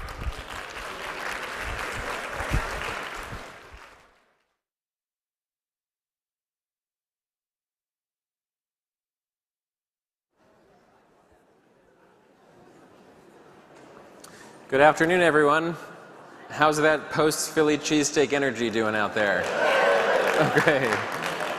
I appreciate Adrian, Katie, Jason for that last lightning round on issues that matter for working Americans. We're going to switch gears now. Don't change the channel. We're going to have a great panel about the intersection of media and the political landscape. And I don't think we could have 3 better people who have had a more illustrative perch on this issue than who I'm about to introduce. The first is former president of CNN Worldwide, Jeff Zucker. Second, former president MSNBC, Phil Griffin. And last but not least, our co-host, my pal, Michael Smerconish, the host on Sirius XM and CNN. Thank you.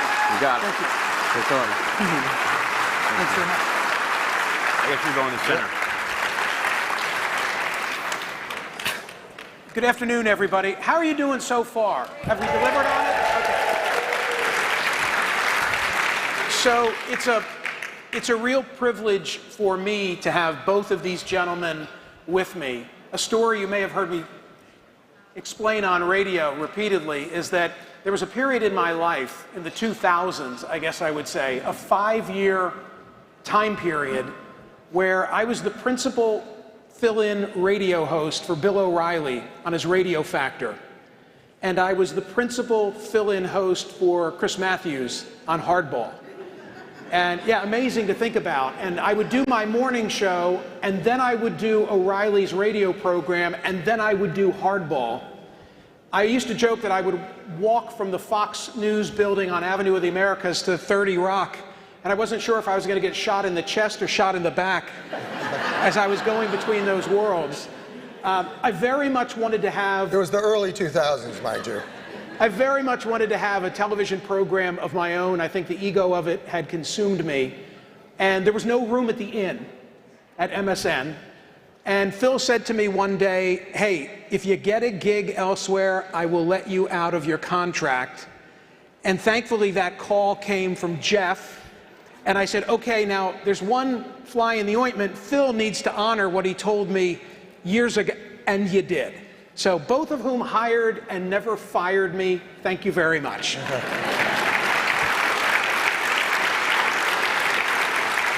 So that was the good news. Here's the bad news. Gentlemen. That was the good news? Yeah, that was the good news. So I delivered on my radio program today an hour-long address. So it was short for you. The world according to me. It was my explanation of how we got into this polarized ditch, how we get out. And the short version is that I enumerated a number of causes, but at the top of my list is the media, sounding strange from someone who earns his keep behind a microphone. But I think among many factors, gerrymandering, self-sorting, lack of campaign finance reform, it's the polarized media, and that there's causation, not correlation, between the two. Jeff, you're already shaking your head no. Yeah, shockingly, you're wrong. No, I mean, look, I think everybody's looking to blame somebody for why we're so polarized, and the media is the obvious, easy target. The media is not perfect, but I don't think the media is why we're polarized. I think there's three main reasons why we're polarized. One involves the media. I think that's Rupert Murdoch. That's one. Two, I think it's social media, where you can anonymously attack your opponents. And three is gerrymandering, where people can go to Congress and never really have to compromise or talk to the people on the other side of the aisle, and can then just appear on Fox News or MSNBC or whatever their favorite outlet is, without ever having to consult or compromise. And look, I think those are the three biggest issues why we're so polarized today. I think the media is a reflection of our polarization. I don't think it's the cause of our polarization. When you say Murdoch, you mean Fox? Largely, I do. Okay. Yes. Not CNN, not MSNBC, Fox. Yeah. I mean, I think Fox might be the most culpable, but no culpability on the part of the others? I think I started by saying that we're not perfect by any stretch.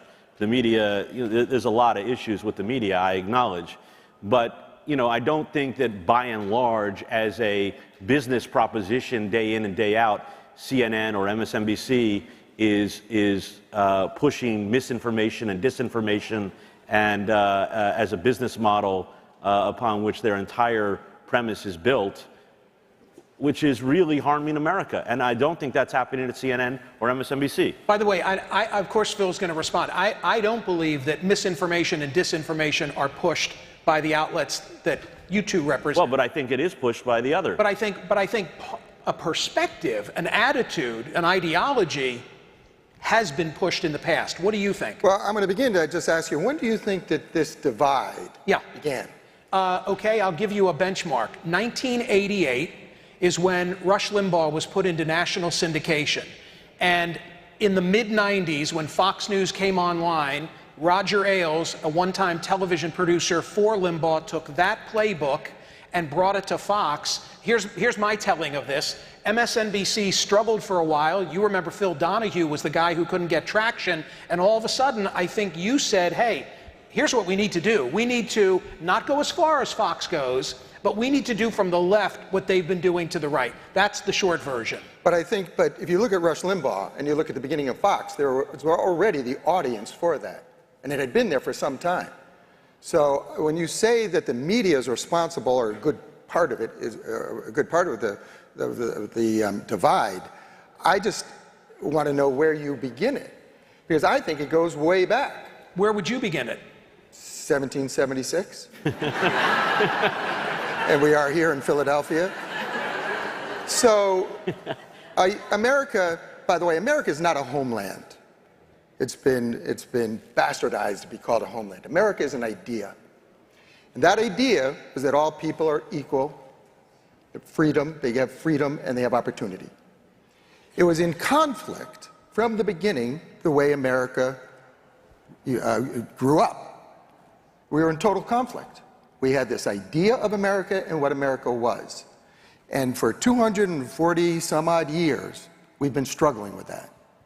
So when I look at the middle, or I look at how the divide happened and how we can close it, we got to figure out, are we going to be that country, that idea, that no better place to be talking about this than Philadelphia? Or are we going to argue about the reality and the petty jealousies and the issues that have come up over 200 years, from slavery through the Civil War, through the 1924 Immigration Act, through neo-Nazis, through white nationalists, all the way to today? So to say that the media, which has reported on this and covered it, is responsible for it when it's so much deeper and ingrained in our country, I don't understand. But I don't believe that political power today rests with the parties. Nobody gives a damn who the head of the RNC or the DNC are. It's the cable outlets that are setting the tone. Let me say one other thing about this. In the 1980s, you know, the so-called Ronald Reagan go-go years of the 80s, 60% of the House and Senate was comprised of moderates. 60%. There were so many Republican Senate moderates, they had a caucus of their own. They called it the Wednesday Lunch Club. So when I chart on a graph the changes I see in the media with an increase in polarization in Washington, I don't even say correlation. I say causation. Yeah, but what happened after the 1980s? Fox News. Right. Social media. Right. Gerrymandering.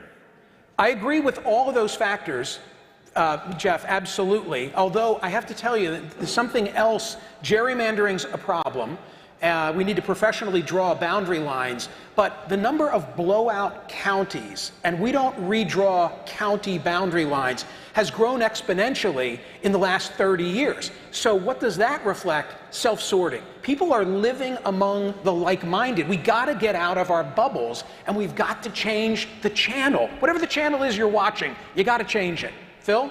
Well, I tend to think that cable news gets an inordinate amount of attention for the smaller audiences that they have. Albeit, they're powerful. They're mainstream media, I get it. But, you know, there's the New York Times, there's the Wall Street Journal, there are plenty of other media outlets that help create whatever you want to talk about, the media. But I look back, you know, to 1988, I go way before that. You know, until really the late 60s, a good chunk of America had no representation in the media. So it changed dramatically when finally, with the advent of technology, in the 80s, all of a sudden we had cable, we had you know, opportunity to see other people with ESPN, with MTV, with all the explosion of media that took place in 1980. And more people had voices. And as more people had voices, that issue I talked about in the beginning about the idea of America and the reality, it's challenged. I think never before have we had so much choice and so few of us are exercising it. Like, you're right, the internet exploded, satellite radio. And it's negative and it's positive. But the question is the world better today with all the voices that are out there, good and bad, or was it better when many of the voices were suppressed? And I think much of the change in America, that divide has happened as more people have stood up and we recognize more people, whether it is people of color, whether it is the gay community, whether it's immigrants, whether it's people who want their share of the American dream. And I think that changed us as much as anything. You want a piece? Yeah, and look, I also don't want to pretend like the media is not perfect, okay? I mean, so I'm not trying to say that the media doesn't deserve some of the responsibility here. You know, I just think it's very easy to go to the media first, which is what you did. But does the media bear some responsibility? Of course, of course. And we shouldn't, you know, just accept the fact that the media doesn't contribute to some of the issues that we have. But I think everybody goes to, it's the media's fault for this and the media's fault for that. And, okay, I mean, we do deserve some, we should take some responsibility for sure. How about this? 42% of Americans tell Gallup they are not D's, they are not R's, they are I's. And I think a lot of them are represented here and virtually watching us. Jeff Zucker, can you sell centrism? I sold you, so.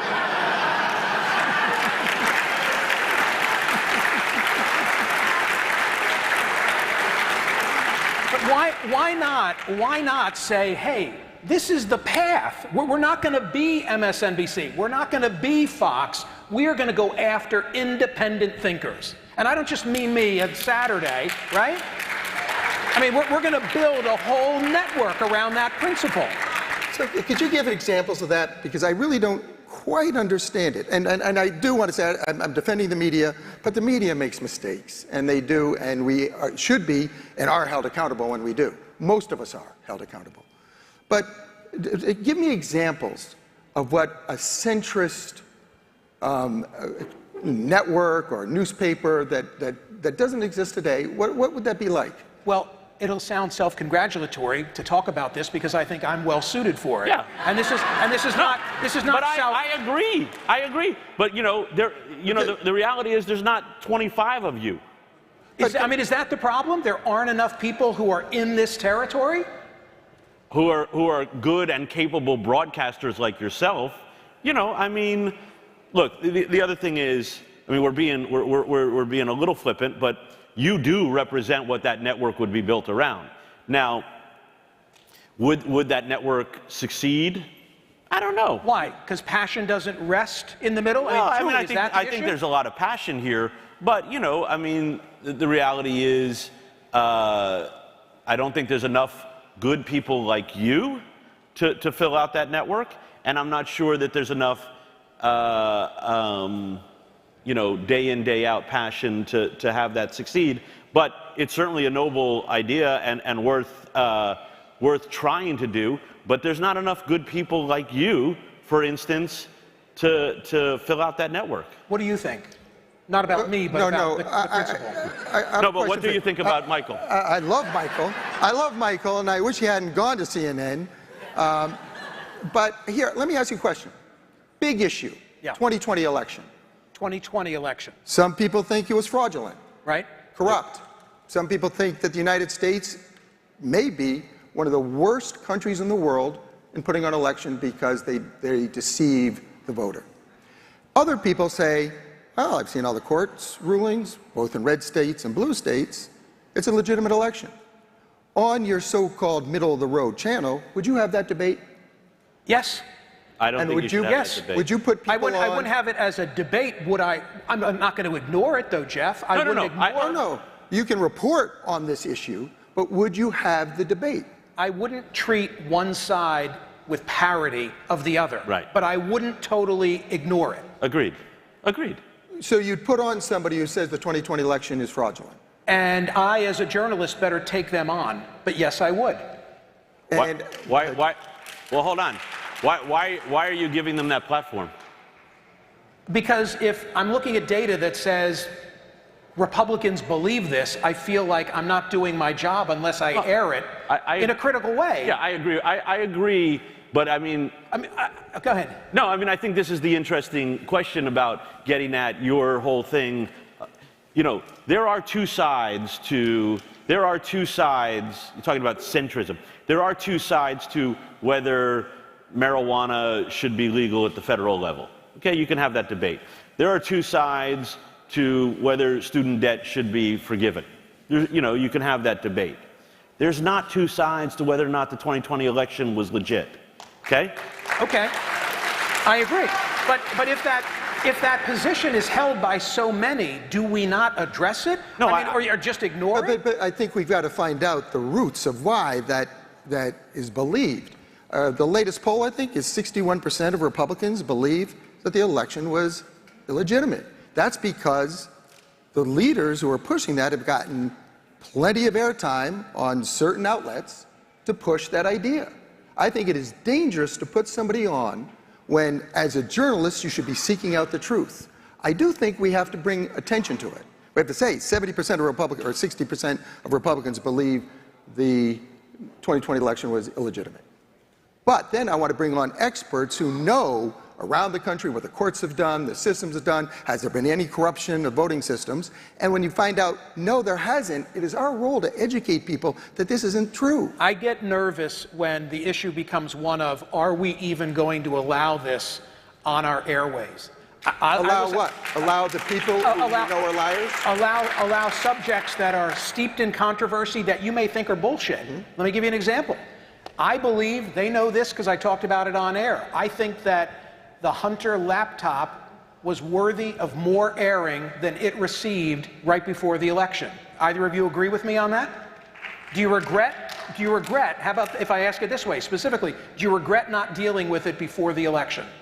Well, I think the question is, we did deal with it, but to the degree that you would have thought was appropriate. I think the answer is in the final 2 weeks, it was looked at. We did not know enough about it. There was not, within 2 weeks of the election, the ability, when the messenger on that story was Rudy Giuliani, okay?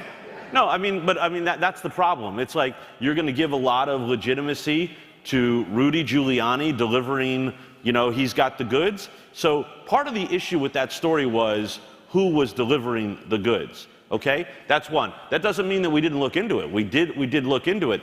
But first of all, with regard to the son of the candidate, he was the son of the candidate. He wasn't the candidate. The question that you'll come back with is, well, but what role did the candidate play in his business dealings? Frankly, with 10 days or 2 weeks to go, it was looked at by very credible organizations, including the Wall Street Journal, Rupert Murdoch's Wall Street Journal, and they found nothing at that time, okay? So my point is, it's easy to say we should have spent more time on that. Listen, do I think it's legitimate to look at? Sure. Do I think that it's a legitimate criticism to say that in the 10 days, 14 days prior to the election, you didn't spend enough time on it? Not really. What do you think? He was never arrested. The Justice Department was looking into it, never reported it until he is the son of a candidate. I don't think it's a main story until that happens. Now, we looked into it. NBC News did. Tom Winter and Ken DeLorean did a great job. They met with Rudy. He brought a couple of pages printed out from the so-called, from the computer. They asked for a digital copy of it. They didn't get it. But I don't think it was a big story before the election because he was never charged with it. Hey, Michael, let me ask you, in the 2 weeks before the election, when that came out, I don't remember the exact timing. I think 11 days before. 11 days. So you probably had 2 shows prior to the election on CNN, right? Right, one, but 2, yeah. Well, okay, whatever. Did you cover it? No. I talked about it. Hold on. Did I tell you not to cover it? Definitely not. Okay. Did I? Hold on. Why didn't you cover it? I talked about it extensively on, I guess part of this. No. We're not talking about radio. We're talking about CNN. I'm gonna give you an answer. Okay. So my point is, though, you're saying you had the opportunity to do it and you didn't do it. I regret it. Okay. I regret it. I talked about it. I talked about it extensively on radio, but no, Jeff's right. I didn't, and I second-guess myself now. I don't think it's a huge story. Right. I don't think it's a huge story, but I think I look bad by not talking about it at all. I should have said something about the damn issue. That's what I'm talking about. But you didn't know all the facts at the time either.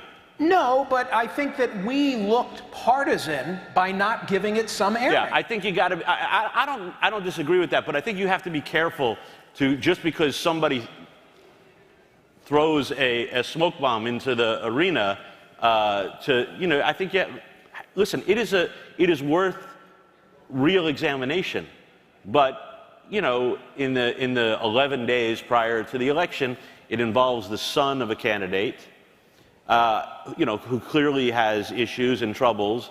What is the extent to which you should do it? We reported on it, but we didn't report on it to the degree that you're saying you thought would have been proper. Okay, that's fine. Do you regret giving Trump as much air as you gave him in 2016? Of course I do. I've admitted this publicly. I've said so. Now I don't believe that's why he became president of the United States. It's like, I had a lot of power, but I didn't have that much power. And so, yes, of course, I think that we made a mistake. And did you then try to compensate for it thereafter? And what's that? I don't understand the question. By giving him a hell of a lot less, or by changing the way but then he was president of the United States. Right, so, but there seemed to have been a tonal shift after his election. Is that fair? Yeah, in the week after he was elected, he tried to discredit the entire media and CNN in particular, and we as I said all the time, we were not anti-Trump. We were pro-truth. If that came off as anti-Trump because he didn't tell the truth, I'm not going to apologize for that. Okay, how do you? So how do you balance that which will get you ratings, i.e. someone like Trump? I mean, people would say to me all the time... But we didn't go out and say, hey, Mr. Trump, will you run for office because we need ratings? No, but I want to tell you this. I often, people would say to me in 2016, oh, your network, why are they giving him that much airtime? And my response was to say, I would say, if you're walking through your living room and on the television she's on, meaning Hillary, or he's on, meaning Trump, which one are you stopping to watch? And the answer was always Trump, because I don't know what the hell he's going to say. And I said, well, okay, but how do you balance what the public might really want to watch versus protecting democracy? Like, Phil, what you were saying, hey, if they're spreading lies, what do you do? We stopped airing them way early. Part of it is our audience said, we don't want to hear this. This is not appropriate material. He is not living up to the standards of America. And we stopped. And when Trump started doing the COVID press conferences, we showed them for a while, but then we ended up watching them and then cutting out the pieces where there was new information so that there couldn't be misinformation put out on how to treat it and all the other things that he was saying. I think it's a responsibility of a journalist to seek the truth solely. You can talk about, you should report on everything that's going on, but I don't think it's your responsibility to give a platform, even to the President of the United States, if the President of the United States is lying or is misleading people or not telling the truth about something for his own ends. So I disagree a little bit with Phil on the second point about, you know, he was the President of the United States. And, you know, I think if he's speaking and lying when he's speaking or is passing along misinformation, you know, he's still the President of the United States. And I do think that there's a little bit of a responsibility to cover the President of the United States.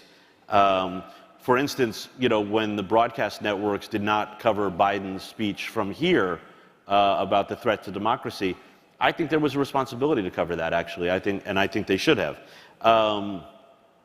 So I think that it's the responsibility of the journalists immediately. But you did make the decision later not to air the Trump press conferences on COVID. We did? Yeah. Oh, okay. Okay, never mind. I don't remember, but you know. Zuckerberg says that Facebook was visited by the FBI prior to 2020 to serve notice, hey, you know, misinformation may be coming. To each of you, do you recall such a warning, CNN or MSNBC, from the feds? Never. No. Never happened. I wonder why. Well, my guess is that I think, I don't, you know, obviously it never happened here. My guess is that they probably saw that social platform that I talked about in my first answer to you was being used for the spread of misinformation and disinformation in ways that were unique to that platform. I'm assuming, I don't know, okay? And I think that, you know, on our digital properties, and, you know, at the time, CNN was the biggest digital property in the world, news and information property, you know, that anything that was there was verified, right? So I think it's different. I would agree. I want to go back to a question.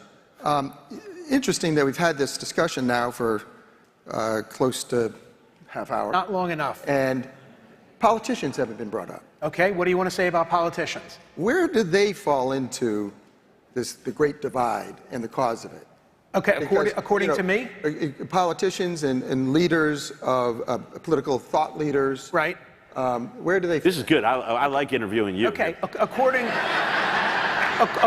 to me, they're getting their marching orders from you, and I mean the two of you. That is... And let me finish the thought. They do because... Who's interviewing who here? because, you know, you control primary voters. There's a gentleman in the back of the room from a Harrisburg affiliate, And he interviewed me earlier today. I don't know where he is. And he said to me, he has a hard time getting the Pennsylvania candidates on his newscast. Why? They would rather go to MSNBC or they would rather go to Fox because they know they're going to reach their base. And because of closed primaries, 9 states like Pennsylvania, it's all about motivating, not persuading. And that's one of the things we're here to discuss. Well, I would disagree with you that all Republicans go on Fox. President Obama, and when he was candidate Obama, came on our air over 8 years, once with Rachel Maddow the weekend before the 2008 election, and once with Morning Joe before the 2012 election. That is it. We were not the home for democratic thought. And why was he afraid to come on, or why didn't he come on? I don't know if he's afraid. I think he's going to be held accountable in a really serious and deep way. Every Republican who gets in trouble runs to Fox News and gets their voice heard. But I would argue, going back to my initial question, Pat Buchanan ran for president in 1992. He basically said we were losing our white Euro ethnicity in the United States, and this was going to be bad for the country, and we had to do something about it. He was a leader to many people. He won the New Hampshire primary. I don't think MSNBC or Fox News or CNN told Pat to say that. And I'm saying this is at the time, I was a big fan of Pat, and I was shocked by his book. But that's what he said. And there has been that thread in American history of just that. And many leaders get that because they find out that there's power in creating fear, in creating anger, in making people feel that the world is against them. And you can make the government feel that you're against you, and media feel against you, and the East Coast elites. But I think this has been pushed by political leaders for well over 25 years. Going back to Ronald Reagan, who was anti-government. Government is not good. At a time when government was doing things to make sure that people of color and minorities got more opportunities. So I think this is a very difficult subject to talk about. Media, yes, there's been an explosion of media, and it's been for good and for bad. But I still think most of media reflects what's going on in the country and what our leaders are doing. Let's talk about what should be done, not just relative to the media, but you're surrounded by 750 people who have traveled great distances. Spokane, Washington, by the way, you win. You came the furthest. And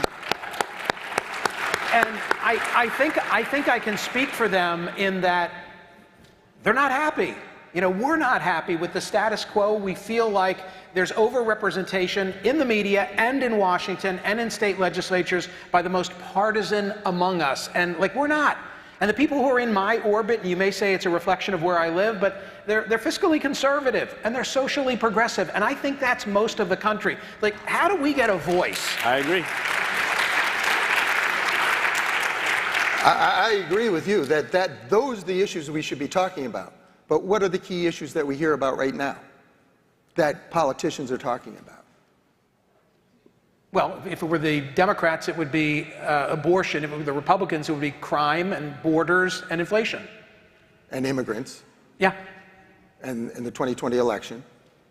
The stolen election. Yes. Right. Right. Yep. So would you say this, that that somehow in conservative media, there's been a sense that there's more misinformation being put out there than in mainstream media? I'm not sure what I don't understand. Or lies, that you're finding this, many of the issues of the day are being lied about in conservative media, right, in ways it isn't in other mainstream media. Phil, I'm not here. I need to be very clear about this. I'm not here arguing that there's parity between the left and the right in the media, because I don't believe that. I think there's outsized influence in the hands of Fox News, and a hell of a lot of misinformation has been put out there, so much so that today in the Washington Post, they say that a majority of Republican candidates who won senatorial, congressional, gubernatorial believe the election was stolen. That's the slate of candidates. So it's not, I don't see parity, but I do see this ideological bias that I don't think is reflective of the country. That's where I'm coming from. Yeah. Well, I think I agree with you, Michael. And so, like, what can be done? I mean, I go back to, you know, I think that, frankly, you should have a bigger platform, and there should be more people who express, you know, I think it's, as long as there's not, you got to hold both sides accountable. I agree. And kick the shit out of both sides. Agreed. Okay? Yeah. But you got to recognize that on some things, both sides are not the same. Also okay? Agree. And so as long as we start from there, that, you know, going back to what I said before, there's not two sides to every story. And so you can kick the crap out of both sides. I think that's the role of you and others in the media. Hold both sides accountable, but recognize that on certain issues like democracy and, you know, and the future of democracy and whether the election was stolen, there's not two sides. And we sit here looking at Independence Hall, and there's no more important story in America today than preserving democracy. I agree with that, the way that you've said it. Yeah, I agree. For Jeff, you know him better than anyone. I mean, you gave him his second career. Here we go.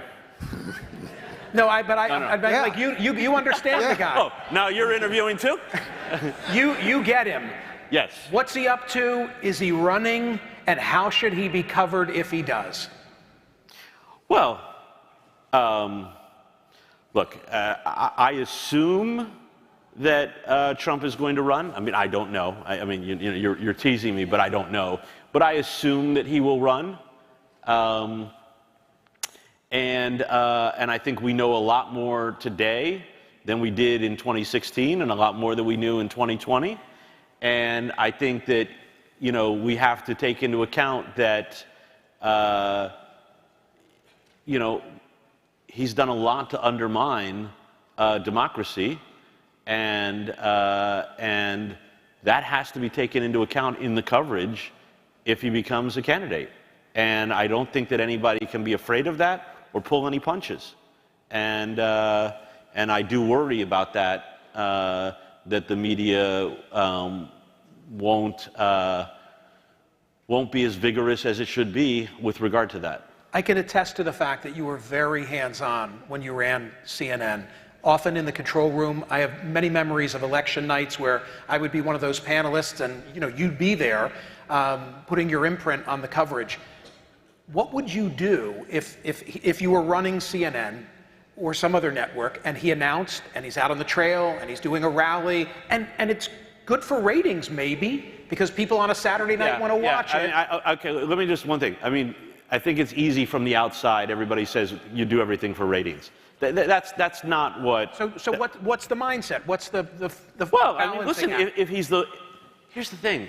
If he is the, going back to your what we talked about earlier, that you do have to cover what is one of the predominant storylines in America. If people believe things, if he is the leading contender for the Republican nomination, then then that is an enormous story, and you cannot ignore it. Okay, so if it's out there on a Saturday afternoon and he's I mean, again, we learned our lesson. I wouldn't take his rallies and things like that live like we did in 2016. But I think we still have to report on it, and we have to hold him accountable. And, you got to call things for what they are. And if he lies, you've got to call it a lie. And I think that, too often in the media, we're afraid to say what things are. And I think that you have to be honest about it. You have to be journalistically sound about it. But you have to also, call things for what they are. Talk to me about Trumpville. I think that our audience, let's just say I was still at MSNBC. I don't know what they'll do now. Of course, we're going to report on it. I mean, that's not Right. in debate here. It's the question of how much airtime we're going to give him and the analysis that we're going to do afterwards. Smart, informed, thoughtful analysts of stuff that he's done before. I doubt we'd give him much airtime if he's talking about, both sides when he's in Charlottesville are good people. I don't think we'd put him on if he is talking or giving some sort of recognition of the Proud Boys or other groups that have supported him. But obviously, if he's going to be the candidate, you're going to have to spend time with him. And I would put him on. There are a lot of people who will lie that I don't think we should put on because I don't think that it is our job to give a platform to them. Our job is to find the truth. But if he is the candidate of the Republican Party, we've got to put him on, and we have got to talk to him, and then we have got to do a full analysis of what he says. In the midst of COVID, we have a second home. In the midst of COVID, our daughter and son-in-law evacuated Brooklyn and moved into that second home. I came to that property weeks after they moved in and turned on the television, and I couldn't find CNN because they'd cut the cord. Your kids had? Yeah, they'd cut the cord. I couldn't believe it. So Did they know you were still on CNN? I don't know. I don't know. Apparently not. Well, that might have been the reason, but anyway. I went rip shit, like, where's the cable? How do you think the mortgage gets paid? Where are we going? Where are we going with all this cord cutting? Not to your second house. No. Well, look, cord cutting is real. 5 years ago, CNN and MSNBC and Fox were in 92 million homes in this country. Today, that number is down to around 70 million. And in the next 5 years, that'll be down to 50 million.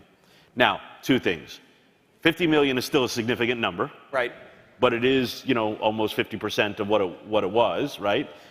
But, let's acknowledge that 50 million is still significant. But I think that where we're going is all of these outlets are going to have, in addition to that linear distribution, they're going to have a direct-to-consumer relationship with the people here and the audience, and they'll have to have a different way of distributing MSNBC or CNN or whatever outlet you're talking about. So I think we're going to much fewer homes, but still being able to receive these kind of outlets on different platforms. I think the fear, they're going to survive in some way. Are they? Well, I think that people will want content. But it is becoming so financially expensive, and how much money they pull in will determine how much they can do. We're seeing this in local newspapers around the country, that as digital and takes over and the technology changes, they don't get the ad support because it's easier to sell a car on autocar.com. Newspapers have lost a huge stream of revenue, and 30% of the newspapers or more have gone out of business already. Many are all digital, but what's happening worse is they're losing reporters, and they're not covering their own city hall, and they're not covering.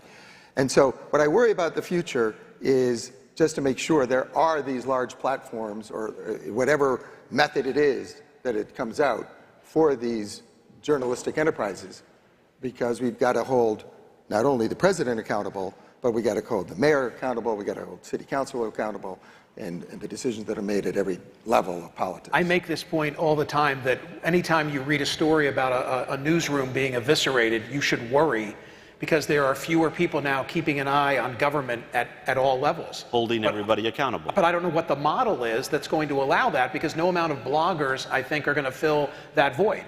Well, I mean, listen, new models will have to develop, and there is great journalism happening everywhere. It's just in very different places, and and new models are going to have to develop over the next 5 years. You know, I just want to go back to something we were talking about before, the role of media and what we should do. You know, I actually think that media organizations should stand for something. And I think above everything else, they should stand for the truth.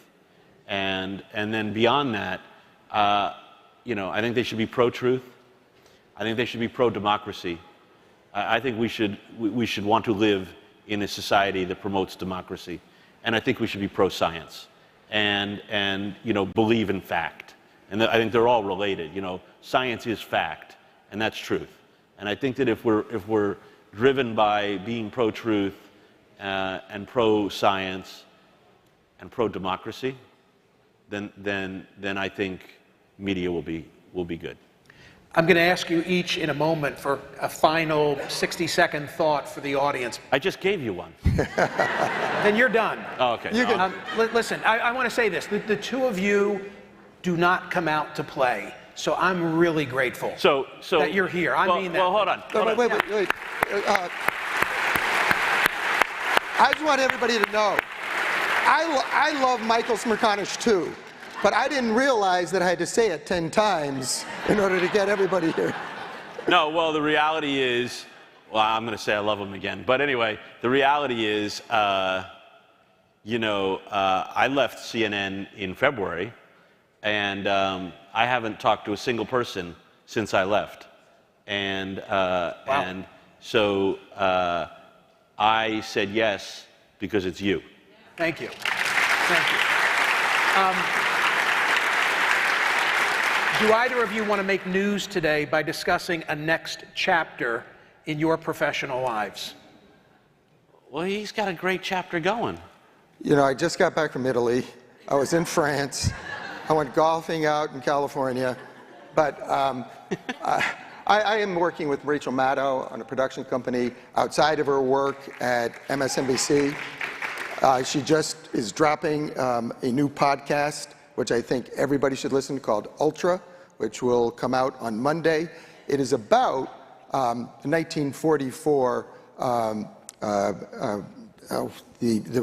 1944, the sedition trial, when many sort of radical Americans gathered with Congress, with some members of Congress, to overthrow the government and put an authoritarian government. This happened in the United States in the 30s and 40s. And she's going to put a spotlight on that. Obviously, it resonates with some of the actions we've seen today. So that drops on Monday. That is a NBC. It's not part of our production company, but I want it to do well because who knows what we'll do with it afterwards. But anyway, that's what I'm doing, but I'm also enjoying myself. You know, when I worked in media, it is full-time, and my wife's here. She held the family together. She held everything together. I did spend as much time as I could with my kids, but I realized when I'm out of it that my world just blossomed because there's so much else I've been doing. Any announcements, Jeff? That's so beautiful. And thank you, Jeff. You worked Corey in there. That was, I did. Nice. Unless he's here, I've got it. No announcements for you, Michael. I've had almost no time off in the last 35 years, and it's actually been really nice to have a little downtime. And I'm looking forward to another chapter, but just not quite yet. Not yet. A final thought from each of you could be 10 seconds for the unconvention here in Philadelphia. By the way, thank you, Bipartisan Policy Center. Thank you, Unite America. What wonderful partners we have had to put this on today. I really appreciate it. Phil? I love this discussion, and I could talk about it. There's so many different ways to go about it. But the bottom line is, let's hope that that conflict that's been in America between the idea of America and what it's been can, instead of having that gap get bigger, can close up. And that's what media should do by seeking out the truth. And if we do it, hopefully in years to come, that divide will go away. Jeff Zucker.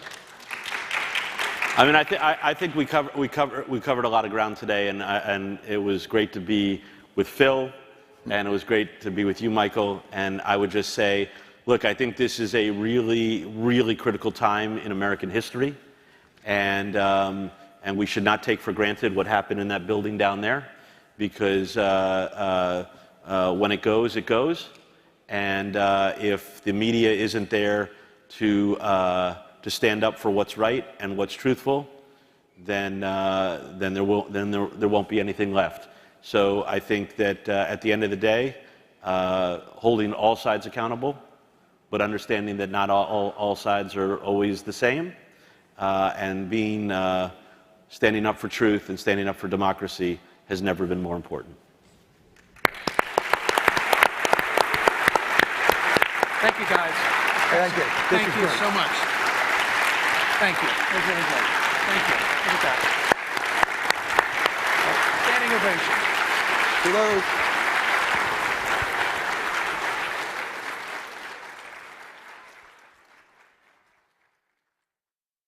Alrighty, guys, I'm back.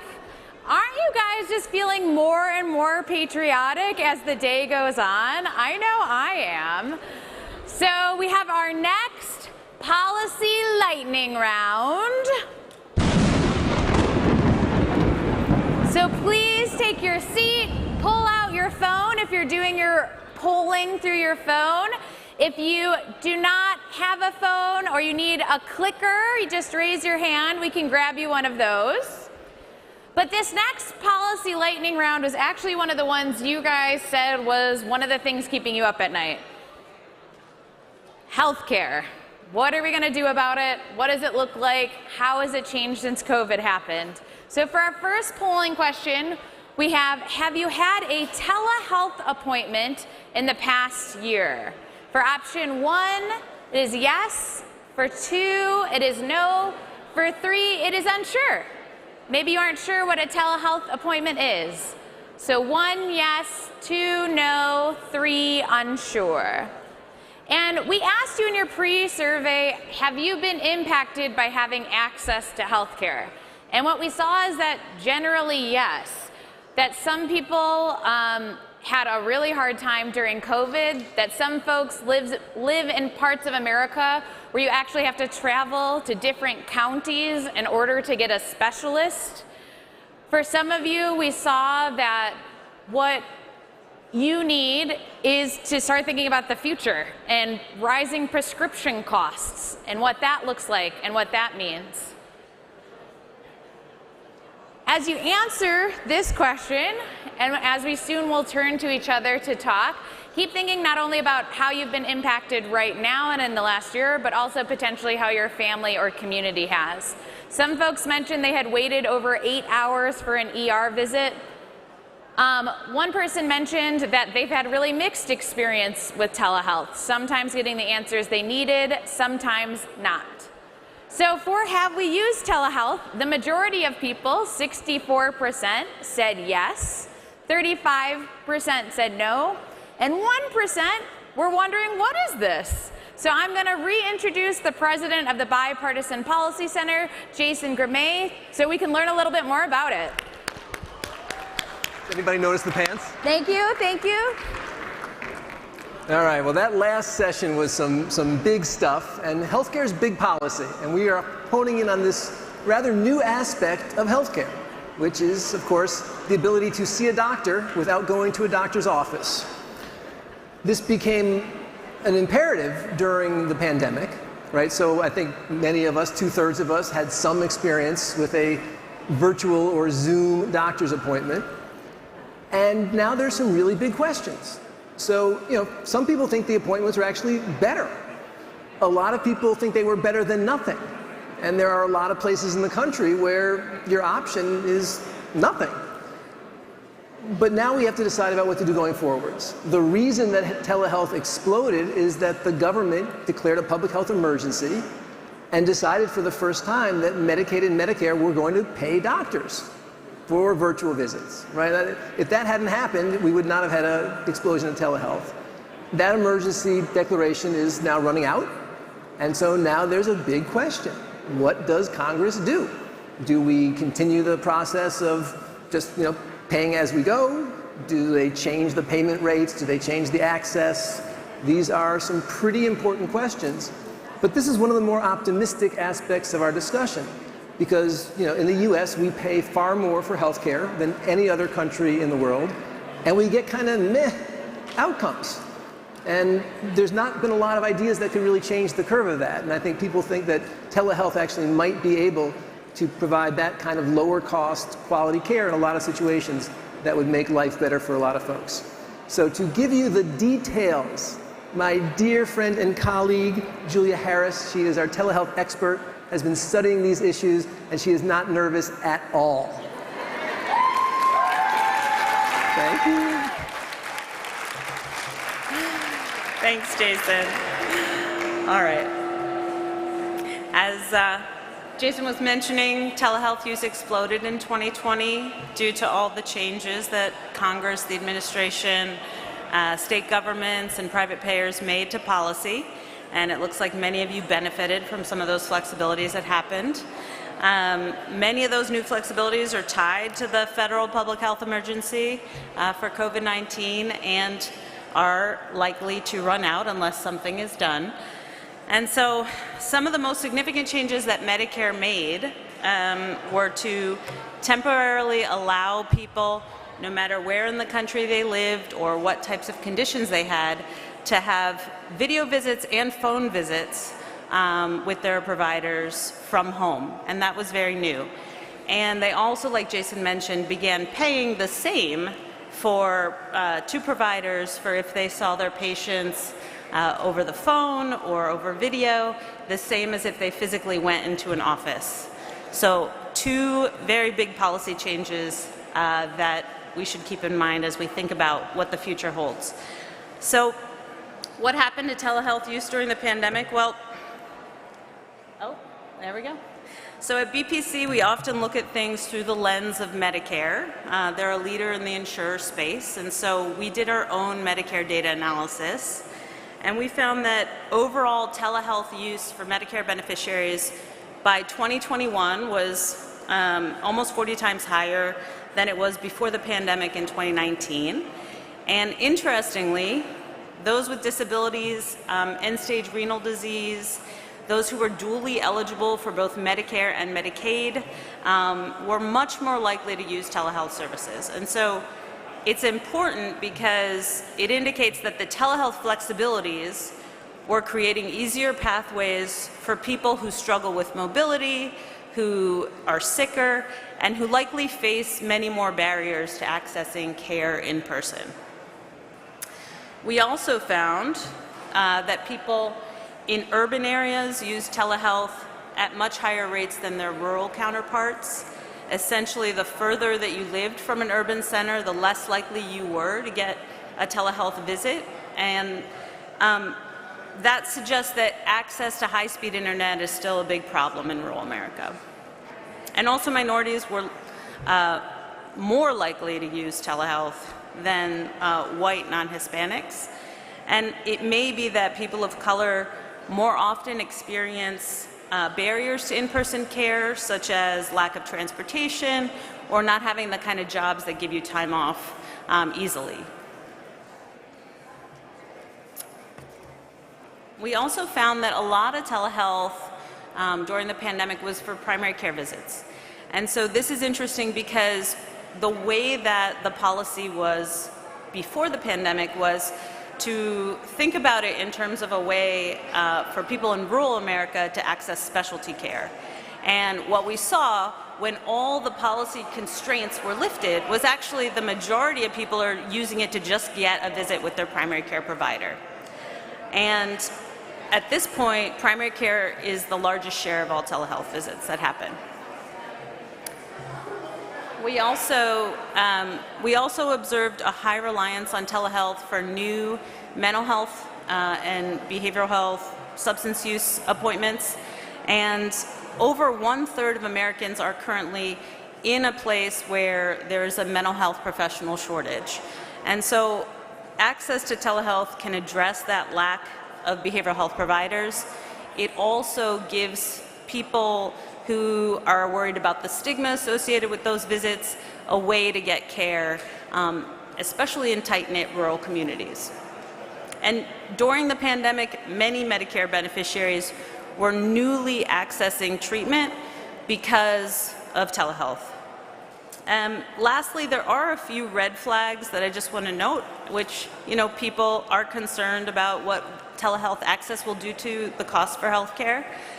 Because of the accessibility of the benefit, it tends to be that you access more of it. And also, another red flag is we do see that some providers may be taking advantage of looser pandemic rules to overprescribe medications. And so in the news lately, the DEA has announced that they're investigating several mental health startups for overprescribing. And so overall, we think telehealth has become and will remain an integral part of healthcare delivery, but we may need a few more guardrails than what we have today to protect the benefit. And so we recommend that Congress and the Biden administration do extend the current flexibilities for an additional 2 years so that we can keep studying what is the impact going to be on healthcare costs and access to care and the quality of care. So with that, I'm going to turn it back over. Sounds good. Thank you so much, Julia. All right. Now it's up to you, audience. Do we have bipartisan thoughts on telehealth? So we're going to divide the audience into two. If you're on the right side of the American flag, you're Group A. Can Group A raise your hand for me? And if you're on the left side of the, left for me, side of the American flag, can you guys raise your hand? You're Group B. So we're going to give you a couple minutes to talk with the people around you. We have facilitators around the room. Facilitators, if you could raise your hand, who will be listening in. We also have a bunch of people online who will be. But if you can discuss the following. So Group A, discuss with those around you some of the potential disadvantages for extending this flexibility on telehealth if we let some of the COVID precautions and rules that were changed get extended. Group B, can you guys please discuss with those around you potential benefits or advantages if we allow telehealth to continue to expand? So I'm going to give you 4 minutes and go.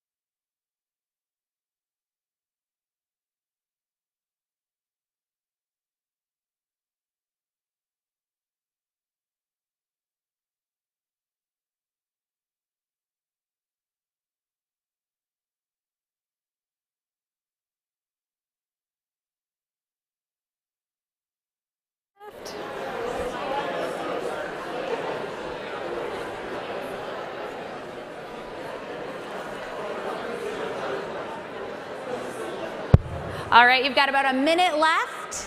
So if somebody around you hasn't talked yet, it's their turn. I give you permission to call them out.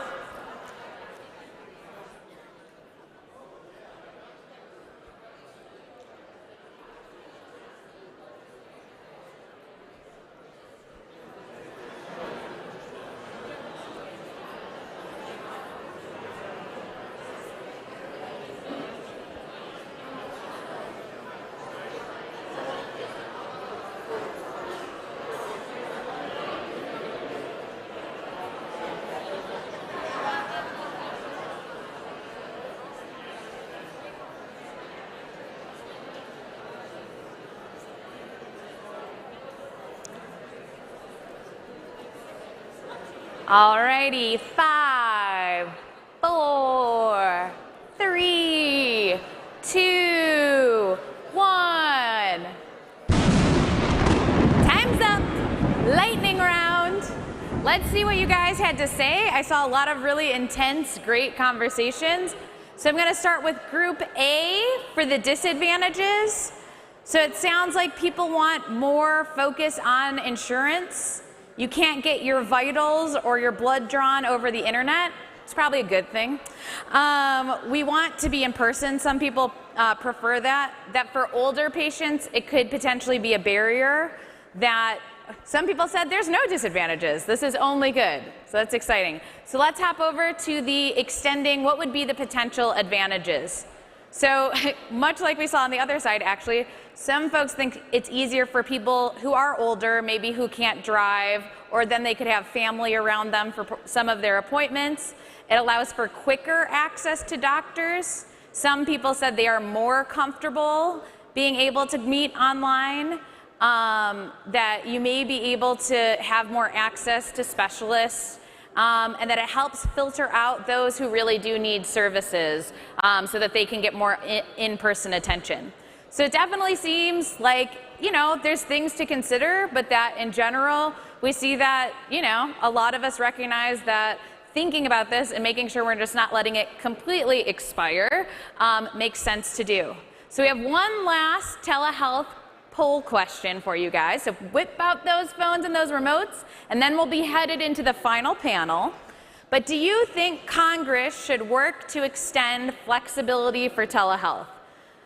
Option 1 is yes, and I'd be willing to pay more for this flexibility. Option 2 is yes, but not with any additional costs. Option 3 is no, I don't think we should extend it. Option 4 is I don't have an opinion, I'm still figuring it out. Option 4 probably also means you'd love to join us in the Kirby Auditorium after this for you to be able to hear more from Julia and ask her questions. While you're answering, I also wanted to say the Bipartisan Policy Center actually has a really fantastic report on this that I got to preview in order to get ready for this, coming out tomorrow. So if you aren't already subscribed to their newsletter or on their website, be looking for that. They did extensive research on like, what did this actually teach us by having this much access? So highly recommend it. The surveys are coming in. Online, people are commenting away. So once again, 1 is yes, and I'm willing to pay more. 2, yes, without any additional cost. I'm proud of people who are willing to pay more. I just want to say that. I don't know what I would have chosen. So survey says that over 50% of us do want this, but we would like it to kind of stay at the same level like it was in the pandemic. 24% of us think yes, and you would be willing to pay more for the convenience, I'm assuming, or just the additional benefits it adds. 6% of us think no, let's not extend it, let's go back to how it was. And 5% are thinking, I still don't know my opinion, I'm going to download that report tomorrow when it comes out. I think that's all of that 5% we're thinking. So thank you guys so much. We're going to hop into the next panel, and I will see you soon.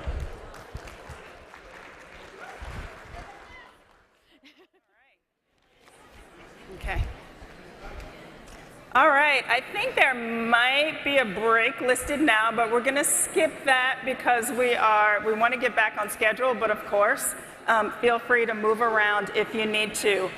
If you want to continue the conversation with Julia on telehealth, we welcome you to do so. She will be in the Kirby Auditorium, and you guys can continue that conversation. I have one housekeeping thing. I forgot I'm not using that mic. I have a credit card from Deidre DeMoro. So if you were that person, I will put the credit card over here. I don't want you to leave without it. So our next panel is we're going to talk about the American electorate. And my great colleague, the person that John Oliver called the most patient man on television, and the only BPC staff member who has his own Wikipedia page, and one of the most hilarious people and wonderful people I've ever worked with, I'd like to introduce you and call on the stage Steve Scully, our head of communications. Thank you, Steve. Kelly, thank you. How y'all doing? So we have Spokane, Washington, we've got Georgia, we've got Oregon. Thank you all for coming around the country. I want to welcome two excellent talkers. Tara Setmeyer, who should be on The View. We think she should be on The View with the Lincoln Project and with the University of Virginia. Tara, come on up. Thank you. And the great Dr. Eddie Glaude from Princeton University, MSNBC contributor.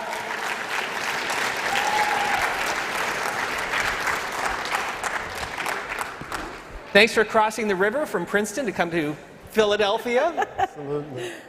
Welcome to both of you. Thank you very much. If I were on The View, Steve, I wouldn't be able to come and do things like There this. you go. We're so glad you're with us. That's all right. Thank Not all you. money is good money. So I want to begin by talking about the electorate, but I want to begin with how do you get them engaged? These people are engaged, they're interested, they care about the country, but we're not getting enough people to the votes, to the polls. They're not voting, they're not participating. How do we change that? Well, I think it's really important to understand something, that the people who are in this room are the type of people who are the change makers. You guys are the stakeholders. And that should be everyone. This place should be filled out, standing room only, because every American needs to understand that they are the stakeholders in this great country of ours. The founding fathers, and you see the quotes of them all over here, really invested in, and we're hoping that the American people would understand their role. There's a certain responsibility in being an American. There's a responsibility when you have a democracy, when you have a representative democracy. We're not a pure democracy. They saw the wisdom in not doing that. We saw what happened when it was just a pure democracy. There's checks and balances, there's guidelines, guardrails. But it all ultimately comes back to we the people. And the responsibility lies with every single American of voting age to go out there and participate. And I think what's happened is there was a certain level of apathy for so long. It's kind of like when you get married, they say, oh, you're fat and happy, you're going to gain a couple pounds. Oh, well, you're good, fat and happy now. Americans were fat and happy for a long time. And until they realized, oh my goodness, what is going on? And there's a couple inflection points throughout history where it shakes the American electorate awake. But this time it feels a little bit different, I think. Something that we haven't really seen in quite some time. And I just think that when people feel as though their own interests are at stake, and they start to notice that their way of life may be threatened, however that's defined, then all of a sudden it becomes, uh-oh, maybe I need to do something. Yeah. And there has been a lot going on in the Trump era that I have been horrified by and continue to be. But one of the good things is that I think it woke a lot of Americans up, on both good and bad sides. But it woke people up and they said, okay, this is not how I want my country to be. This is not who I want my kids to grow up and emulate. I need to do something. And the more that people start to do something, I think the more they see a permission structure that maybe I should get involved too. Or, well, wait a minute, I can actually make a difference. And I just think that that's what needs to happen. We need to remind people that it is our responsibility. We get the government we deserve. If you sit out, you don't have the right to complain. But if you get involved, then you at least made an effort to try to do what this entire constitutional republic that we have was intended to do, which was to represent we the people. So get involved, participate. But Eddie, as we sit in the shadow of Independence Hall and we feel the history of this city and what it represents, is this what the founders anticipated? Well, Madison definitely understood what would happen if we didn't have virtuous citizens. The founders were particularly concerned if there were outsized interests who would disturb the balance of power. The checks and balances are a reflection of their worry about certain actors or elements distorting and disfiguring our democracy. So they understood that, Edmund Burke and the like, and those folks like him, who were concerned about mob rule, that democracy put an unjustified faith in the capacity of everyday ordinary folk to engage in their own decision-making, to rule their own lives. Right. They worried about the passions overrunning the process. And so there were these concerns. We had to have a public engaged in reasoned deliberation about their circumstances of living if they were going to engage in self-government, right? But, so I think they anticipated, just as those who were always skeptical of democracy anticipated a moment like this, like our own. But, as you talk about, those folks who are disaffected, how do we get them mobilized and excited? We have to organize, and we have examples, right? I'm thinking about sharecroppers in the Delta of Mississippi who were beaten down by an economic process, who didn't think they had any opening. What happened when 18 and 19 and 20-year-olds went among them and began to give them the tools to create the conditions under which they would see themselves as actors that could actually change the South? What do we do with coal miners in West Virginia or workers in Appalachia who, when they organized, saw that they had the power? And I think this is really important for us to see, that those of us who are worried about our democracy, we need to get about that hard work of organizing everyday ordinary people so that we can understand that the power is in our hands, not in these interests, these special interest groups who seem to be distorting and disfiguring our democracy as it is now. So if I could, I want to frame this in two different tranches. I want to talk about the problems that we're facing today and then talk about some solutions. And as I look at the problems, Tara, one of the issues is you have congressional districts that are gerrymandered in such a way that there is no incentive for a member of Congress to cross the aisle, and that also disillusions the voters. And you have an enormous amount of money. We were talking earlier about the ads here in Pennsylvania, one attack ad after another, that further disillusions the voters. So address those two issues, money and redistricting. Not so many from Mastriano. He's a little broke there, $400,000. It's not a lot. No, but you're right. There's a couple of factors, and something else here in Pennsylvania is closed primaries.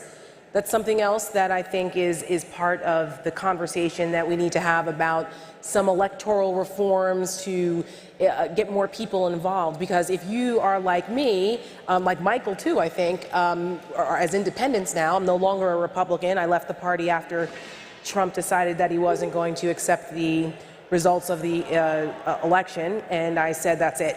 I've had it after 27 years. But where I live in Virginia, you can vote in a primary. Here in Pennsylvania, you can't. So you are disenfranchised if you are not part of a partisan tribe.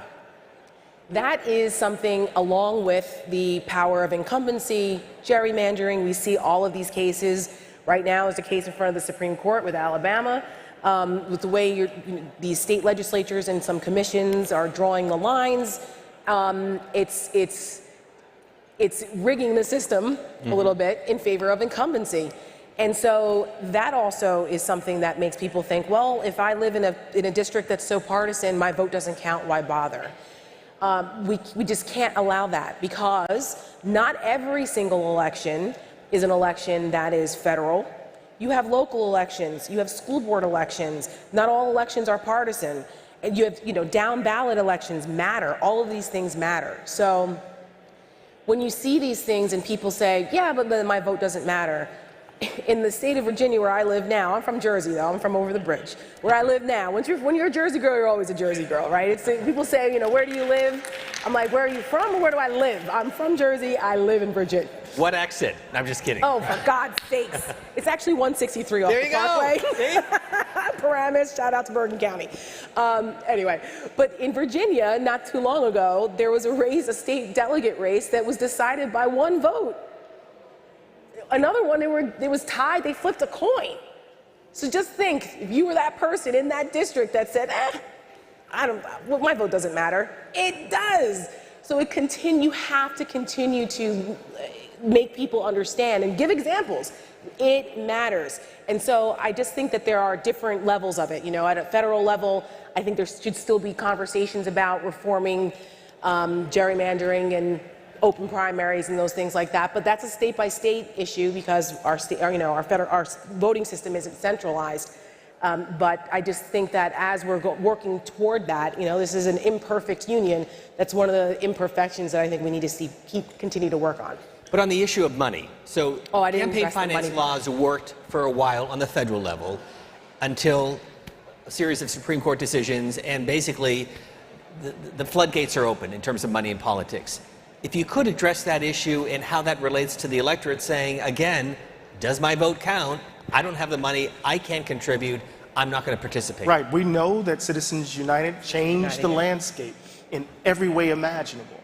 And wherever you sit on the ideological spectrum, I think that's a fact we can agree upon, right? That it's changed not only how elections are run or campaigns are run, it changes who can actually run. So part of the problem is that we have, in some ways, a kind of, how can I put it? We have a deficit in quality human beings running for office. That's an understatement of the year. Yes. And that deficit has something to do with not wanting to reveal one's private life in trying to run for public office. And it also has to do with, I don't have the money to run. Look at some of the governor's races and the amount of money that's being spent. It's obscene in a way. And you have to ask yourself, how does this distort and disfigure our democracy? Where is this money coming from? Right? Not just simply from donors like you and me, but the dark money that Sheldon Whitehouse and others are trying to talk about. Where is that coming from? Look at all the money that the man who, I know I'm being partisan here, and we shouldn't be, but the man who led the Federalist Society, how much money is he sitting on right now? And what will... With the endowment, $1.5 billion. And how will that impact, right, our political system? It is... Leonard Leo. Yeah, it is distorting and disfiguring it. So I think that's important. And then I think the money that's been deployed for the attack ads activates our passions. It activates our grievances, our fears, and our hatreds. And, we've been talking about fear in politics since Machiavelli. Right. Right? And so those attack ads are aimed to make you feel as if your way of life is under assault. And at that moment, once we are motivated by fear and grievance, we're not engaged in the deliberative process that democracy requires, if that makes sense. And can I just add Sure. to that really quickly? I think that, and obviously full disclosure, that I, as a senior advisor to the Lincoln Project, we benefit from the campaign finance laws that allow people to donate to us so that we can be the tip of the spear in these campaigns. But there's, I think that there should be a certain amount of transparency after a certain amount of contribution, and there's areas where that should be reformed, and I get that. But I also think that money necessarily doesn't have the same influence that it once did. And the Trump campaign in 2016 proved that, because Hillary Clinton had way more money than Donald Trump did as far as campaign money, by a lot. But he got free media. We had Jeff Zucker and Phil Griffin up here before, and I used to be with CNN for 6 years, and I would challenge that Jeff Zucker had a lot to do with how Donald Trump got, the legitimacy all the way back to his days as, as a reality show host on The Apprentice. He greenlit that, and then giving all that free media to Trump during 2016 contributed to it. And I think he admitted that he wouldn't do that again. So I was glad to see. Right. But he would agree with you. Yeah, and it's a little late now. Hindsight is 2020. Thanks, Jeff. He's right over there. Jeff, is he? Thanks. But I think that because of social media now, you don't necessarily, the money that used to be, that you needed before for the traditional attack ads, the traditional ways that you use money, you don't necessarily need that anymore. Because there are other ways to reach people right there on their phones that doesn't require anywhere near as much money. So if you look right now at some of the candidates and who's doing well in certain areas and how much money in comparison, I mean, there was a time in politics where if someone like Josh Shapiro had, $10 million in the bank and his opponent had 400,000, you would say, there's no way his opponent has a shot in hell of winning. How is he going to possibly compete? That's not the case anymore. That race is still within striking distance. Same thing when, in other races across the country. So I would say that money is still an issue, but not like it used to be, because there's so many other ways now to reach voters directly that don't require the exorbitant amounts of money that it used to because of social media and the access that we have on our phones. There is another component to all of this, and I would suspect in the Princeton classroom your students bring this up, because the fabric of a democracy is the trust that the electorate has with their elected officials. We are losing that. We're losing that with the media. We're losing that with elected officials. We saw it play out this summer before the U.S. Supreme Court, a very public spat, and I would call it a spat, when you have the Chief Justice defending decisions and you have Justice Elena Kagan critical of decisions, not naming names, and then you have the statements by Justice Alito. I mean, the court was one of the last bastions of trust, and that as an institution is also fraying. Oh, absolutely. When I say that American democracy is in crisis, I'm thinking about it at the level of institutions and at the level of our ideas of the public good. So, we have an imperial presidency that has been shown has been revealed for what it is. We've always worried about executive power being unchecked. And the question I asked over and over again is, what happens when you have someone in office without a commitment to democratic norms with this kind of power? We get Trump, we saw what happened. You got a gerrymandered House of Representatives, so it's not a representative body in any substantive way. You have a broken Senate, so it's not the best deliberative body in the world, and you have a politicized court. You have laws, you have, government passing laws that don't fit with the majority of Americans in terms of aligning policy. So there's a sense in which there's a crisis of legitimacy in the country, right? And then you layer on top of that deep cultural, right, and demographic fear and terror. Folk just don't know what to do with these racially ambiguous babies on Cheerios commercials. Yeah. As one of those, I'm biracial. Trust me, it's going to be all right. Right. I think you turn out all right. But people, there is this general fear, and the Great Replacement isn't new. Yeah. It's the same structural discourse that we saw in 1924, 1923. And so you overlay all of that with the institutional kind of fracturing and fragmentation. It's a crisis. It's a crisis. And so we have to understand the stakes of the moment. And this is where, Steve, I understand we're in an unconvention. There are moments in the history of a nation when the choices are clear and you cannot stay in the middle. Because if you stay in the middle, a choice has been made. Yeah. A choice would have been made. And I can't wait for us to argue about that. Another factor in this, and put on your political hat, is Democrats gaming the system, supporting the MAGA Republicans, hoping that that candidate will be a weaker candidate in the general election. But you have to wonder if they are playing with fire. So I'm going to answer this from two hats. First hat, I'm going to put on as the democracy warrior, and I think that this is, you cannot try to make the case that the other side is a threat to democracy and then put money behind them as a candidate. That is really difficult to square when the whole argument is about, our democracy is in peril. We have to make sure that these people are nowhere near power and we're the good guys. And then you turn around and you fund the bad guys. Now, take that hat off, put on the campaign pure partisan hat, and you do what you got to do to get 50 plus 1. And if you think that getting the worst possible candidate as your opponent is the way to do that, the cynical part of politics is then you go and do whatever you have to do to get that person to be your candidate. Now, in this day and age, because this game has been played for a long time. A lot of people haven't realized that some of these are the games that are played even on your side. You're like, our side would never do that. Trust me, politics ain't beanbag, and they say that for a reason.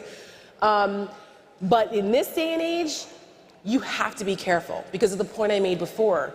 You don't necessarily have to be well-funded. You don't have to be well-educated. You don't have to be qualified to be a candidate and have a shot at winning. But if you are cunning, if you appeal to the constituency, you say what people want to hear, you're a very good, smooth talker, none of those things matter. We're seeing this unfold right now in many races across the country, one in particular, Georgia, a Senate race. So, right? let's so talk you have to be careful. I think it's playing with fire. Although he's not a smooth talker. No, not a smooth talker. No. Even though last night I was on Comedy Central last night with Charlemagne the God. He has this Comedy Central show now called Hell of a Week. And he actually felt that Herschel Walker speaks the same language as his constituents in Georgia, that he does have an appeal.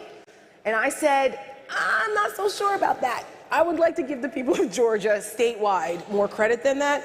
But there's obviously an appeal. I have an opinion on what that is. I think it's more negative partisanship and tokenism than it is necessarily relating to Herschel Walker. But that's a whole different panel. But my point here with this is that, a whole different panel. But my point here with this is that if you do play with fire, because Herschel Walker is virtually tied with Raphael Warnock. That's all I need to say about that. So you got to be careful. You can't play with that fire because anybody can win nowadays. I mean, you have Lauren Boebert as a member of Congress. And it's really important. I think I'm going to put back on the democracy hat. I understand the political operative hat. Yeah. Every time one of these persons, one of these people, these individuals, they get a platform and they sow distrust in the very process. Yes. It literally erodes the foundations of our democracy, to use the wrong verb. It puts a crack in it, right? So you think you're funding a nut, and that particular candidate has the platform to call into question whether or not the voting systems is legitimate, and every time they do it, every time they say it, every time it's amplified, it deepens distrust. And it deepens the sense of illegitimacy. So it's a very, very dangerous game. It's a very cynical game. And if what's on the ballot right now is democracy and autocracy, or democracy and that which isn't, stop playing damn games. Mm-hmm. Just look at what happened in Illinois, right? In Pete Meyer's district. That's one of the examples, right? In Pete Meyer's district, the Democrats funded his primary opponent, who was completely unqualified, an election denier, and he ends up beating Pete Meyer, and then Meyer turns around and endorses him. Right. And see, this is a really important And that gives the guy legitimacy now. So which is it? Either he was unqualified, he's an election denier, and he's dangerous, or he's not. But that sense of partisanship and tribalism overtakes their sense of duty to democracy. And that, to your point, When they do this, it gives it legitimacy and sows those seeds more and more and more, and you get what you have now, over 290 candidates running in this country who are election deniers. And that was in Grand Rapids, Michigan, Gerald Ford's old district. Yeah. You said something earlier, Eddie, I want to come back to, because we're not always looking for the middle. In that room over there, September 17th, 1787, our forefathers had fierce debate on the Constitution. And they had a lot of disagreements. But at the end of the day, they came together. We've had a successful year in Congress on bipartisanship, but if you watch media, you feel that it's been divisive and corrosive, and we're going to hell in a handbasket. So my question to you is how do we get to the point where we can encourage that debate, but also say, okay, we'll compromise. We'll get that 65% that Reagan talked about, and I'll worry about the other 30 or 40% later. It's a complicated answer, to be honest with you. So I'm obviously what people would describe as a progressive, right? But I find myself engaged, like this morning, on a show, hosted by Joe Scarborough, or on a show hosted by Nicole Wallace, right? Former Republicans, right? And they're always asking you about democracy. Always asking me about democracy.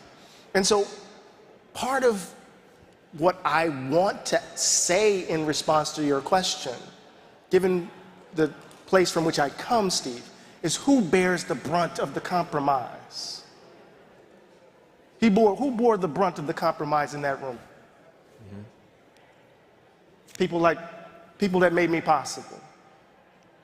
We get the 3/5 compromise. We get the compromise around slavery. We get the compromise that allowed the South, which was the economic engine, that allowed the country to flourish. Who bore the brunt of the compromise? What does it mean to be in the middle on the question of slavery? Right. What does it mean to be in the middle on the question of democracy? What does it mean to be in the middle on Dobbs? That's a question we have to ask. I mean, we can be, but we have to ask what that means ethically and what it means morally. So part of what I think bipartisanship at its best is that when there's a kind of common agreement that you and I share that this is a problem that we need to address, we just have different ways of getting at it. Mm-hmm. But if the middle ground is fertilized by bad faith, which then leaves in place all the things that haunt this place, this country, then what the hell are we doing? Mm-hmm. You see what I mean? So you invoke Reagan 65%. Reagan? To me? Reagan is as notorious, and here, for me, for here Reagan? Here we go. This is part of it. Again, I have this conversation with people with whom I disagree on some of the particulars, but with whom I share a basic concern for everyday ordinary people, with whom I think are decent. But so how do we get to the middle? We have to cultivate deep and abiding trust. And that's hard to do in a country saturated in bad faith. Does that make sense? Was I rambling? No. It does.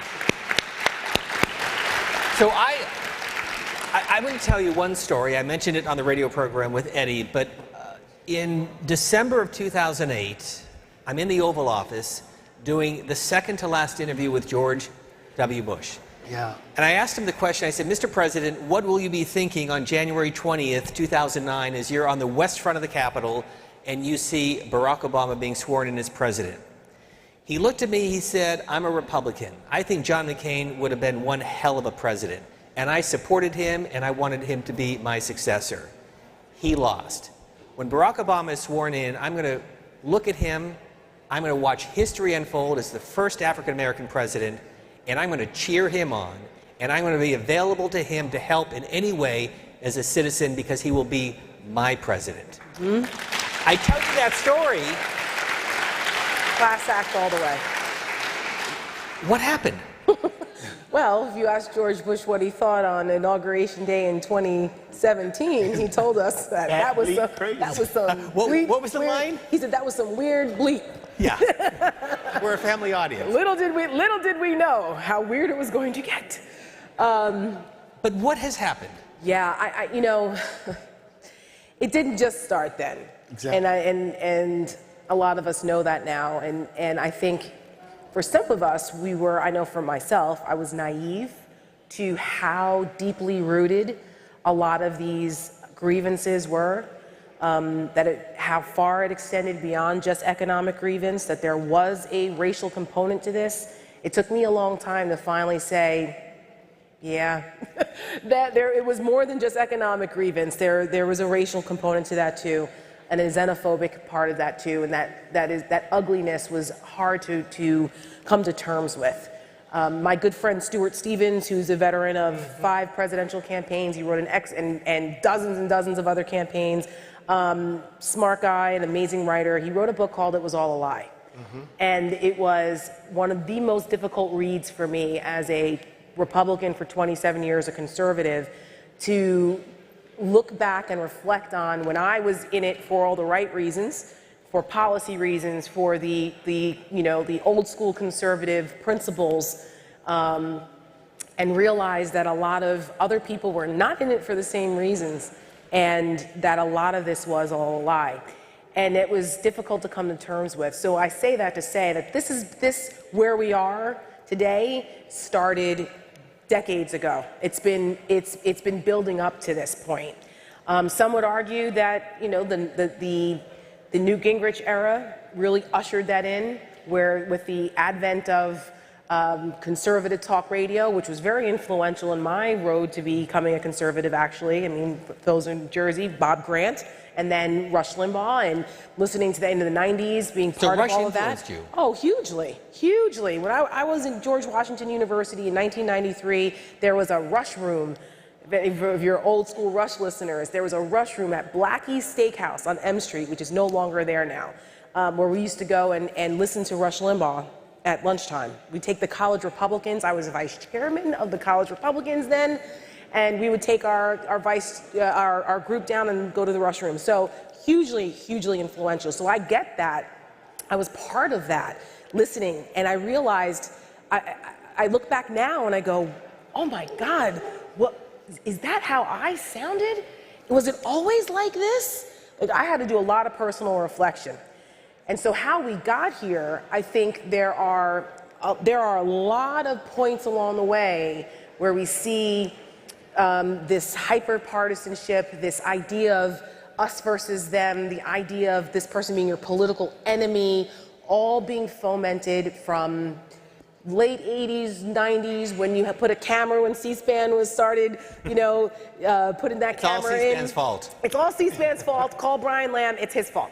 No, when they started putting cameras in the House chamber, and Newt Gingrich recognized this as a congressman and was like, haha, I can do these 1-minute floor speeches and I can say whatever I want and get it on camera. And he really utilized that. Now, most people didn't know that there's nobody in the chamber.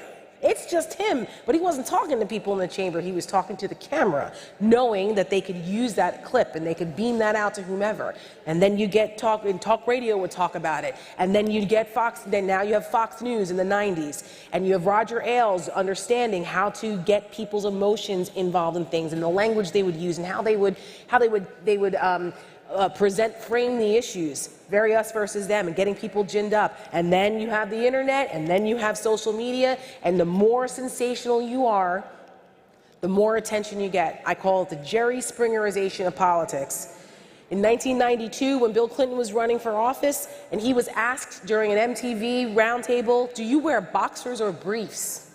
I was horrified by that. People thought it was cool. I'm like, you're asking the potential next president of the United States what kind of drawers he wears? What are we doing? Why does that matter? So it all became this part of culture, kind of the debasing of our culture in a way has led to this. So there are lots of things, in my opinion, that have led to this point that didn't just start with the Trump era. So let's talk about solutions. You give me a look, oh my goodness. But you are in a perfect laboratory because you're talking to students, Gen Z, and you're going to hear from Sophie Barron later.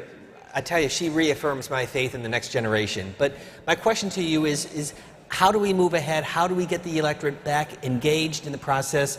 If you could wave a magic wand and provide some solutions, what would they include?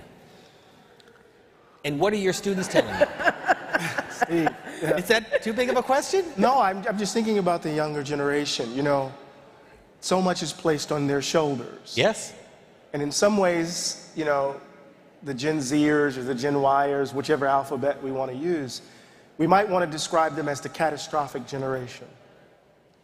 They've come of age in the midst of mass murder, mass shootings, climate, a planet that is collapsed, that is screaming, a pandemic, economic collapse. We can go on and on and on, right? So they know that our world is broken. But at the same time, some of them are reaching for new languages. I see it in my classroom. They're reaching for different ways of thinking about the world, and others are reaching for old languages. Dylan Roof wasn't a baby boomer. When we look at the Proud Boys, they're not made up of baby boomers. Yeah. So it's happening just in Europe as folk are looking at the world as it is doesn't work. Do we reach for different understandings of government? Maybe we need to think about a different economic system that doesn't begin with the assumption that people are disposable.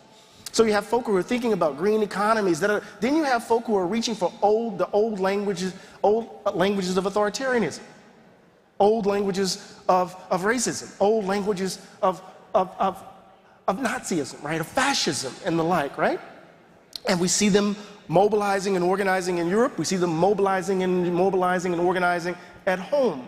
And so what I see among young folk, they're grappling for answers. And it has everything to do with changing, this is the beginning of a solution, changing the nature of our political system, whereby we begin to deliver policies that affect the actual life circumstances of everyday ordinary people, where folk can see in real time that the system isn't rigged for the top 1%.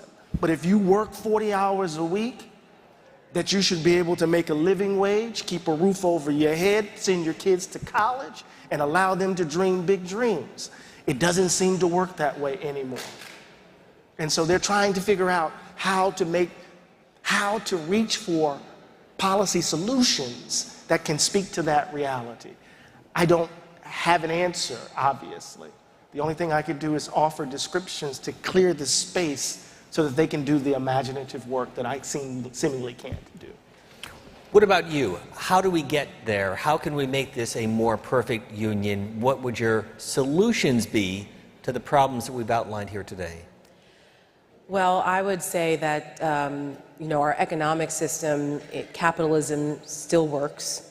It's still the greatest economic system in the world, and it has brought more people out of poverty into prosperity than any other system.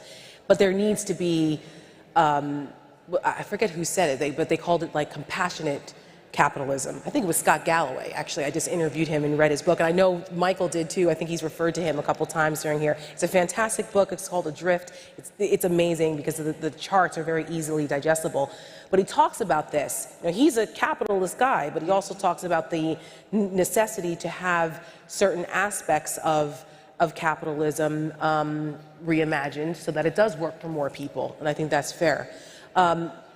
But I think it also, we need to find what unites us.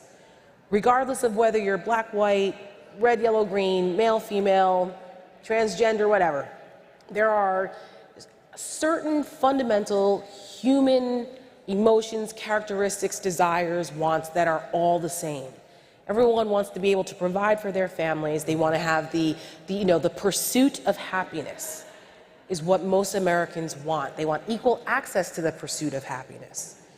And when you start to find what binds us, and you start to try to step out of your silo, we've been so siloed, and that discourages me when I see people that don't associate with folks that are different than them, or don't have the opportunity to interact with folks that are different than them, or that discourages me, because where I'm from, it's very heterogeneous. You know, New York, New Jersey, Philly, the Northeast, it's a very heterogeneous area. You're exposed to all kinds of different peoples at all kinds of different income levels. And it's like you get a sense of what this is, you know, these are things that we, you know, you can unite over sports. I'm a Giants fan. I don't care if I'm in Philly. I wear it proudly. I wear it proudly. That's all right. I'm with you. We still love you. That's okay. That's part of being a fan. But no, but it's like music, sports. You know, there are things, love of certain foods. Like there are things that are not political, that have nothing to do with politics, that bind us. It could be the love of, you know, bird watching and, you know, who knows, collecting coins, whatever it is, right?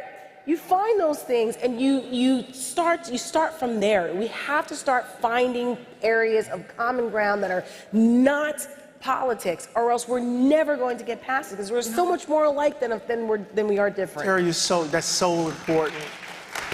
It's so key.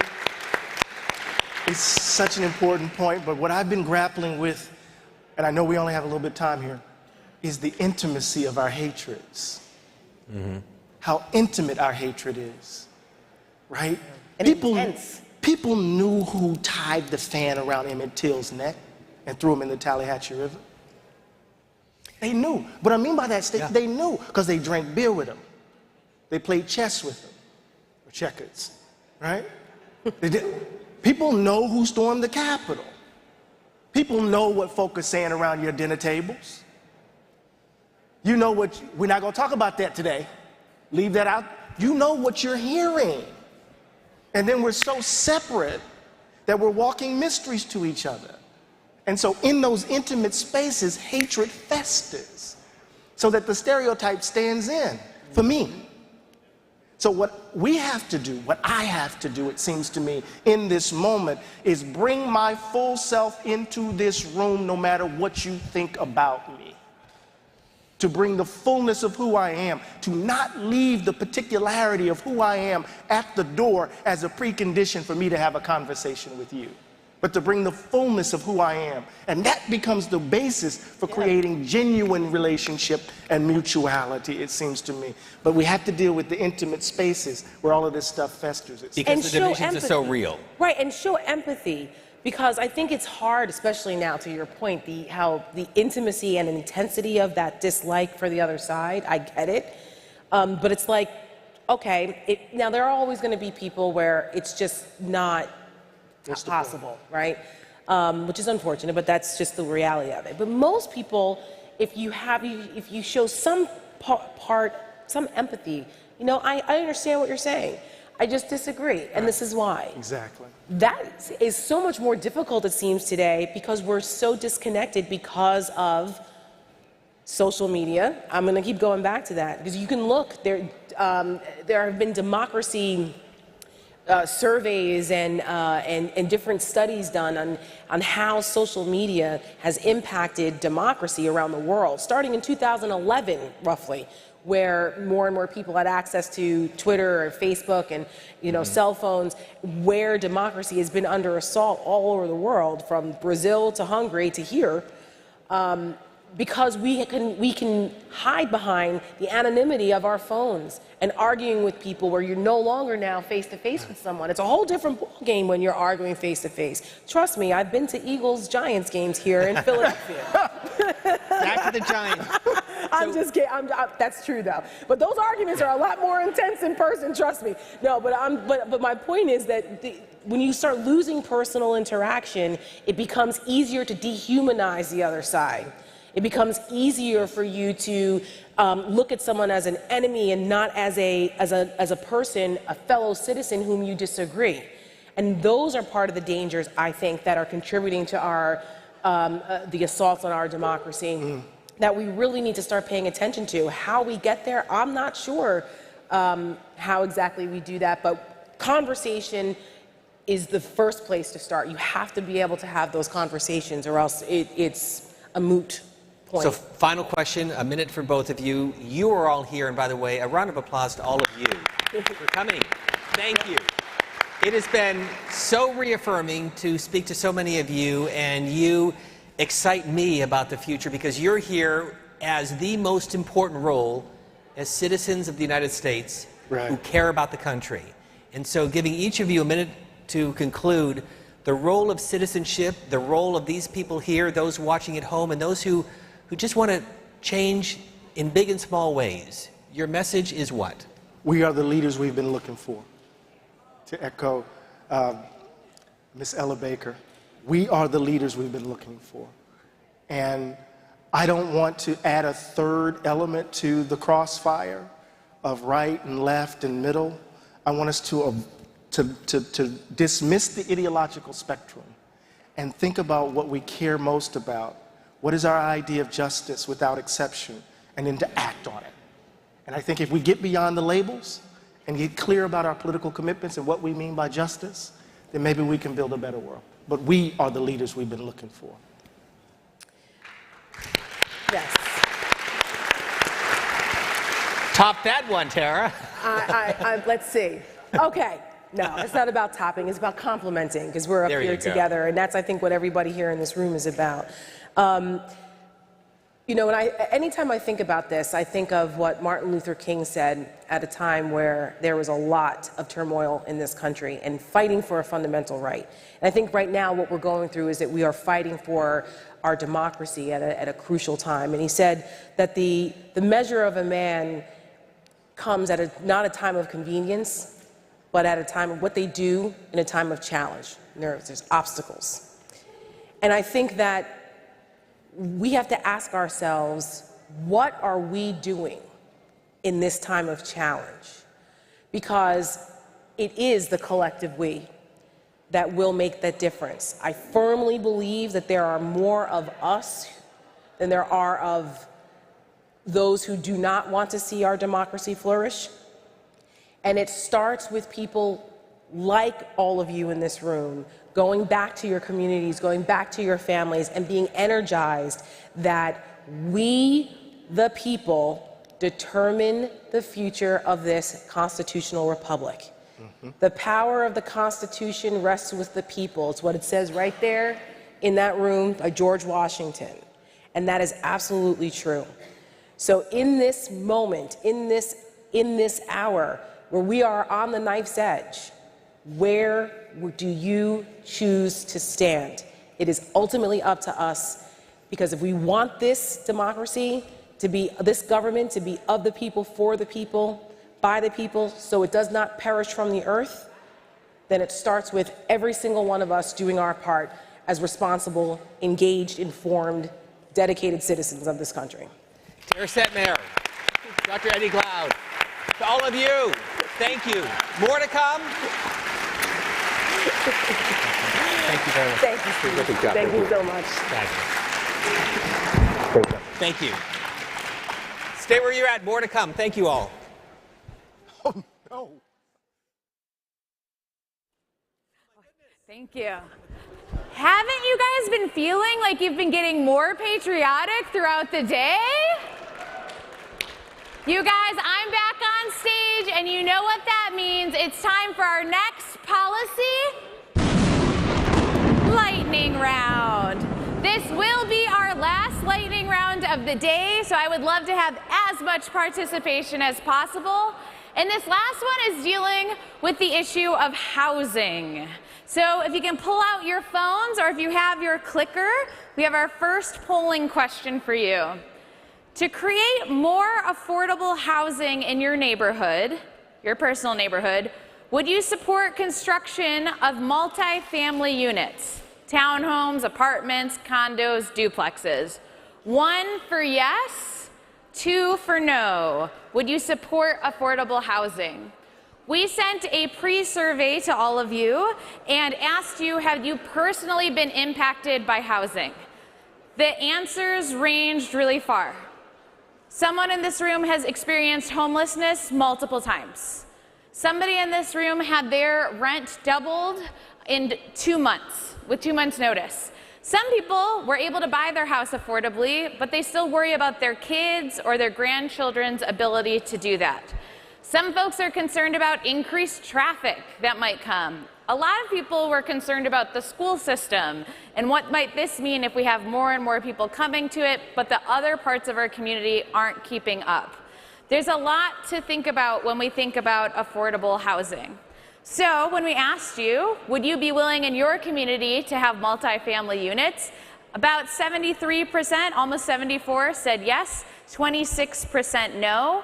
We're going to learn a little bit more about what are the actual solutions to fixing housing in this country, and then we're going to have a conversation about it. So without further ado, let's reintroduce Jason Grimet, the president of Bipartisan Policy Center. Thank you. Thank you. All right, so we are on the final approach. Just buckle up. We are going to have a quick lightning round. We have one more very conversational panel, and then there are more tasty cakes.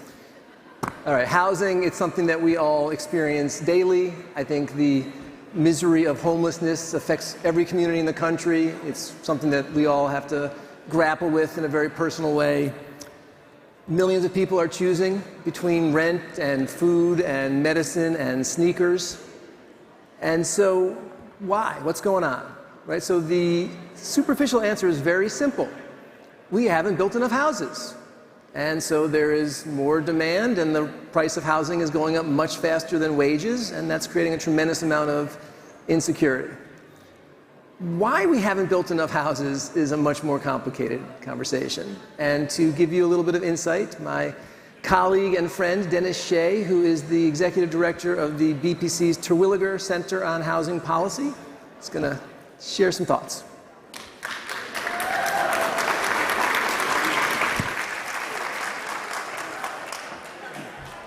Thank you, Jason, and good afternoon, everybody. At the BPC, we think housing is foundational, right?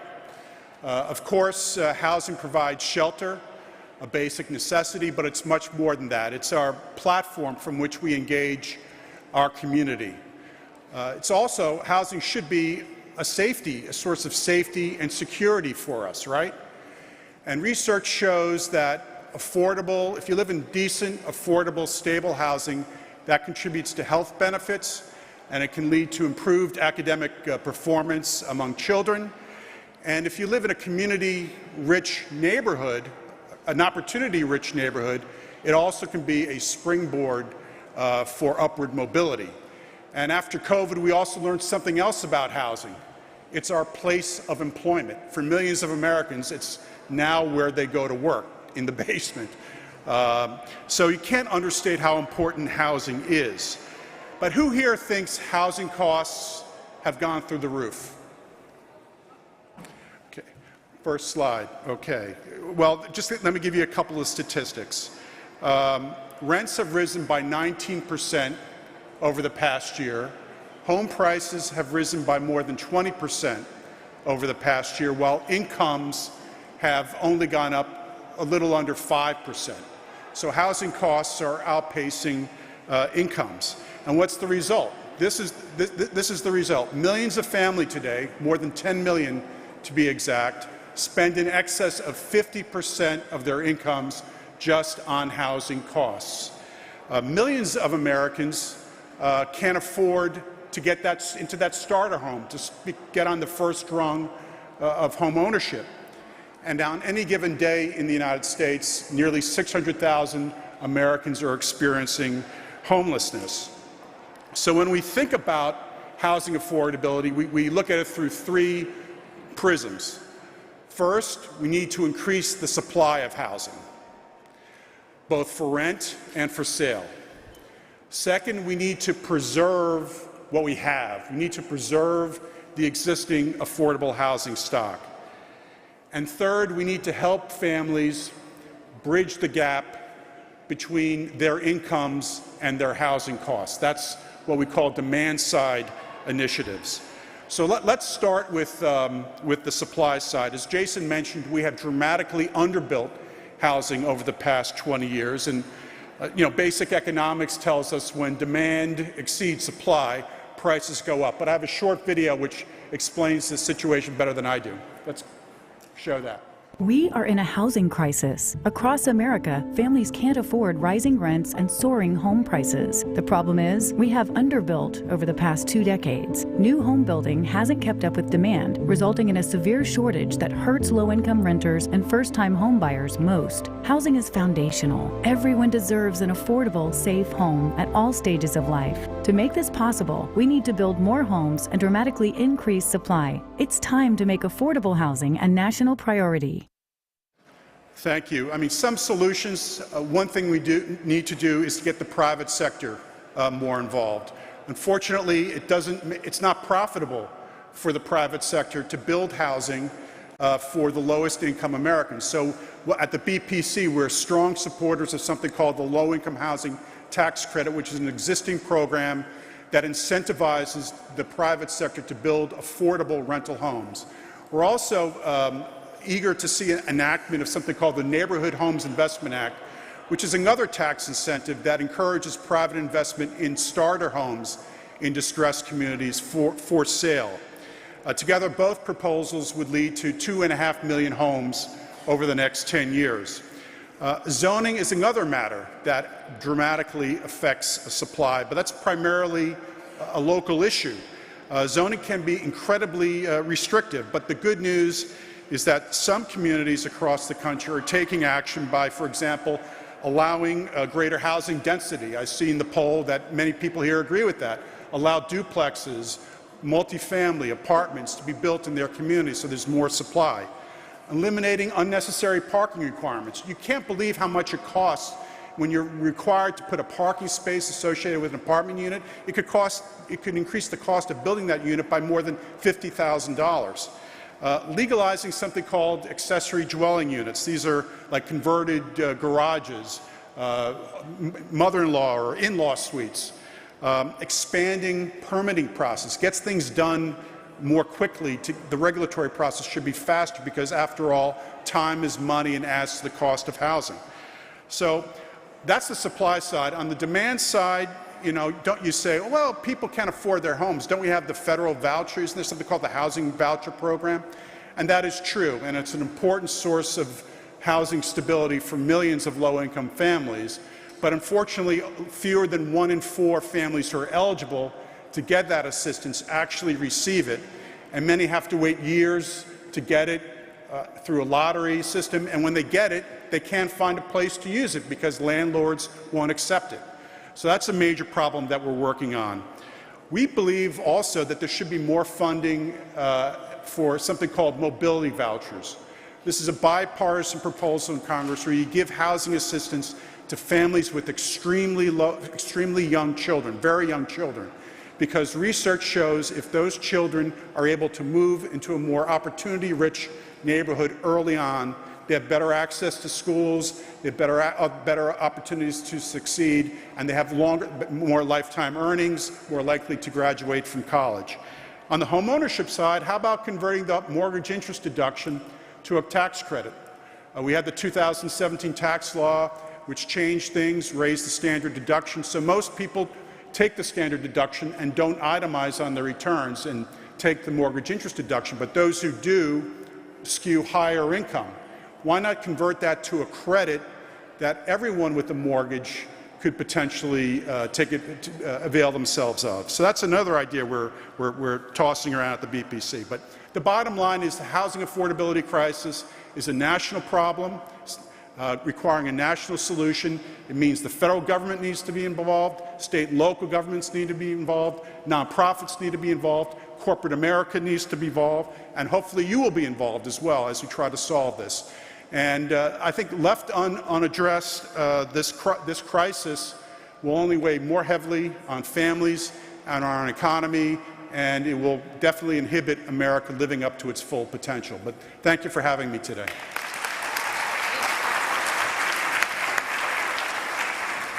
All right, so now we're going to turn to each other and talk about this issue. You know, one of the things I love about us doing these lightning rounds throughout the day is that this is what we're expecting our leaders to do, to be able to talk and listen and try and find solutions. So for this next one, I want you to think about your personal neighborhood. And the people sitting next to you might not be in the same neighborhood, and that's totally fine. We just want you to share. And as you're thinking about if you currently have a housing crisis in your neighborhood, how it could get fixed, Or if you imagine in 10 years, what might your neighborhood look like, and then what kind of solutions would you need?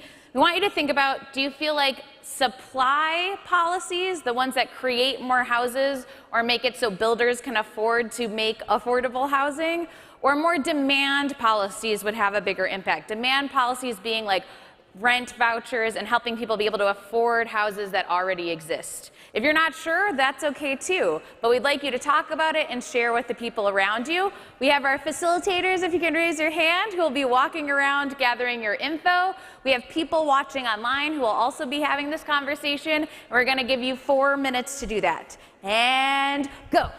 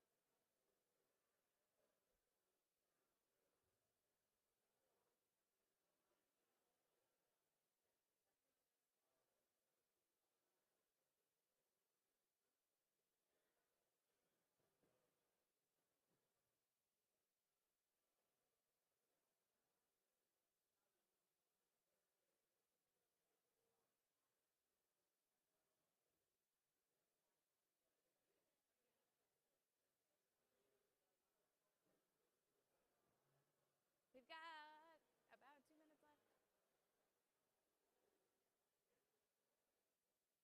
We've got 2 minutes left. 2 minutes left.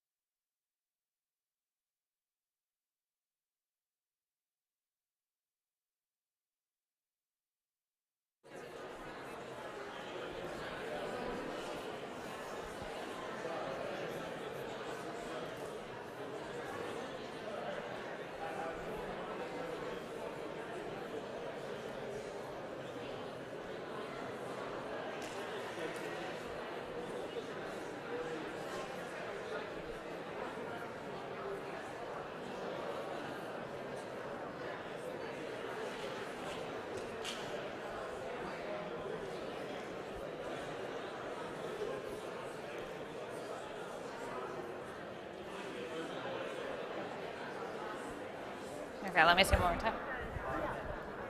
Okay, supply, are any of them highlighted or no? No. Well. Okay. I'll mention the middle too. I mean, I think tax incentives, I heard a bunch too. Okay. I think of remand again. Building, but not enough sense. Okay. The subsidies. That's interesting. All right, 5, 4, 3, 2, 1. That's the end of the lightning round. Let's see what you guys had to say. I saw lots of conversations about this. Also, I feel like talking about housing after you've spent a whole day listening, I am very impressed by all of you on being policy experts on all of these things. So for supply and how we feel like some neighborhoods might benefit from that, we see that people really do think we need tax incentives for builders, that zoning laws can get in the way of this. We also see a handful of ideas that say my neighborhood needs both supply and demand. We want to change how realtors and mortgages and lenders are paid. They think that it's too much and that that's contributing to the supply. And then if we go over to demand, some of the neighborhoods that we live in, people feel like there are enough houses, but there isn't enough assistance to actually afford them, or that the new houses that are being built in neighborhoods that first-time home buyers can't actually afford, or that you prefer it because it's better for your neighborhood, which makes a lot of sense. There is a lot more to learn about this, and I think it's super timely, both federal and locally. What can we do about this? And it's another one of those things, just like we started the day with energy, around like, if we don't start now, we're really gonna be in trouble. So if you want to learn more about this, and we have our next poll, you can go to the Kirby Auditorium right after we're done with this poll to get a deep dive with Dennis. Otherwise, you can stay here. But for our last poll question of all of the lightning rounds, what do you think is the most important to address? 1, increasing housing supply. 2, increasing funding, the demand stuff you were talking about. 3, they are both equally as important. And this is just in general. It doesn't have to just be your neighborhood. So 1, increase. 2, increase supply. 2, increase demand. 3, both. As you're answering, since this was our last lightning round, I just want to thank you guys so much for being willing to share, being willing to listen. I know from seeing all of the responses, there was a lot of different opinions in here. But in the beginning, I let you guys know that I amended the state constitution in Michigan to end gerrymandering. But what I didn't tell you is that happened because I made a Facebook post that said, hey, I want to end gerrymandering. And then a bunch of people were like, how do you do that? I said, you know, I actually don't know, and I had to Google it. So once I Googled it, I found out we had to write constitutional language, gather signatures, and then people could vote on it. But when figuring out how the heck do you write constitutional language, I started with my own state constitution. And I don't know how many of you have read your state constitution recently. You have, perfect, all right up here. But ours in Michigan opens with all political power is inherent in the people, which once I read that, I was like, okay, even though my day job has nothing to do with this, it is my responsibility to make sure we have a better future. And what you partook in today was a stepping stone in that. And thankfully, organizations like Bipartisan Policy Center exist so that we can start having these thoughtful solutions that actually take into account different perspectives and the diversity of our country. So even though this is our last policy lightning round today, I hope that as we continue, you realize that even if you are an expert on one of these topics, you still have a lot to contribute. So our polling results say that for the majority, 61% of us think we need both. About 30% of us really think supply, and 9% demand. I've been Katie Fahey with The People. Thank you guys so much for your time today. Let's end this on a high note. Thank you. All right, thanks everyone for sticking with us. We know it's been a long day, but we hope it's been an engaging day. For our last panel, we're going to invite to the stage Sophie Barron, CEO and founder of The Conversationalist, who is going to bring folks to the stage from the audience to talk about what have you heard, what do you hope for the future, what's next. And so if you could please give her a rousing round of applause, that would be great. Thank you, Sophie. Thanks so much. Thank you, so cute. Hi, everyone. How's it going? I know we're at the end of our day together, so I promise you that if anything, this conversation we're about to have together will get us going and fired up, ready to leave today with some action. So I have to start just by asking all of you a quick question. please raise your hand if you feel that something today, whether it be a panel, a perspective, a conversation you shared with someone during lunch, if you feel that one of those events helped to expand your echo chamber. Love it. Okay, thank you so much. You can put your hands down. And the reason I want to ask you this question is that so often we can come into a conference, hear a lot of speaking, but not know where to go from here. And I want to share a little bit about who I am and what I do and how I can lend myself and my skills to our final session of the day.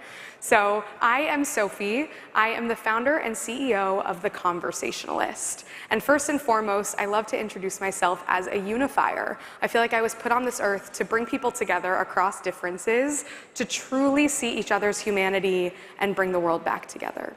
And in the work that I do at The Conversationalist, we are a nonpartisan educational platform for the next generation, Gen Z, to have conversations across the aisle that helps us break open and expand our echo chambers. And so much of what I do involves traveling the country and talking to young people about their points of view.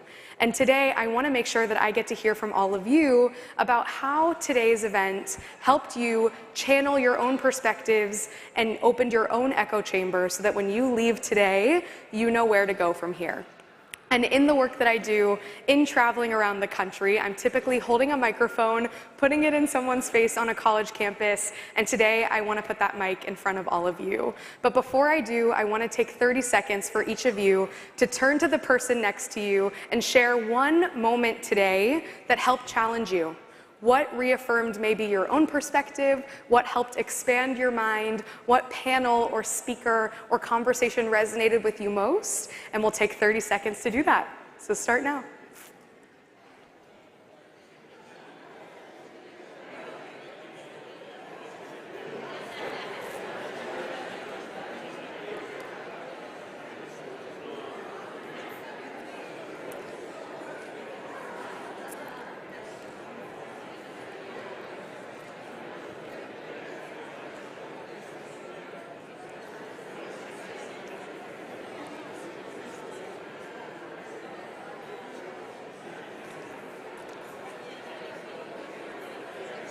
All right, if you haven't switched to the other person, switch now.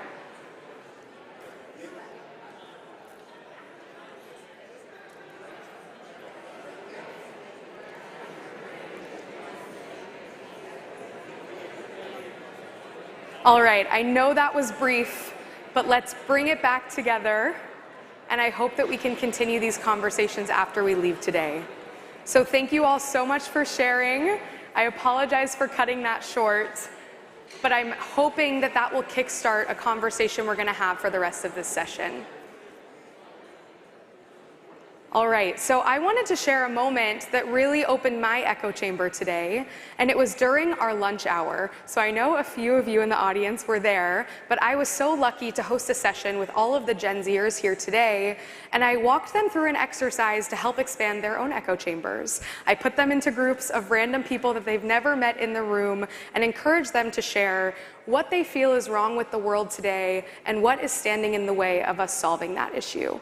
And I feel that what is so powerful today is that we have people from all walks of life, all backgrounds, all ages coming to the National Constitution Center to figure out where we go from here. And I wanted to reiterate how powerful I feel that young voices are. So often, we do not feel that we have a seat at the table and that these conversations are more about us than with us. And I'm so grateful that today I was able to include so many amazing young people in that dialogue to really figure out where we go from here. And like I mentioned on my talk show, POVs, which stands for Points of View by Gen Z, I get to interview people about their points of view. So I'm going to start bringing up people from the audience today to hear their takeaways. And if anything resonates with you, feel free to give some snaps so we can end this session together. So first up, we have Robert. Some snaps for Robert. All right.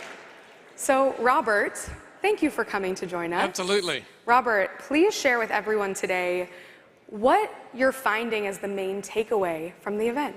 And come a little closer. I came to this event hungry for hope. It's not just a political arena where there's a lot of incivility And so there were so many points of hope in the event today. One that comes to mind is the interview this afternoon, the panel about the news networks. And there were some significant differences of opinion, but also significant respect. And we need that so much. Oh, yes, we do. If you resonate with that, give some snaps for Robert. Robert, thank you so much for sharing. I think so many of us are leaving with that hope. So thank you. Sure. All right, and next up we have Raj, who I met during our lunch session today. So I'm excited to hear how the conference really helped to expand his echo chamber. So Raj, come on over here and share with me and everyone here how today's conference helped introduce you to a new perspective. Yeah, so I had a blast at today's convention. I came in with an open mind, ready to hear all about the various viewpoints and opinions from people all across our nation. Coming from California, which is traditionally a Democratic stronghold, we don't really hear as many opposing views as you would, let's say, here in Pennsylvania. And so it's important for me to meet with all of you to discuss issues that are important to all of us. So during lunch today, we were asked, what's one thing wrong with our country? And the most frequent responses were hyperpartisanship and division. And so that lets me know, as a Gen Zer, that we're aware that we need to alter the discourse in our country and bring the temperature down. And if there's one thing I truly believe in, it's that we have much more in common with each other than we do differences. And we need to remember that at the end of the day. Thank you. Thank you, Raj. Thank you for being here. Whew. I think we can all agree that there's a lot of hyperpartisanship and division in our country. So I'm excited to bring up Addison next. Addison, welcome to the stage. Hi, thank you. As you leave the National Constitution Center today, what are you taking with you? So I came into this thinking a lot from my perspective that partisanship has always been and always will be. A little background on me. I'm from Michigan, which is a highly contested swing state. I'm from a swing district in a swing state. And for me, the first political election I can remember is 2016. So for a lot of us Gen Zers, all we've known, all we've seen is partisanship. That's just how it's been. But with a lot of the panelists talking about how it was, like with Reagan meeting with the Speaker of the House and being friends after 6 o'clock, it's really given me a perspective that there's been a past of nonpartisanship and there's still a way forward. And it's our job to help that way forward. Ooh, absolutely. Addison, thank you so much. You can take it. Thank you, Addison. Okay, next up we have Christian, who is going to share his takeaway. And if anything's resonating with you, feel free to nudge the person next to you and share that as well. But Christian, thank you for coming. Share with me and everyone else what you are leaving with today after the unconvention. Yeah, so one of the speakers that came out today, I believe his name was Admiral Stavridis. And one of the things he was talking about was not electing officials who don't care about your vote.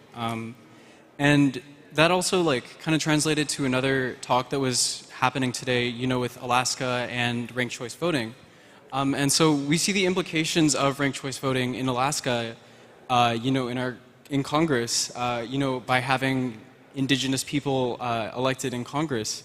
And so it just shows us that when we're actually able to allow the people, to elect officials who... My apologies. You're good. Take your time. We're essentially showing that the officials that we want to be in office are actually guaranteed to be in office. And so, everyone's voice is heard, not just the 8% out of one party, but the majority voice. Absolutely. Christian, thank you for that reminder. Thanks for being here. Love it. Okay, next up, I'm so excited to bring to the stage Av. So Av, come on up here. I know you got a lot out of our most recent panel and a panel this afternoon. So Av, what are you taking with you as you leave today? So thank you. Thank you for including my voice. And got a lot out of today, but I have to say the panel when it was the former heads of MSNBC and CNN sitting right up here with Michael Smerconish that really got my engine whirring, because they said a lot, but there was one thing that I think that was left out of that conversation that really got me thinking. I'm a former journalist. I was a journalist for 10 years. And what I see a lot of on talk TV or even talk radio is a news anchor interviewing somebody and they're spouting their opinions, and one person's opinion is opposed to another person's opinion. And it's all day long, all night long. Yes, no, black, white, red, blue, blah, blah, blah, blah. And what I felt very strongly was the both of you kind of have it wrong in the sense that what we need more storytelling, just exactly what you do. We need to hear the voices of real people. We have enough talking heads shouting at each other and disagreeing with each other, because what we don't have enough of is the narrative journalism piece, where the journalist goes out and talks to people and writes a story based on what they hear, not filling in blanks based on what they already know to be the answers.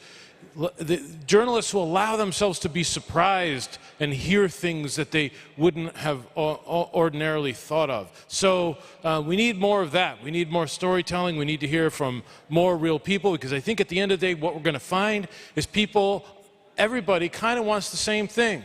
They want their kids to go to good schools, they want economic opportunity for themselves, and they want basic human rights and dignity. And if we hear those stories from real people, I think we're going to find out a lot of what my friends and colleagues have been saying. We have so much more in common. But we need to listen to each other. We need to be open-minded, and we need to hear each other. And we need to accept that there's a little bit of a mess sometimes, and we don't all agree, and that's okay. Anyway, so I got that out of that panel discussion. Thank you so much, Av. That was great. A reminder that I think so many of us needed to hear. Raise your hand if you agreed with the sentiment that we need more storytelling of real Americans in our country. Love it. Thank you. You can put your hands down. Okay, next up we have Tatiana. Tatiana, share with us how today's event helped to expand your own echo chamber. Today's event was powerful.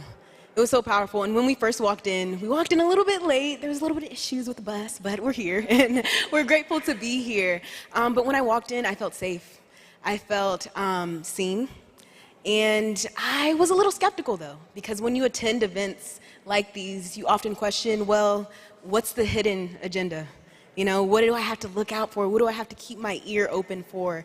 But as I continue to hear the conversations, panelists like Nick from Unite, it helped me to realize that as a nation, we do have a lot more in common than we do have, differences. But also, coming from California, DC and Philadelphia, they seem so far. Political ideals and political events seem so much further. But when we think about January 6th, that was terrifying. I know I myself lost faith and trust in democracy as a whole, and I know a lot of my peers did. And now I know there's hope. I know there's hope, and the American ideal is something that we should continue to strive toward and strive to accomplish. Freedom for all, justice for all, tranquility, peace. But also, we have to embrace new ideas and embrace there's a lot more that needs to be done. There's a lot more that we have to strive towards and continue to learn. The only thing constant is change, so we have to be open to change and be comfortable with being uncomfortable. And today, it was powerful, and I know that there's hope for our future and our democracy. Our democracy will remain standing with people like my peers and like you all. So thank you all, and thank you. Thank you, Tatiana. That was great. Thank you so much for sharing. Awesome. Whew, that really resonated with me. We need to get comfortable with that is uncomfortable. So I wanted to actually turn to all of you with some of the time we have left to see if you had any takeaways that you wanted to share from today. Ellie right here has the microphone. So if anyone wants to share maybe how today helped to expand their own bubble or their own way of thinking, raise your hand and Ellie will come bring you the microphone. And say your name as well. My name's Bonnie. I'm from California.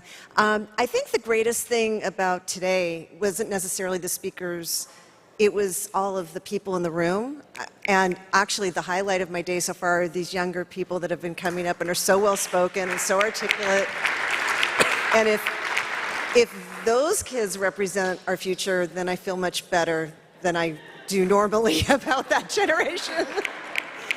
But I think the fact that people gave up a day of their life to come, and if we can do this annually, I think that this should be the first annual, and that Michael Simconish needs to do this every year with all of his collaborators, and I think that's how we'll build a stronger coalition to make things better. Bonnie, thank you so much for sharing that. I definitely echo your sentiment. I feel very empowered by this next generation, so I'm glad that you echo that feeling. Thank you so much. Ellie, can you bring the microphone to this man here in the glasses? Thank you. And please share your name with us and what you're taking away from the unconvention. I'm Steve, and I'm from Landenberg, Pennsylvania, close by. My takeaway, I came in here in adamant opposition to open primaries. But some of the conversations about how the process works and doesn't work kind of opened my eyes. I'm kind of 50-50 on it now because I can see the benefit. And the leap is to trust the other side, that they won't game the system. The other thing is, if we do nothing else, we ought to draft the admiral to run for president. Steve, thank you so much. I appreciate you sharing that, Steve. Thank you. Does anyone else want to bravely raise their hand and share a takeaway? Any other takers? Awesome. Well, if you end up having anything else you want to share with us, please do not hesitate coming up to me afterwards or anyone else from the Unconvention team. I think it's so important that we leave today with some call to action. And to me, I think the most important call to action is knowing how to continue these important conversations. Today, we did a lot of listening. Today, we did a lot of sharing. And I want to make sure that we can all leave with a better sense for how to better have these conversations that can sometimes feel incredibly challenging across the aisle. And as I mentioned, a lot of the work that I do, it's in the name of my platform, The Conversationalist. I've learned a lot over the years, though I may not be an expert. I've learned a couple of things along the way that have helped me navigate conversations across the aisle and when they've gotten heated. So I would love to share some with you today that hopefully you can practice on your way out. So when having difficult conversations, I think one of the most important things to begin with is a foundation. Just like any good relationship, to enter into a dialogue, you have to start somewhere. And to me, the most powerful foundation in a conversation is being able to set an intention for the dialogue. Raise your hand if you have been in a conversation before where you were not prepared for that conversation, or it went awry and you ended up leaving heated or frustrated or a little bit frazzled. Whew, absolutely, thank you. You can put your hands down. The best way to avoid that fire before it begins is to start with an intention. Why do you want to be having this conversation to begin with, and what do you hope to get out of it? And though it may feel a little bit uncomfortable to voice that with your conversation partner, if you will, try to say that out loud so that you can level your own expectations as well as the other person you're speaking with. So number one, setting that foundation. The second piece that I'm sure we've all heard echoed throughout today is seeking to understand. Raise your hand if you've been in a conversation where you feel that the other person was only interested in sharing their point of view instead of hearing yours. A lot of hands. Thank you so much. You can put them down. I've been there countless times, and I think the piece that we can all practice here is going into that conversation with the intention to understand, to ask questions, to serve as a judge in a courtroom and get to the bottom of why someone believes what they believe before making any judgment or conclusion about that person. And I think when we do this, we allow the conversation to flourish as opposed to closing it off before it even starts. If we seek to open someone's mind instead of seeking to change it or bring that person over to your side, you're better equipped to really understand where we go from here. And I think a really good example of this is on the talk show that I host. I mentioned that I host a show called POVs, and on our pilot episode, we jumped right in with the topic of abortion. And I convened 2 young leaders who believe that abortion is a human right and 2 who don't. And we sat down and had civil discourse around that issue. And we went in with the intention very clearly of seeking to understand. Why do we believe what we believe? Where do our ideologies come from? And how can we better understand one another? And without setting any other expectation, we actually found that at the end of that dialogue, there was common ground. Without that expectation, because not every conversation will result in common ground, but when you create the right environment where you are seeking to understand, where you are leveling the expectations of the dialogue, you never know what you can uncover. And at the end of that dialogue, all 4 Gen Zers equally valued paid maternity and paternity leave, as well as doing everything we can to support women and other people who can conceive. And so I use that example to share that if you set your conversation up for success, you never know what can be uncovered.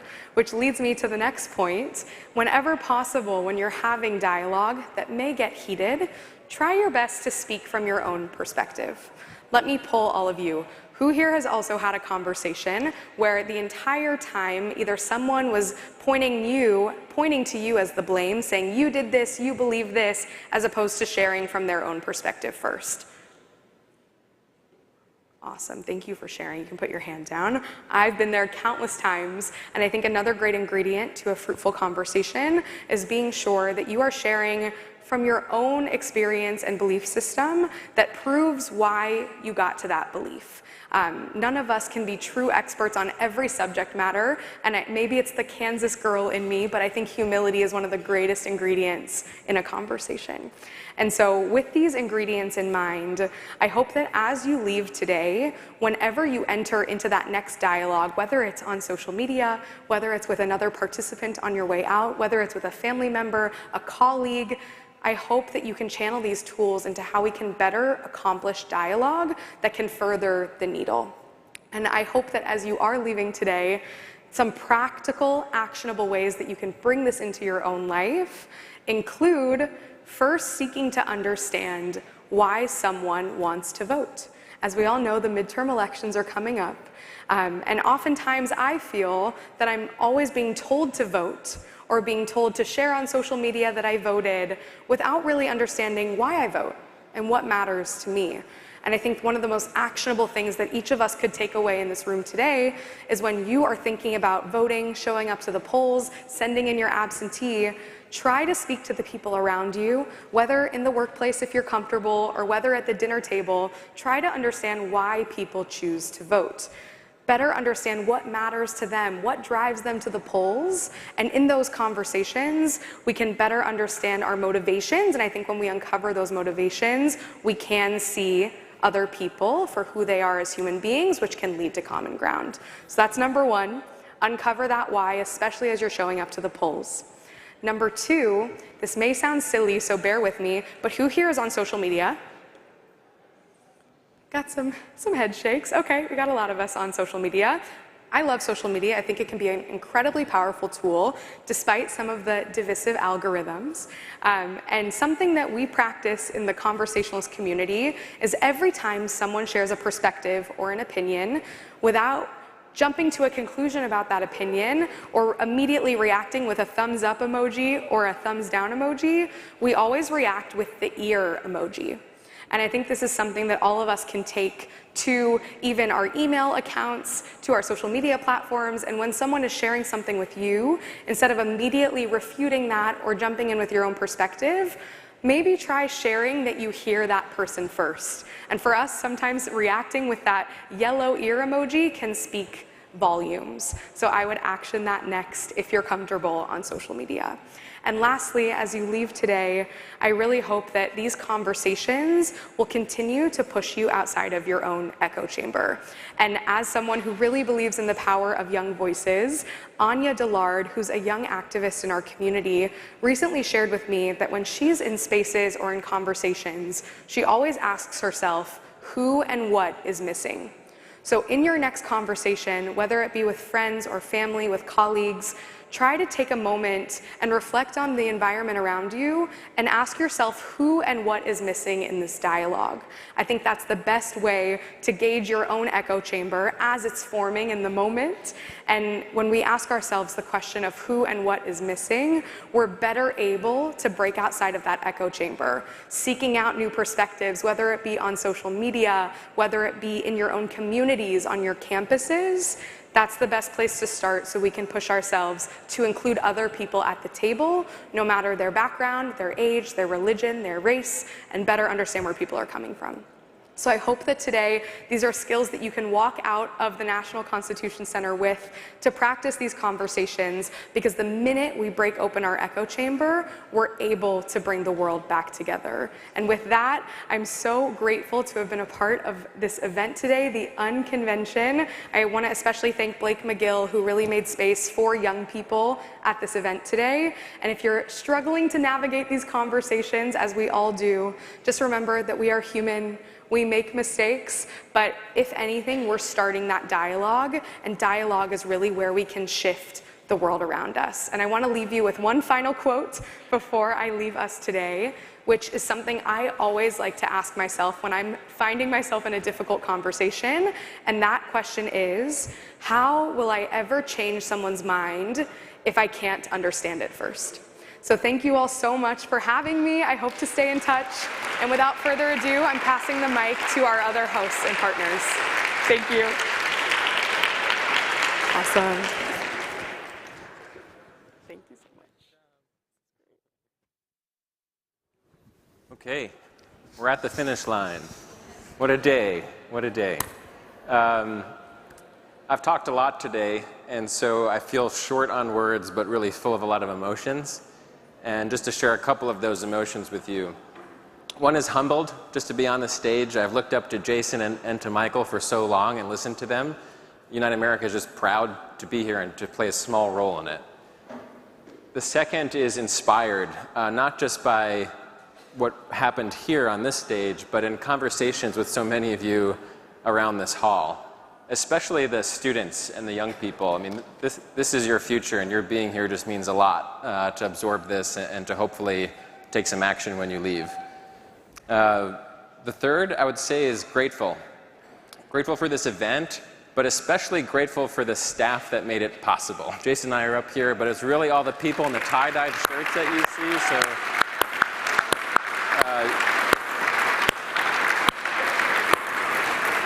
Just a big hand for all of you and your hard work over these many months. And the last is just hopeful.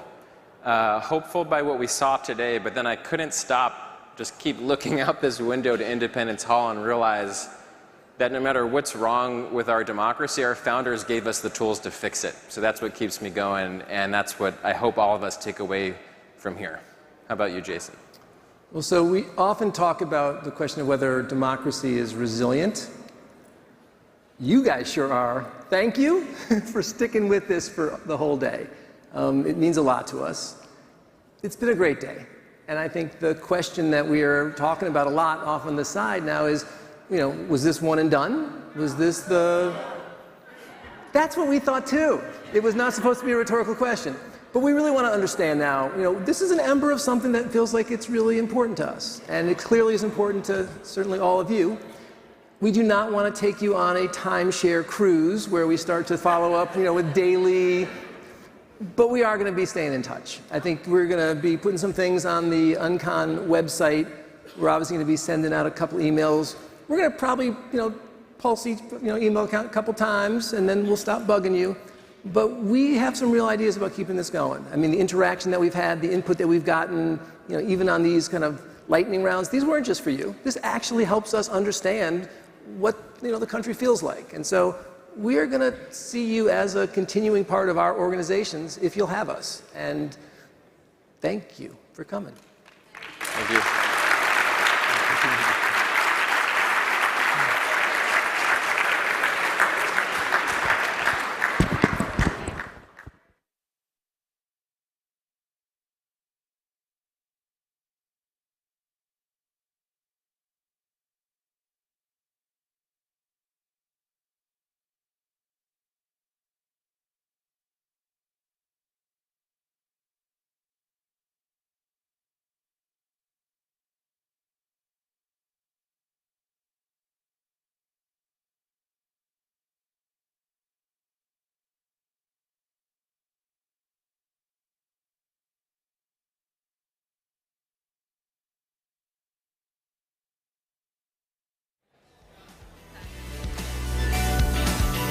And just as a reminder, if you